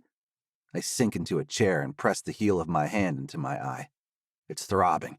Harrison must have popped me in the face more than once. Yeah, of course I fucking heard him, and half the team saying things like that frankly upset me a great deal. I was in the middle of arranging a training about intimate partner violence prevention when you went ballistic and took it into your own hands. He swipes a hand along his desk, scattering pencils and post-it notes. Which I expressly told you not to do, Wesley. I wince. Between the pain in my face and the sting of his words, I'm starting to feel like a real heap of garbage. So, what happens now? He leans on the edge of his desk with his arms crossed and brings one hand up to massage his graying temples. Uncle Hawk takes a deep breath. Now, you go and see a psychologist, Wes. What? I recoil. You're sending me to a shrink? He glares at me. Shrink? Seriously? He shakes his head. Look, I know you know this, but your aunt was going through some crap when we first met. She and Wyatt went to counseling for a long time, and it wasn't until I finally did too that I was able to let go of some of my own anger about the whole situation. I rub my face, mirroring his action, but wincing in pain. I didn't know you were in therapy. Hell, kid, everyone needs therapy, which is why we have a psychologist on call, ready to work with all the athletes in this program. I would hope people would take advantage of that gift voluntarily, but now I'm going to mandate you attend as a condition of you returning to my active roster. You can't do that. The hell I can't. He kicks the leg of my chair. Don't mess with me on this, Wes. Get your ass up to Dr. Georgia and get your head on straight. He stalks toward the door and pulls it open before stopping and turning toward me. Kara needs you at your best. This is going to get uglier before it gets better. He strides out of the room, yelling orders at the guys as he heads to the field, where I guess I won't be joining him today. Chapter 26, Kara. You can't get rid of me that easily. Soccer USA Prez will not resign. By Ed Relm, News and Views. Not fired. Lou Rubio and the kiss nobody cared about. By Ken Benton, Celeb Spectator. Board says Rubio can stay. Soccer organization president prepares for Olympic Games in Paris, hopes to put misunderstanding behind and come together as a nation. By Tom Edwards, Bros, Balls, and Banter. Jay growls as I enter the kitchen. I can't get a hold of Wes and was up half the night worried something happened to him. I considered messaging his cousin, Wyatt, but I chickened out. What's up, Rumi? Fucking Rubio. I know I'm curating the news for you, but his mother is on a hunger strike and is hospitalized. She's refusing to eat until his name is cleared. What? Jay nods. I'm dead serious. She won't stop until the world stops besmirching her son's good name. I swallow a knot of bile, wondering if it's possible to puke from disgust. I've already vomited from exertion and, after the last USA match, from trauma and fear. What's a little revulsion retching? His mother thinks I'm lying? Jay growls and punches the couch cushions. Bae, a lot of people say you're lying. I grip the edge of the counter, frozen in the middle of the room. But the hashtag, Jay sighs. Come on, let's sit and come up with a plan here, because yes, there is a hashtag. There are people supporting the shit out of you, but there are also a fuck ton of people making it all worse. Jay and I already decided to arrange our training in another location, since there's been so many paparazzi at the stadium. The studio where Wes and I took yoga for athletes has a bunch of workout space that Jay and I have been using to follow Coach Akemi's workouts for the national team. Jay microwaves a pair of egg muffins, and I choke one down as she drives us to Pipe Fitters. I like the atmosphere, with bright-colored walls painted with positive affirmations, and I come close to enjoying myself during the workout. But each time my stomach pings with a well-earned hunger, I think of Lou Rubio's mother, refusing to nourish herself until I... What? Say the kiss was consensual? Indicate that it's normal and fine for someone to grab me at work and kiss me without permission? I'm back into a rage before the final set of kettlebell moves. I can't handle this, Jay. I can't handle any of this. She heaves a weighted ball into the air, aiming for a spot high on the wall. You can and you are. It just sucks, Kara. She grunts and throws the ball again, and I decide to join her, even though this isn't on my workout plan. It's cathartic, hurling a heavy ball into the air and sinking into a squat as I catch it. When we finally head home, I'm ravenous and almost okay about that, mentally. I whip up a giant bowl of tuna salad and prop my feet on the coffee table, connecting my phone to the television screen so I can call my chicas and see them on a bigger canvas. Kara, querida, I'm taking Twitter off my phone. Shantae snaps her fingers in a rage as she frowns. Twitter isn't even a thing anymore anyway. Rosalie waves at me but then frowns as well. But I know what you mean. All this bullshit. When do you have to go back? Will he be there? What do you mean? Tony is eating actual popcorn as she settles in for our call. She's still wearing her lab coat, and I smile, thinking of her as a lead investigator on her own research study already. Shantae rolls her eyes. Kara is going to have to go back to California with the national team, you know, to get ready for the Olympics. And that monster is in charge of the whole sport, so, he'll be there, right? The hand holding a forkload of tuna stops midway to my mouth. I drop it into the dish. I had not stopped to think that if Lou Rubio isn't fired and the board won't suspend him, then of course he'll be present at the camp. He'll be carrying on his work like it's any old day of the week. Shantae squints at me. Kara, you okay, chica? I shake my head. I didn't stop to think that he'd be at camp. Jay comes into the room fresh from her shower. She waves at the camera and my friends blow her kisses. You didn't think who would be at camp? Rosie snorts. This fuckwad with a mama on a hunger strike, that's who. Jay's eyes widen. Oh, shit. You're right. I grip the arms of the couch. We leave in a week. What's your lawyer say? Hang on, someone's at the door. She walks over to the intercom and squints at the image, then pushes the button. It's your reindeer. She sits on the arm of the couch. Has your lawyer said anything? Or Alex Steele? Jay turns to the screen and addresses my friends. Did you know she's my agent, too? Good for you, girl. Rosalie smiles briefly, then her face slaps back into rage mode. Kara, what did Alex Steele say about this? My mouth opens and closes a few times, but then Wes bursts through the door to my apartment, and I see from the corner of my eye that he has a massive shiner. Wes?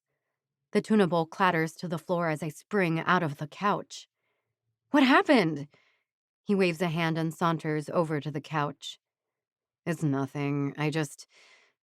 Can I come sit with you for a little?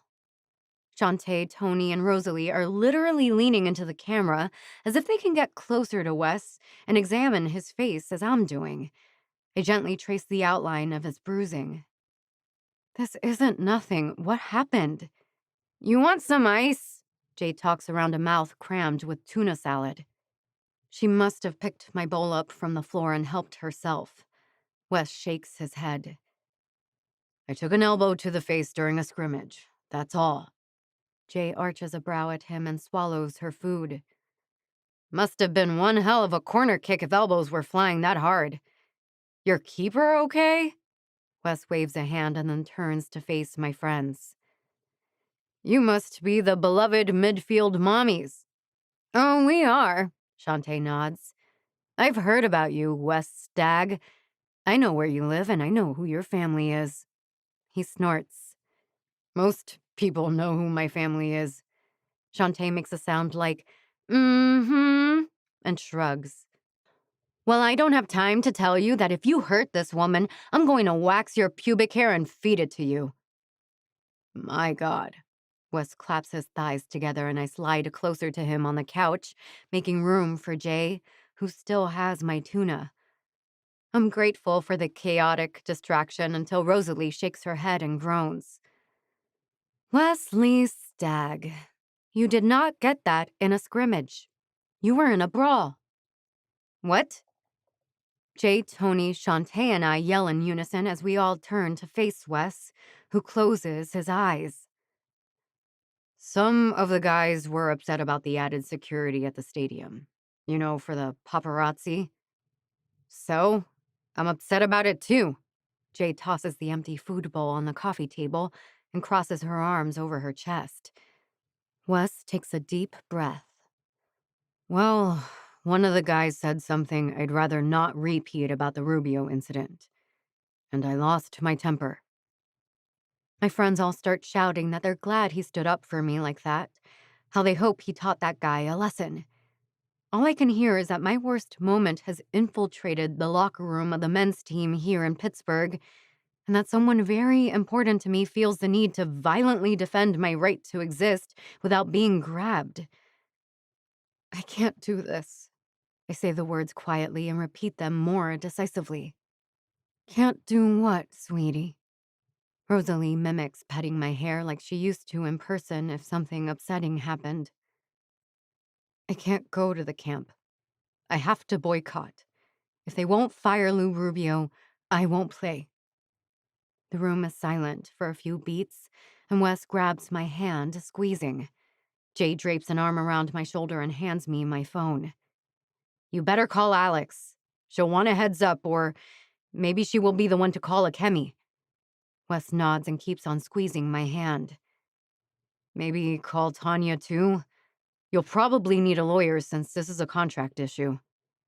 I take a deep breath, preparing myself to make these calls, feeling calmer than I have for weeks. I'm not going to just casually give up my dreams, obviously, but I feel a sudden certainty that this is the way forward. That boycotting and refusing to play, refusing to score goals for the United States, is the way to get them to listen when I say I won't be treated like that. Jay springs to her feet. If you call Tanya, ask her for a referral for me too. You, why? Wes chuckles. You gonna beat someone up? No, asshat. I'm boycotting the national team too. She rests a hand on my shoulder. If you're not going to camp, I'm not going. We have to get rid of this guy. Together. Chapter 27. Wes. I don't know what to wear to therapy. On television, whenever someone's in therapy, they seem like they stop on their lunch break from an office job. My office is a soccer field, and I'm not allowed on it until I deal with this. So I go with the polo shirt and black jogging pants. I knock on Dr. George's door and pull at my collar as I wait uncomfortably in the hall. The door opens, revealing a short woman with dark skin and a wide smile. Wesley Stagg. Good to meet you. Come on in. She opens the door and gestures into her office, which is painted yellow and manages to capture the gray Pittsburgh light and make it seem sunny. Call me Wes, please. She nods and sinks into an armchair. She has a small desk in one corner, but the rest of the room is filled with different types of furniture. There's a massage table along one wall, a couch, and a wingback chair opposite hers. Sit anywhere you like. I nod and perch at the edge of the wingback. She smiles and clicks her pen. Your coach asked me to talk to you about the altercation in the locker room, but I'd like to start by just checking on how you're doing overall. I scratch my head. What do you mean? She shrugs. How have the last few months been for you? Your medical records indicate you've had quite a comeback from an injury. I shrug. Parts have been great. I'm playing pro soccer, right? She nods. You are indeed. And then she waits. And I wait. And I realize I'm supposed to keep talking. So, yeah, I had the injury and that sucked, but my girlfriend was really supportive while I was in physical therapy. It's wonderful to find someone who supports us when we're ill or injured.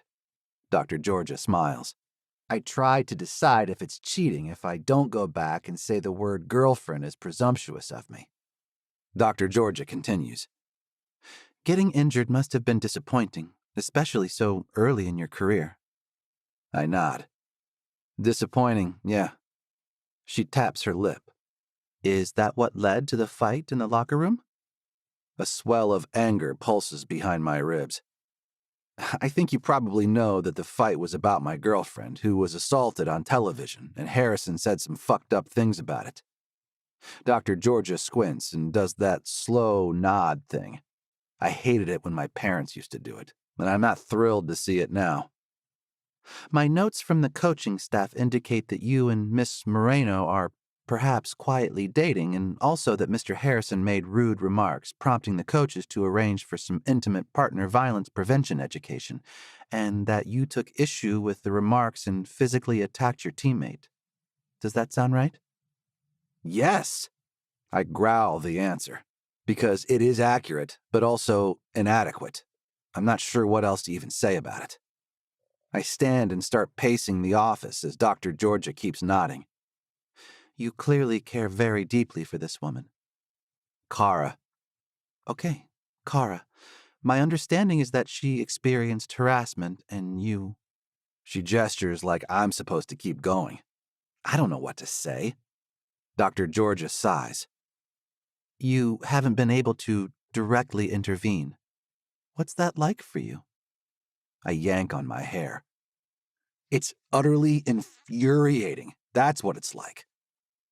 Tell me more about that, Wes. I roll my eyes and sink back into the chair. She worked so hard, and she's so fucking amazing. Like, top of the world amazing. Unparalleled. And then she's dealing with this nonsense, and I can't do a thing about it. I can't protect her. I can't even get my own teammates to see why it's wrong for men to treat people that way. Like, how dare this small-ass guy make her feel powerless?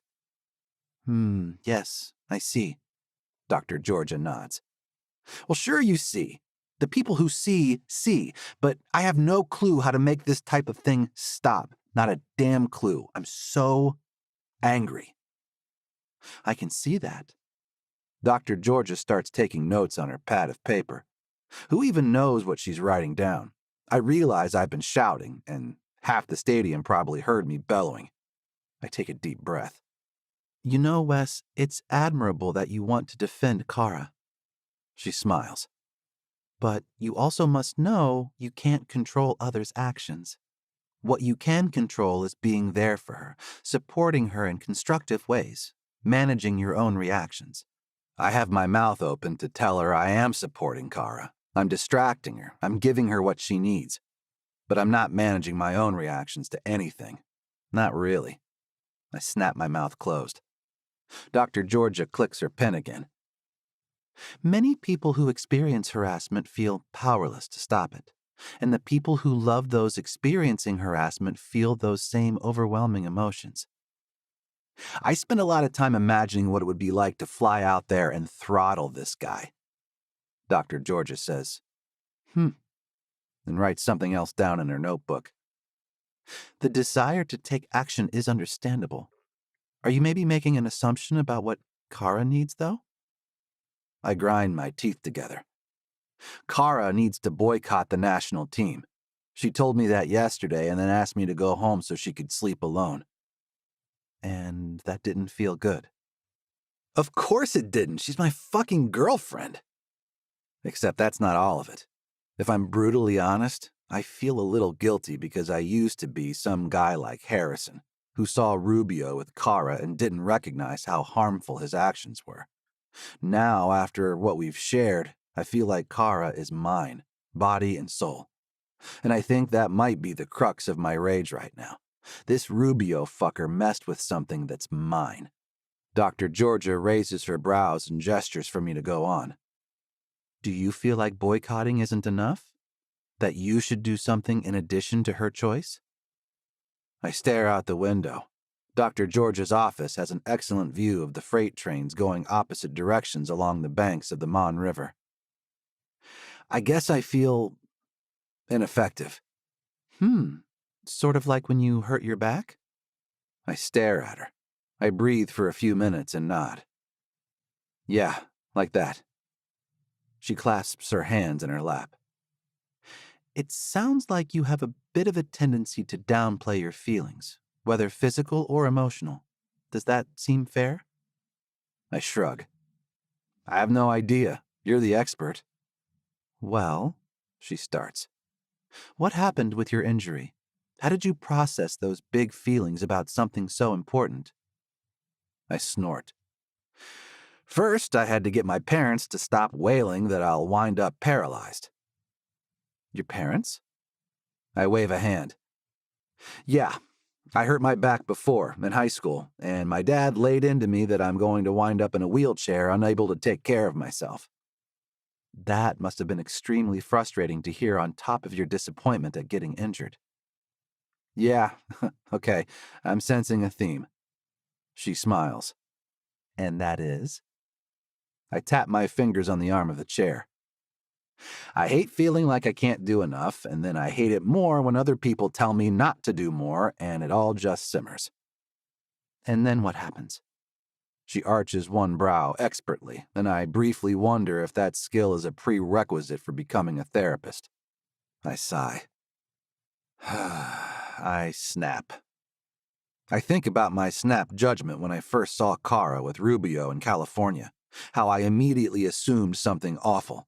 I think about screaming at my parents and eventually just not even telling them I was going to the elite camp to be seen by scouts. I think about tackling Harrison to the floor, and I decide he deserved that beating, and I'm not going to waste more energy dwelling on that one. Dr. Georgia sets her notebook on the floor next to her chair and leans forward.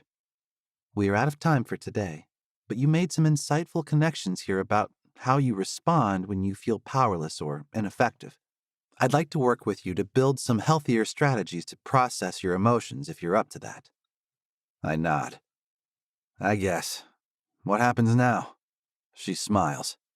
Now you go home and we meet again next week, same time. Chapter 28, Kara. Women's national team gets emotional in the face of Moreno accusations by Ed Realm, News and Views. Since when is a kiss such a problem? Can women stand up to competition on the field if they can't handle the celebration afterward? by Logan Henderson A-List Almanac. Within minutes of Jay texting the rest of the players named to the national team, they all decide to boycott the camp in solidarity. A few of them even messaged me privately that they too had had uncomfortable interactions with Lou Rubio. None of the players will agree to play until the organization fires him. I have absolutely no idea what to do with that collective support and break down crying on the floor of the apartment until Jay calls Coach Lucy, who drives over to sit with me. She runs her fingers through my sweaty hair and doesn't say anything, just lets me cry out loud until my throat hurts. It's hard to process a big wave of love when you're used to a fight, she soothes. And then she starts to tell me about her ex, a man who manipulated her and made her feel small and eventually started stalking her. The hardest thing for me at that time was accepting help from my soccer team and from Hawk. She smiles as she says her husband's name, a far-off look in her eye. Lucy takes a deep breath. I would be remiss as your coach if I didn't encourage you to speak with a mental health professional about all of this. I stiffen. I know instinctively that therapy is good for everyone, and I've done a lot of work with the team and the sports psychologist, blinky eyes and all. But I didn't grow up in a family that encouraged me to talk about my feelings, and I certainly never had anyone in a position of power tell me that someone else is to blame for anything that happened to me. Lucy continues, her hands still soothing me. I can see why you might not want to speak with someone associated with a team, Akara. But I met some terrific professionals at the Women's Center, and I'd be happy to make a recommendation. I sniff. So far, Lucy's recommendations have a 100% record of being amazing. My agent, who Lucy found for me, is actually flying in later today to talk more about the national women's team boycott. I draw in a breath and manage to sit up. Lucy hands me some water, which I sip gratefully. I'd like that. If you could suggest someone to talk to. I bite my lip. But I don't know where to start. Jay lets out a relieved sound, and I remember that she's still here, draped over the back of the couch, concerned. I've been to tons of therapy, she tells us. It's great for my game. Not that I'm playing right now. But anyway, just let the doc guide the conversation if you're stuck. Want me to drive you to a session?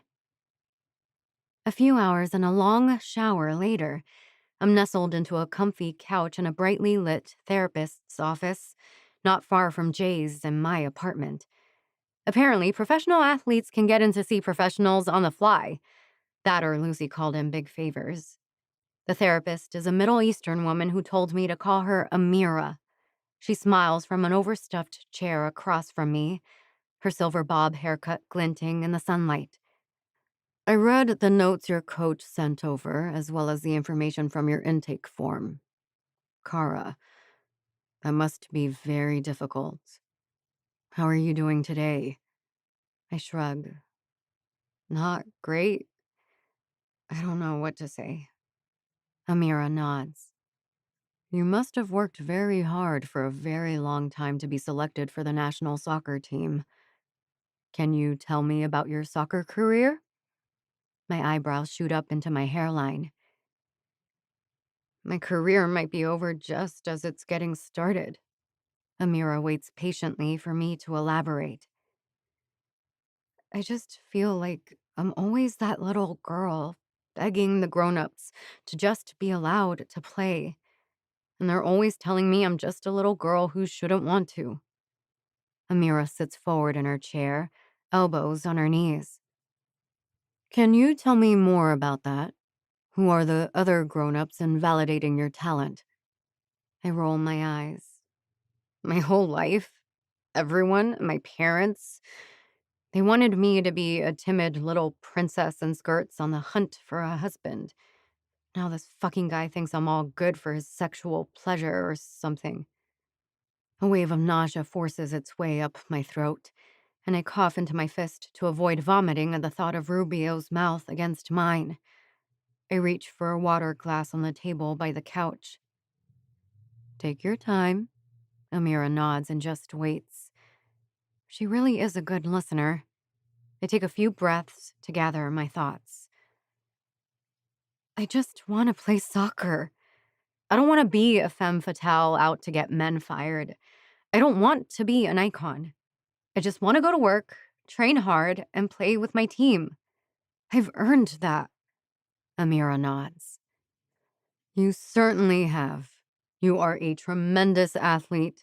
Your coaches are unanimous in that assessment. I grunt. Amira leans back in her chair. Unfortunately, what you are experiencing is common for women in all career paths. And you're certainly in the limelight in a high visibility career like athletics. She leans forward again. But this harassment and abuse does not erase your talent. You have accomplished so much despite these obstacles. I don't know what to say in response to that, so I just stare at her. She smiles and a few beats pass. I can't tell if she's waiting for me to say something else, so I just sip the water and stare at her. I worry I brought this all on myself. Amira frowns. Can you tell me more about that? I want to understand what you mean. I tap at the arm of the couch, thinking about my parents, the shitty referees I used to have in high school who viewed officiating a women's game as a punishment. It's like, no matter how good I am, there are always all these people trying to undermine me.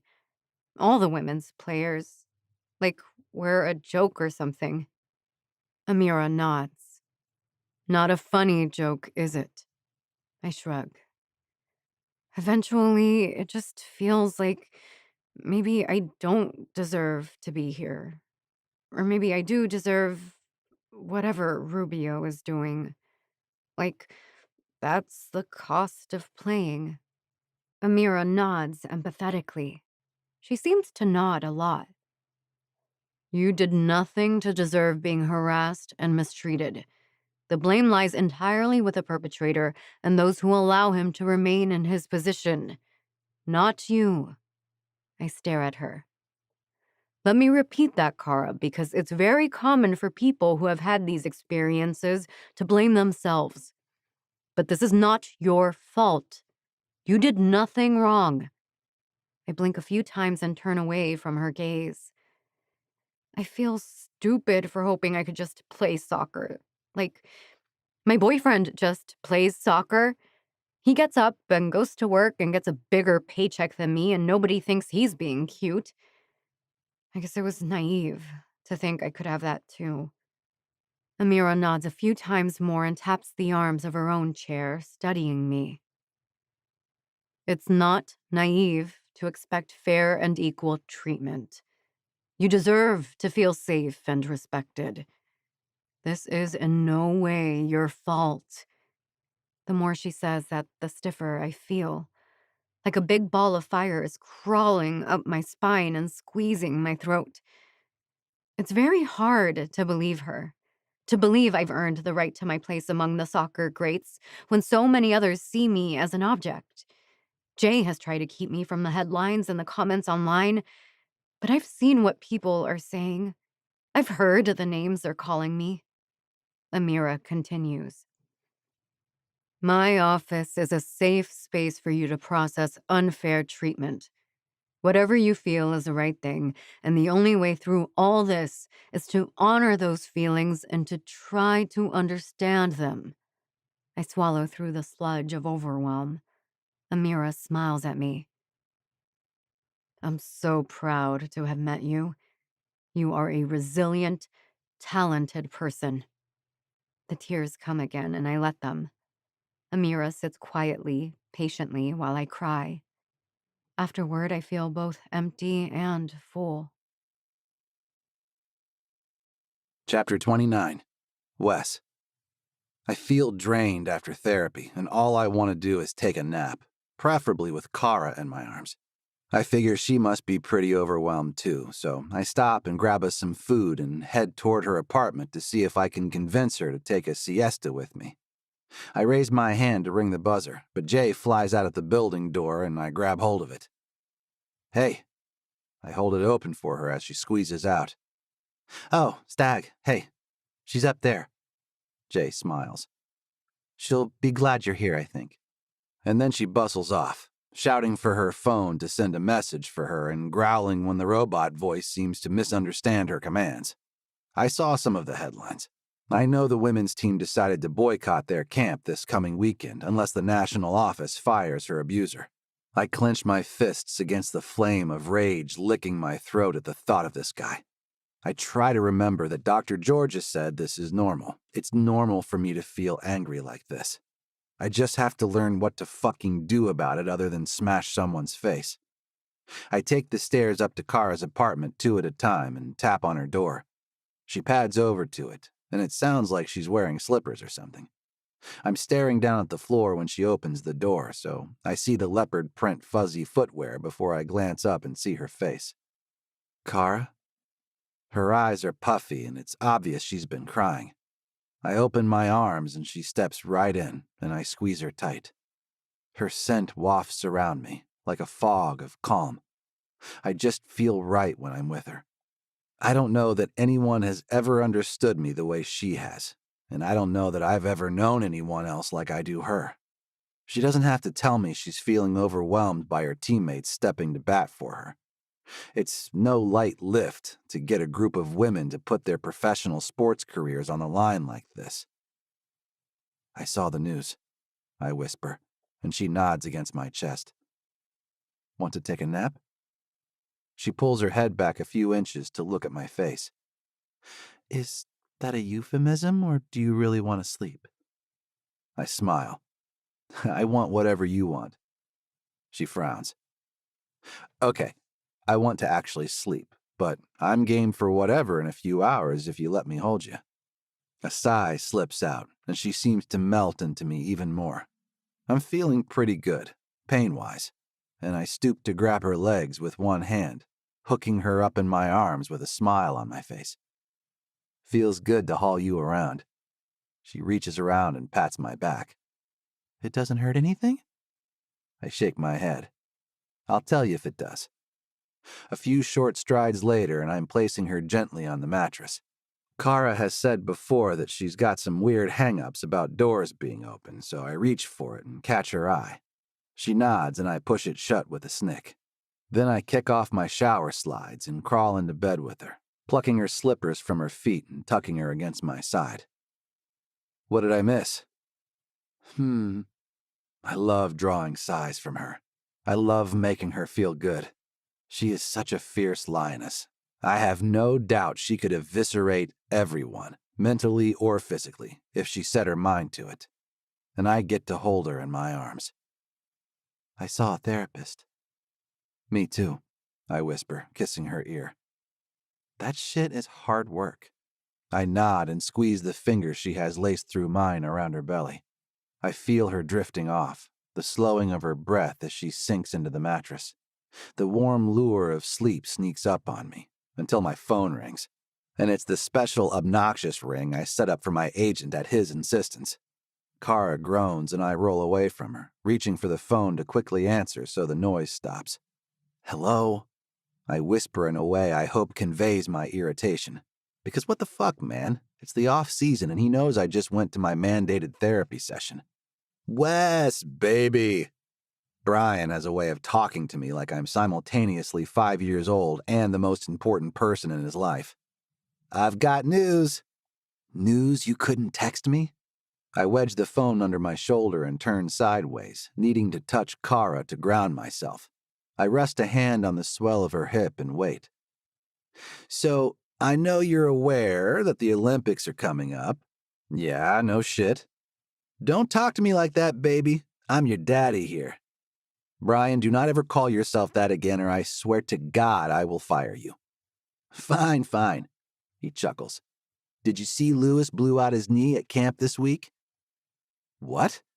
The starting left wing for the national team has been to 3 World Cups. I have a signed photo of him and my Uncle Hawk on the field together before Hawk retired. Brian grunts. Bad tackle at practice, shitty timing for him and the team and all that. I pull my hand from Kara's butt and drag my fingers through my hair. That really sucks, man. Thank you for telling me personally, I guess. Wes, baby, beautiful, obtuse baby, Lewis is out and they need to replace him. They're calling up players to the training camp this weekend before the friendly match versus Columbia. I thought the women play Columbia. Brian snorts. The nation has a men's team too, you know. Anyway, you're up, Wesley. I already emailed you the info. Best get yourself to the airport. Brian hangs up and I stare at my phone in disbelief. Did I really just get called up to play for my country? I swallow, a thick knot of something sticking in my throat. Kara rolls over and squints at me through sleepy eyes. What was that about? She rubs at her face. Shh, don't get up. She sits up. I want to know what that call was about. You can tell me shit too, Wes. I'm not totally fixated on my own problems. Hey, that wasn't what I was doing. I know you've got room for more than one thought at a time. I grin at her and kiss her cheek. She arches a brow and gestures for me to go on. I take a deep breath. I got invited to the national team camp. Her eyes fly wide. Wes, that's amazing. She takes a breath. Her face falls. Oh. Yeah. Oh. I lean against her headboard, elbows on my knees and face in my hands. Neither of us says anything, waiting for the other to speak. My mouth is dry and it's like someone poured sand on my tongue. What do you want me to say here? I don't know. This has been my whole life, my only dream. I know that, and I know you know it's my dream too. I nod. This is how we met in the first place, both of us chasing this goal, and now it's here at my fingertips. She nods. She clenches her teeth. I think about how this chance might not come again. She just stares at me. I sputter. You saw how an injury took me out this year. You saw that. What are you saying? I tug on my hair, considering my words, but she spits out. It should be an automatic no. No discussion. What the fuck? Is she seriously dictating the terms of my career to me here? Are you my dad now, telling me what's best? This isn't just some snap decision I can push away without considering options. Kara closes her eyes. Her chest expands as she takes a deep breath and then lets it out slowly. I think you should go. I didn't say that. No, I mean, I think you should leave my apartment. Right now, please. Kara, wait, we have to talk through this. She shakes her head and points to the door. My phone rings again, Brian's piercing ringtone, insistent. I have to take this. I said get out. Her tone leaves no room for discussion, so I grab my shoes and leave. The pinging shrieks from my phone chasing me down the hall like the horns of Jericho. Chapter 30. Kara. I hear voices coming from my living room. I must have fallen asleep after I kicked Wes out of my room, because the light has shifted and it's nearly dark outside. I figure Jay must have invited people over, and I am about to pull a pillow over my head to ignore them when one of the voices floats close to my door. It's familiar. Kara, chica, get your cute behind out here. A series of knocks shake my door as the sleep fog dissipates. Rosalie? I climb out of bed and shuffle to the door, opening it to see not only Rose, but Shantae and Tony as well. My mouth drops open. Jay stands behind them, grinning. My midfield mommies swarm into me, tackling me into the wall and squeezing me, muttering praise in Cuban and Puerto Rican slang as we all jump up and down. How are you here? I pull my head out of the bramble of curls and hugging hands. Shantae pats my face. We were going to come to your game against Columbia anyway. She shrugs. Jay helped us switch our travel plans. I clutch at my heart. Is it possible to die of happiness? I'm so glad you guys are all here. Tony shakes a finger at me. You are not allowed to die, querida. Not with those feet. Within 10 minutes, I'm hustled to the sofa with my feet in a pan of warm water. The familiar sounds and smells of my former roommates surrounding me as I watch them initiate my current roommate into the healing wonders of a soothing pedicure. You owe me for this, Moreno, Jay says, but I can tell she's enjoying the feel of the warm water on her tired feet. Shantae has a laptop open, curating headlines and telling me there's something she wants me to see. There's a hashtag. Did you know about the hashtag? I nod. Yeah, I like it. We stand with Kara. I can't hold back my smile at the thought of that, even if it is only a few people among a loud chorus of assholes using different hashtags about the situation. No, Shantae shakes her head. No, I mean, it's a trending hashtag, Kara. Look. She spins the screen so I can see. There are over 10 million posts from women supporting you around the world. My eyes adjust to the screen, and I see the posts, more each second. Stories of harassment at work and feeling inspired to speak up. Girls in high school posting about talking to the school board about equal equipment and field access. And dozens of former national team players who have experienced unwanted touches from Lou Rubio. Oh my God, I point at the screen. This is a tidal wave. Tony pulls my foot out of the water and up onto her lap and starts hacking at my heels with a pumice stone. You threw a pebble into the ocean and the ripples made a fucking tsunami. With a triumphant huff, Shantae pulls up a video. It's a compilation from the current national team. Everyone apparently sent in videos from their own homes explaining the boycott and how they're not going to stand for this treatment from our national office. This is more than I ever thought I wanted, I whisper. My friends squeeze me in support. All eyes are on you, Rosalie chirps. We see you. The world sees you. You have everything now. A sob roars from my chest. But I don't have Wes. He didn't stay.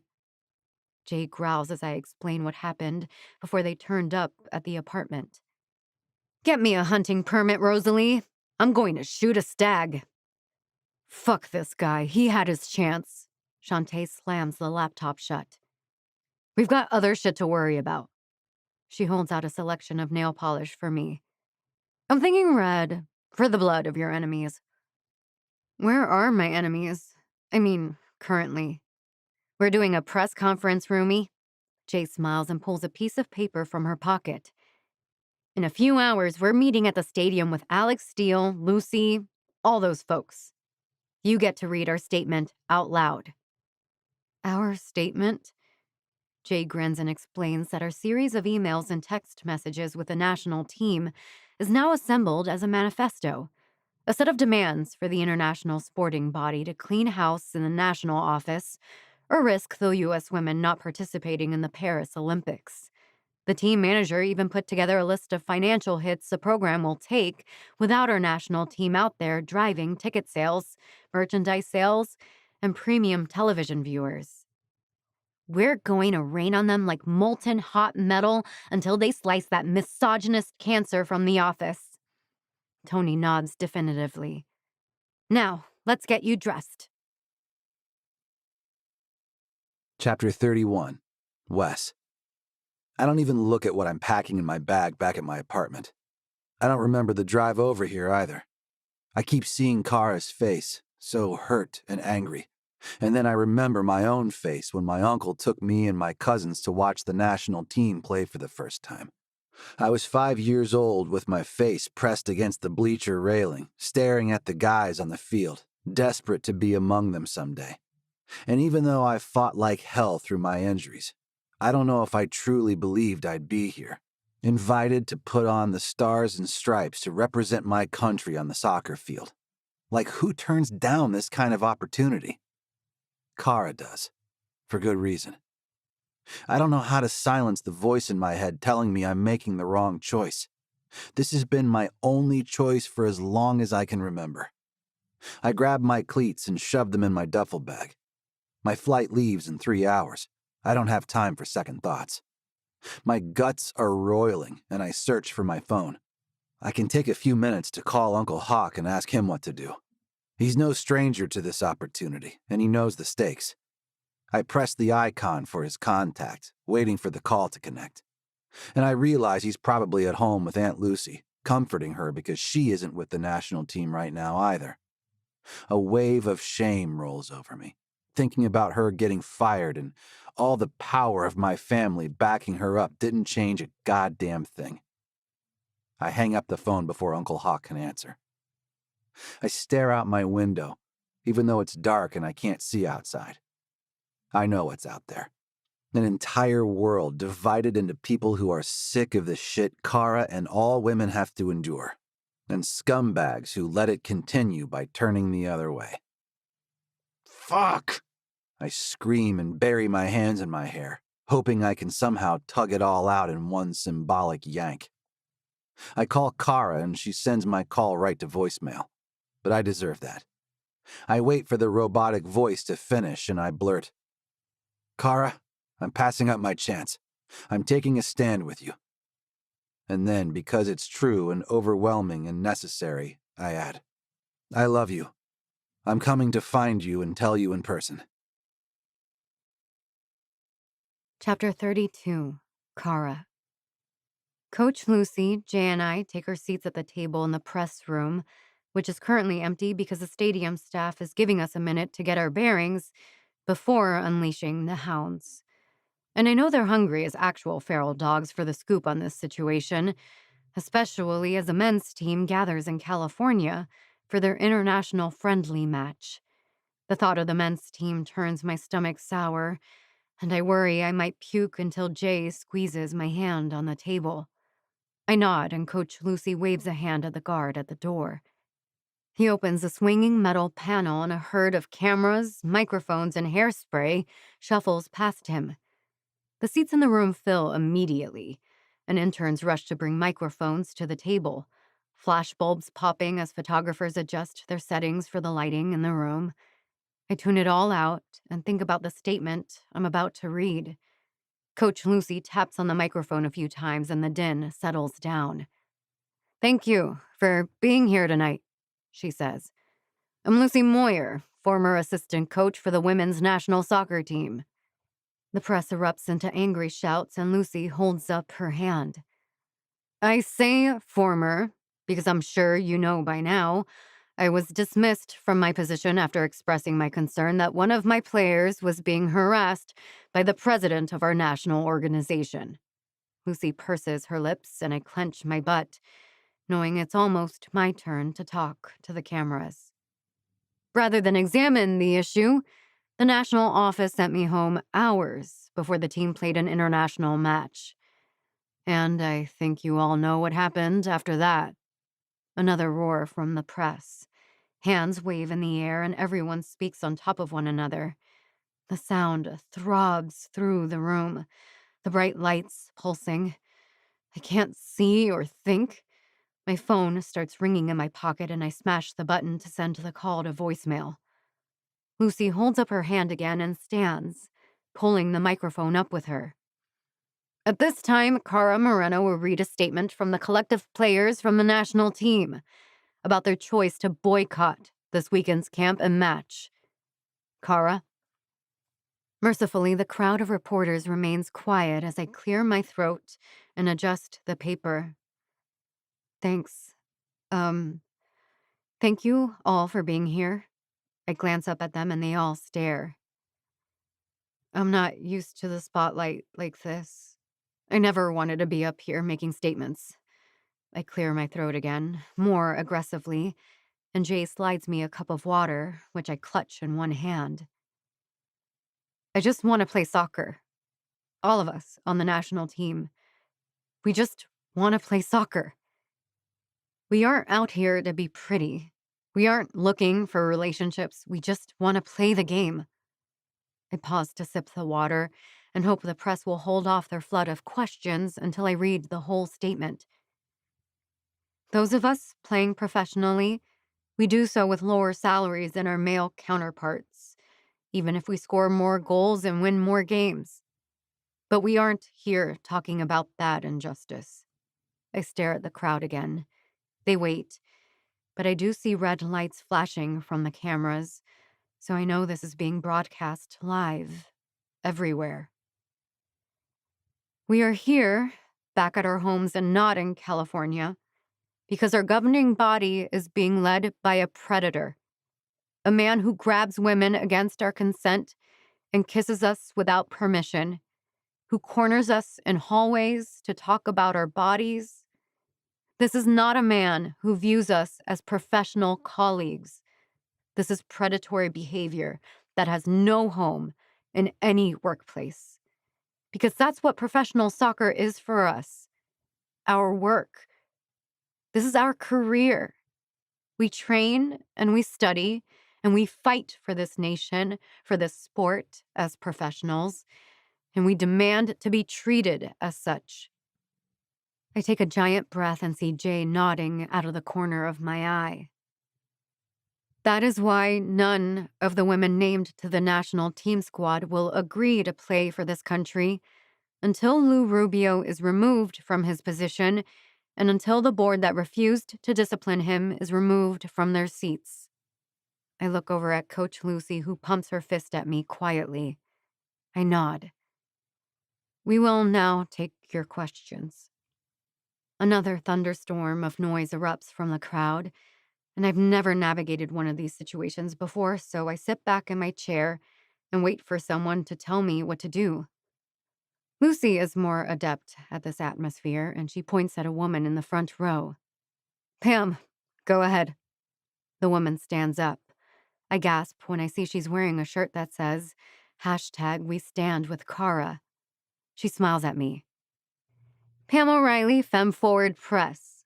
Kara, what does it feel like to speak up after this abuse and inspire so many other women to do the same? Pardon? Pam smiles wider.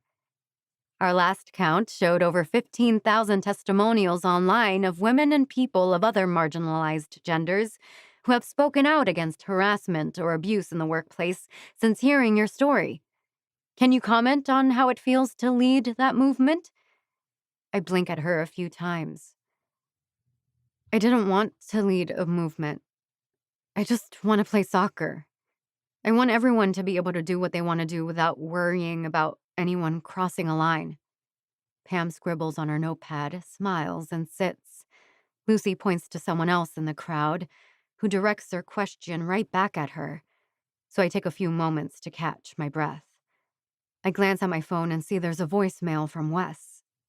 I start sweating because he's supposed to be on a flight into enemy territory right now, but I'll have to deal with that later.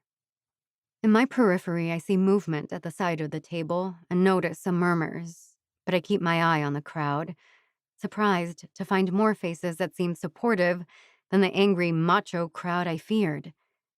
Lucy points to a guy near the back of the room who stands and introduces himself as Peter Winters from Sports Daily News. Yes, Kara. Can you comment on why nobody from the men's national team seems to have a problem with Lou Rubio or his leadership?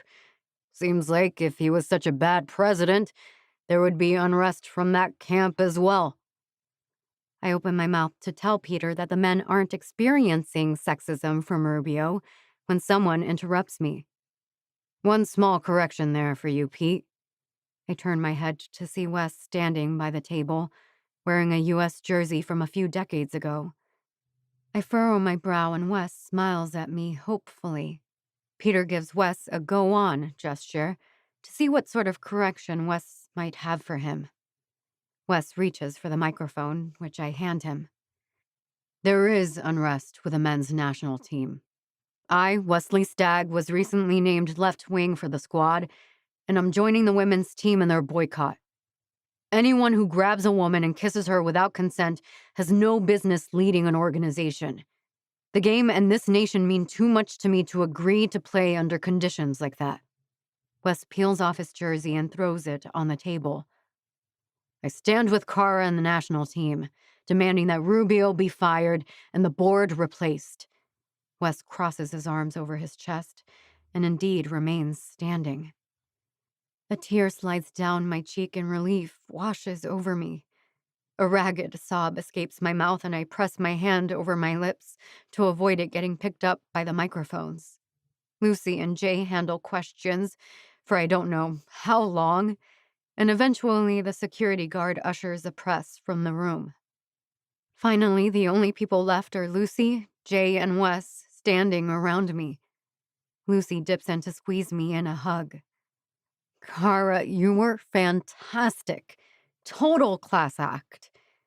I see her look up at Wes and smile. She rests a hand on his shoulder. Good to see you, nephew. Thanks. I'm just glad I made it in time. They grin at each other until Jay groans and stands up. All right. She claps her hands. Who is taking me for pasta? I haven't had weed in like 5 months, and I think this warrants a good emotional eat. Coach Lucy smiles. I'll take you up on that.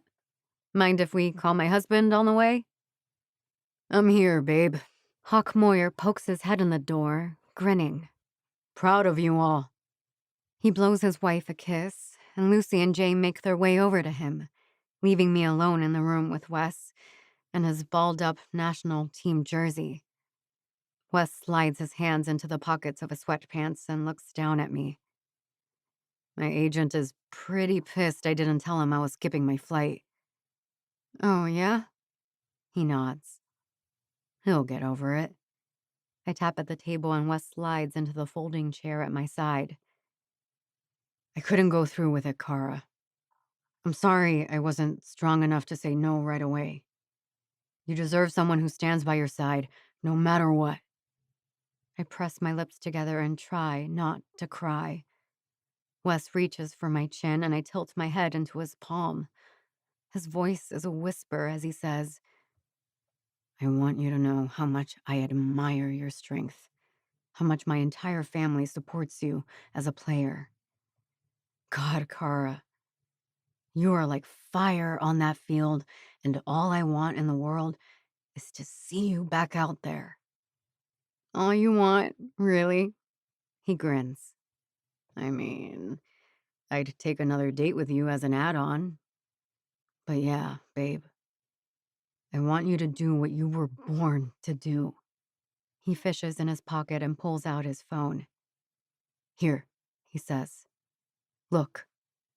Wes slides the phone across the table to me so I can see a photo of him standing with his arms raised, the dark hairs of his lower belly visible beneath the hem of his t-shirt as he screams in unadulterated joy. I can see a room packed with people in similar poses. That's when you scored your 3rd goal against Jamaica.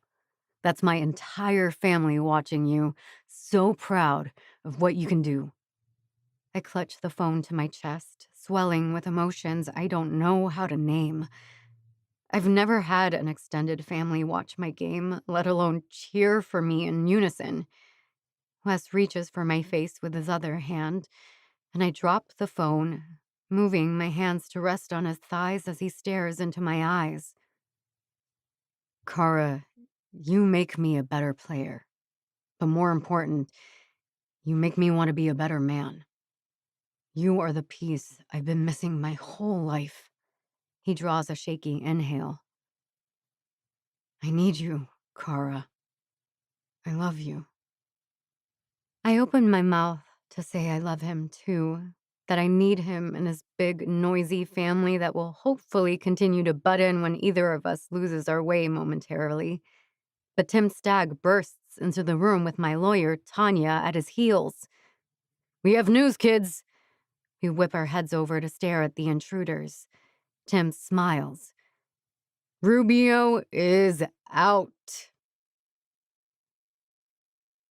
Chapter 33, Kara. Wes asks if he can drive me home after our late dinner at the restaurant.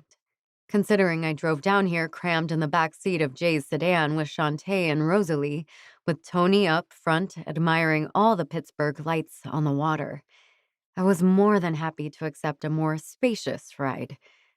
Once we're in the car alone, Wes turns to face me before putting his key in the ignition. Kara, I know I have a lot of atoning to do. A long way to go to prove that I'm solid, but I place a finger over his lips and lean across the console to kiss him. I tug on his shirt, pulling him closer, savoring the taste of him. It's been days since we've been physically intimate. Weeks, maybe? I've lost track of time with everything that's been happening in my life. I need you, I whisper against his lips, and the responding moan from his chest tells me all I need to know about his state of mind. He swallows and turns the engine over, and I settle into my seat facing him as best I can. I thought you'd be shirtless when you pulled that jersey off. I reach across the gear shift for his leg, tracing along the muscle with my index finger. You wish. I can see his grin in the light from the street lamps along the bridge as he heads toward my place. That would have been an entirely different sort of statement if I hadn't had an undershirt on. I hum contentedly along with the music, enjoying the look of him as we make our way to my apartment. I have 4 women camping in my apartment right now, I mutter, realizing this is the first time I've seen my friends in person in months. I don't mind. They're important to you, Wes shrugs. You're important to me.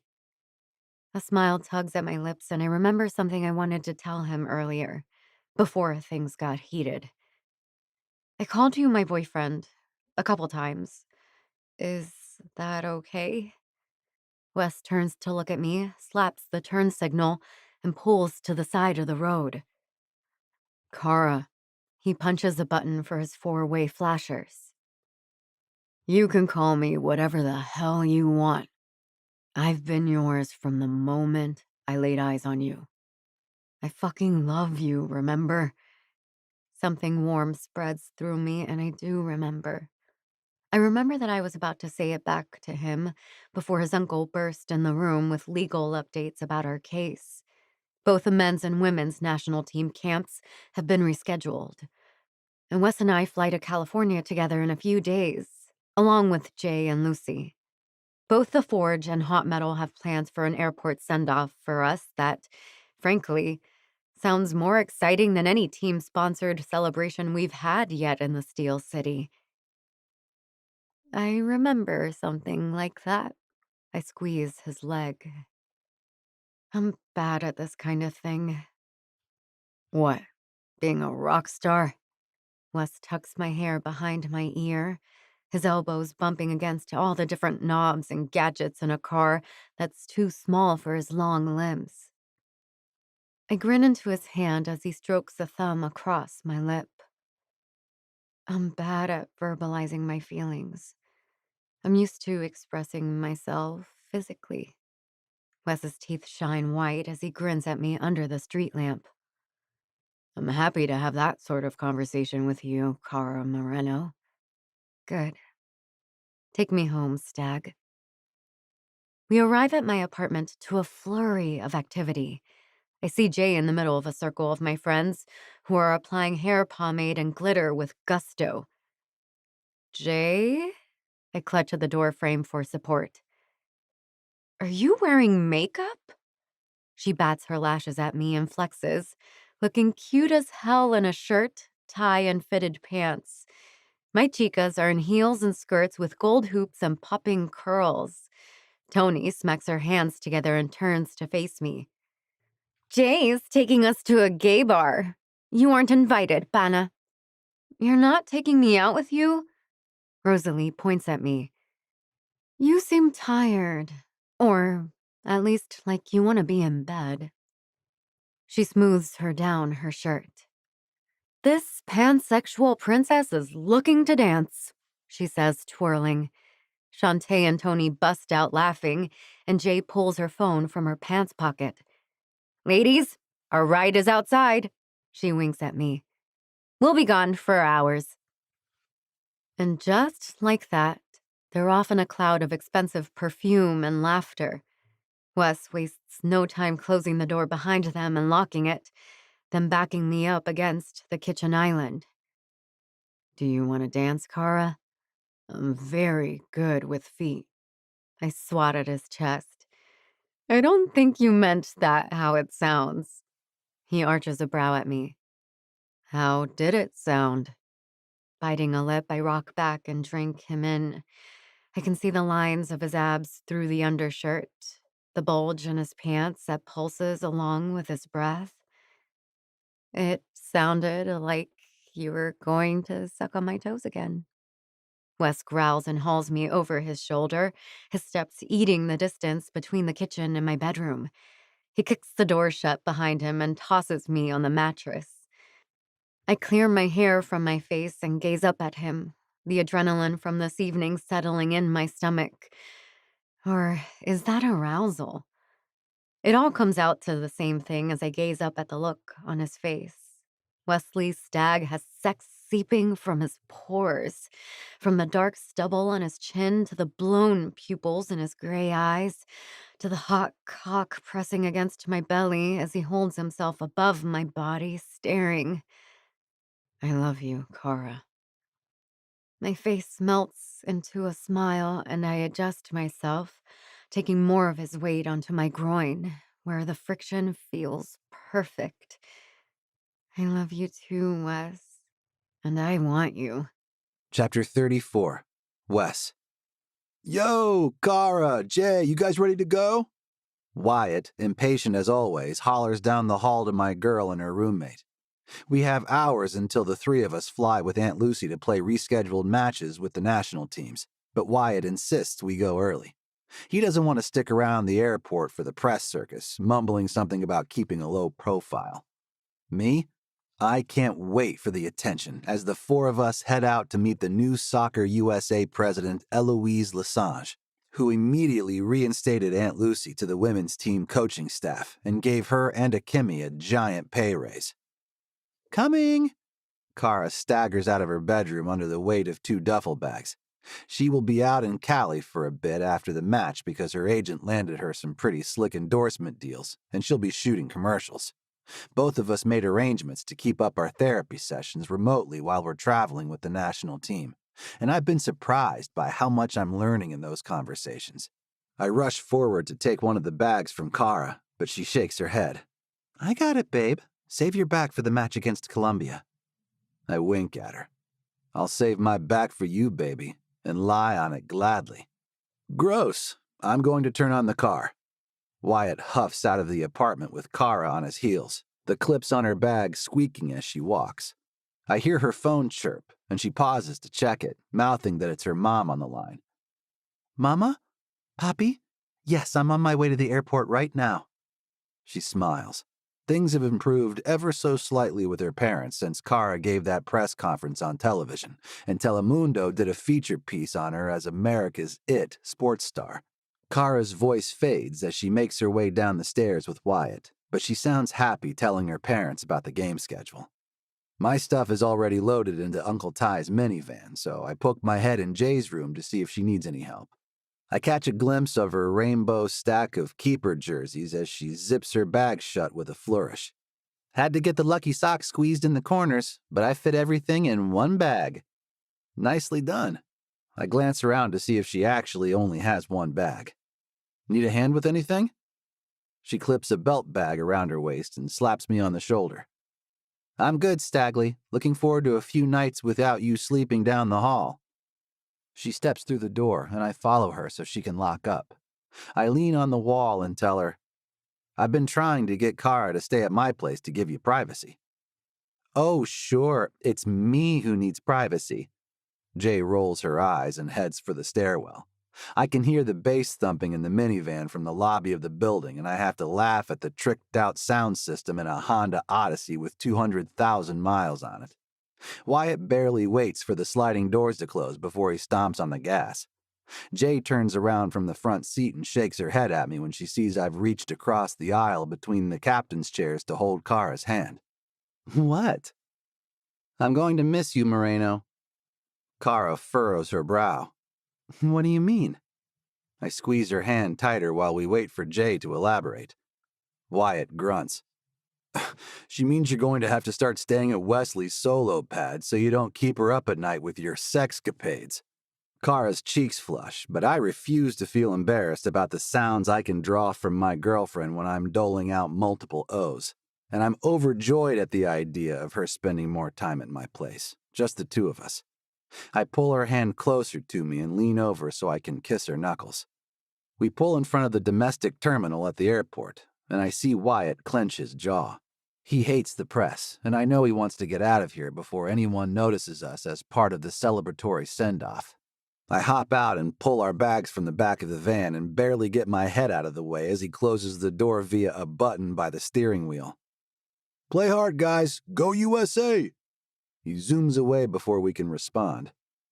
Kara and Jay are grinning as they head toward the sliding doors to the bag drop.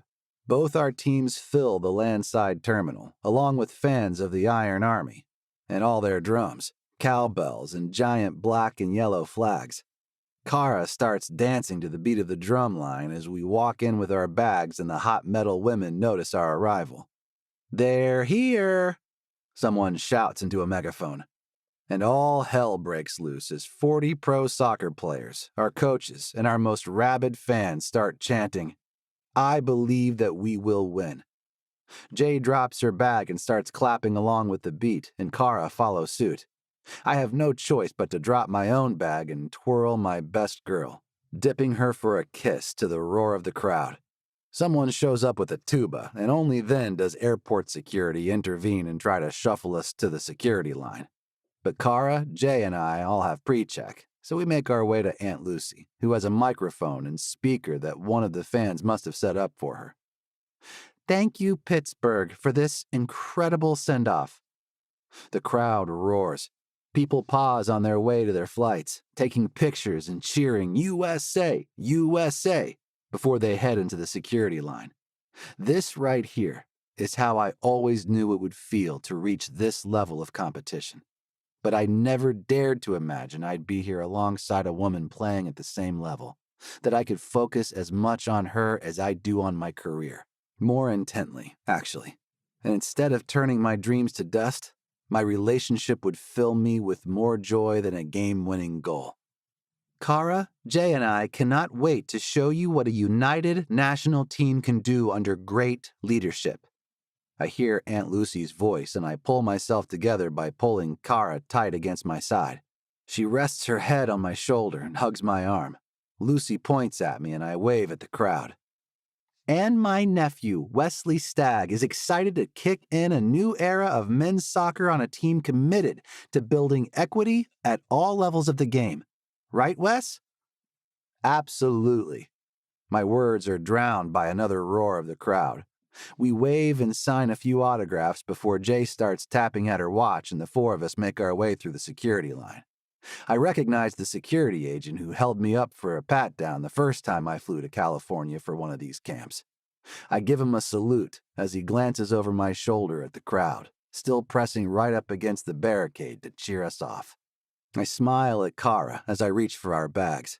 She yanks hers from my hand and wags a finger at me and tips her head toward the shuttle to our gate. I press into the train car, snuggling up against her as if the car is overflowing when really it's mostly empty. Kara laughs and leans into my embrace. I love you, Wes. I can't imagine being here without you. I run a hand through her hair and kiss the top of her head. I love you too, Kara, and you're never going to be without me again. Thank you for listening to Forging Glory, a second chance romance. Written by Lainey Davis. Narrated by Janine Granda and Bryant Walker, both members of SAG-AFTRA. Produced by Blue Nose Audio. Production coordination by Abby Gillick. Post-production by Michael Kinsey. To stay informed about titles by Lainey Davis, visit laineydavis.com. Production copyright 2023. All rights reserved.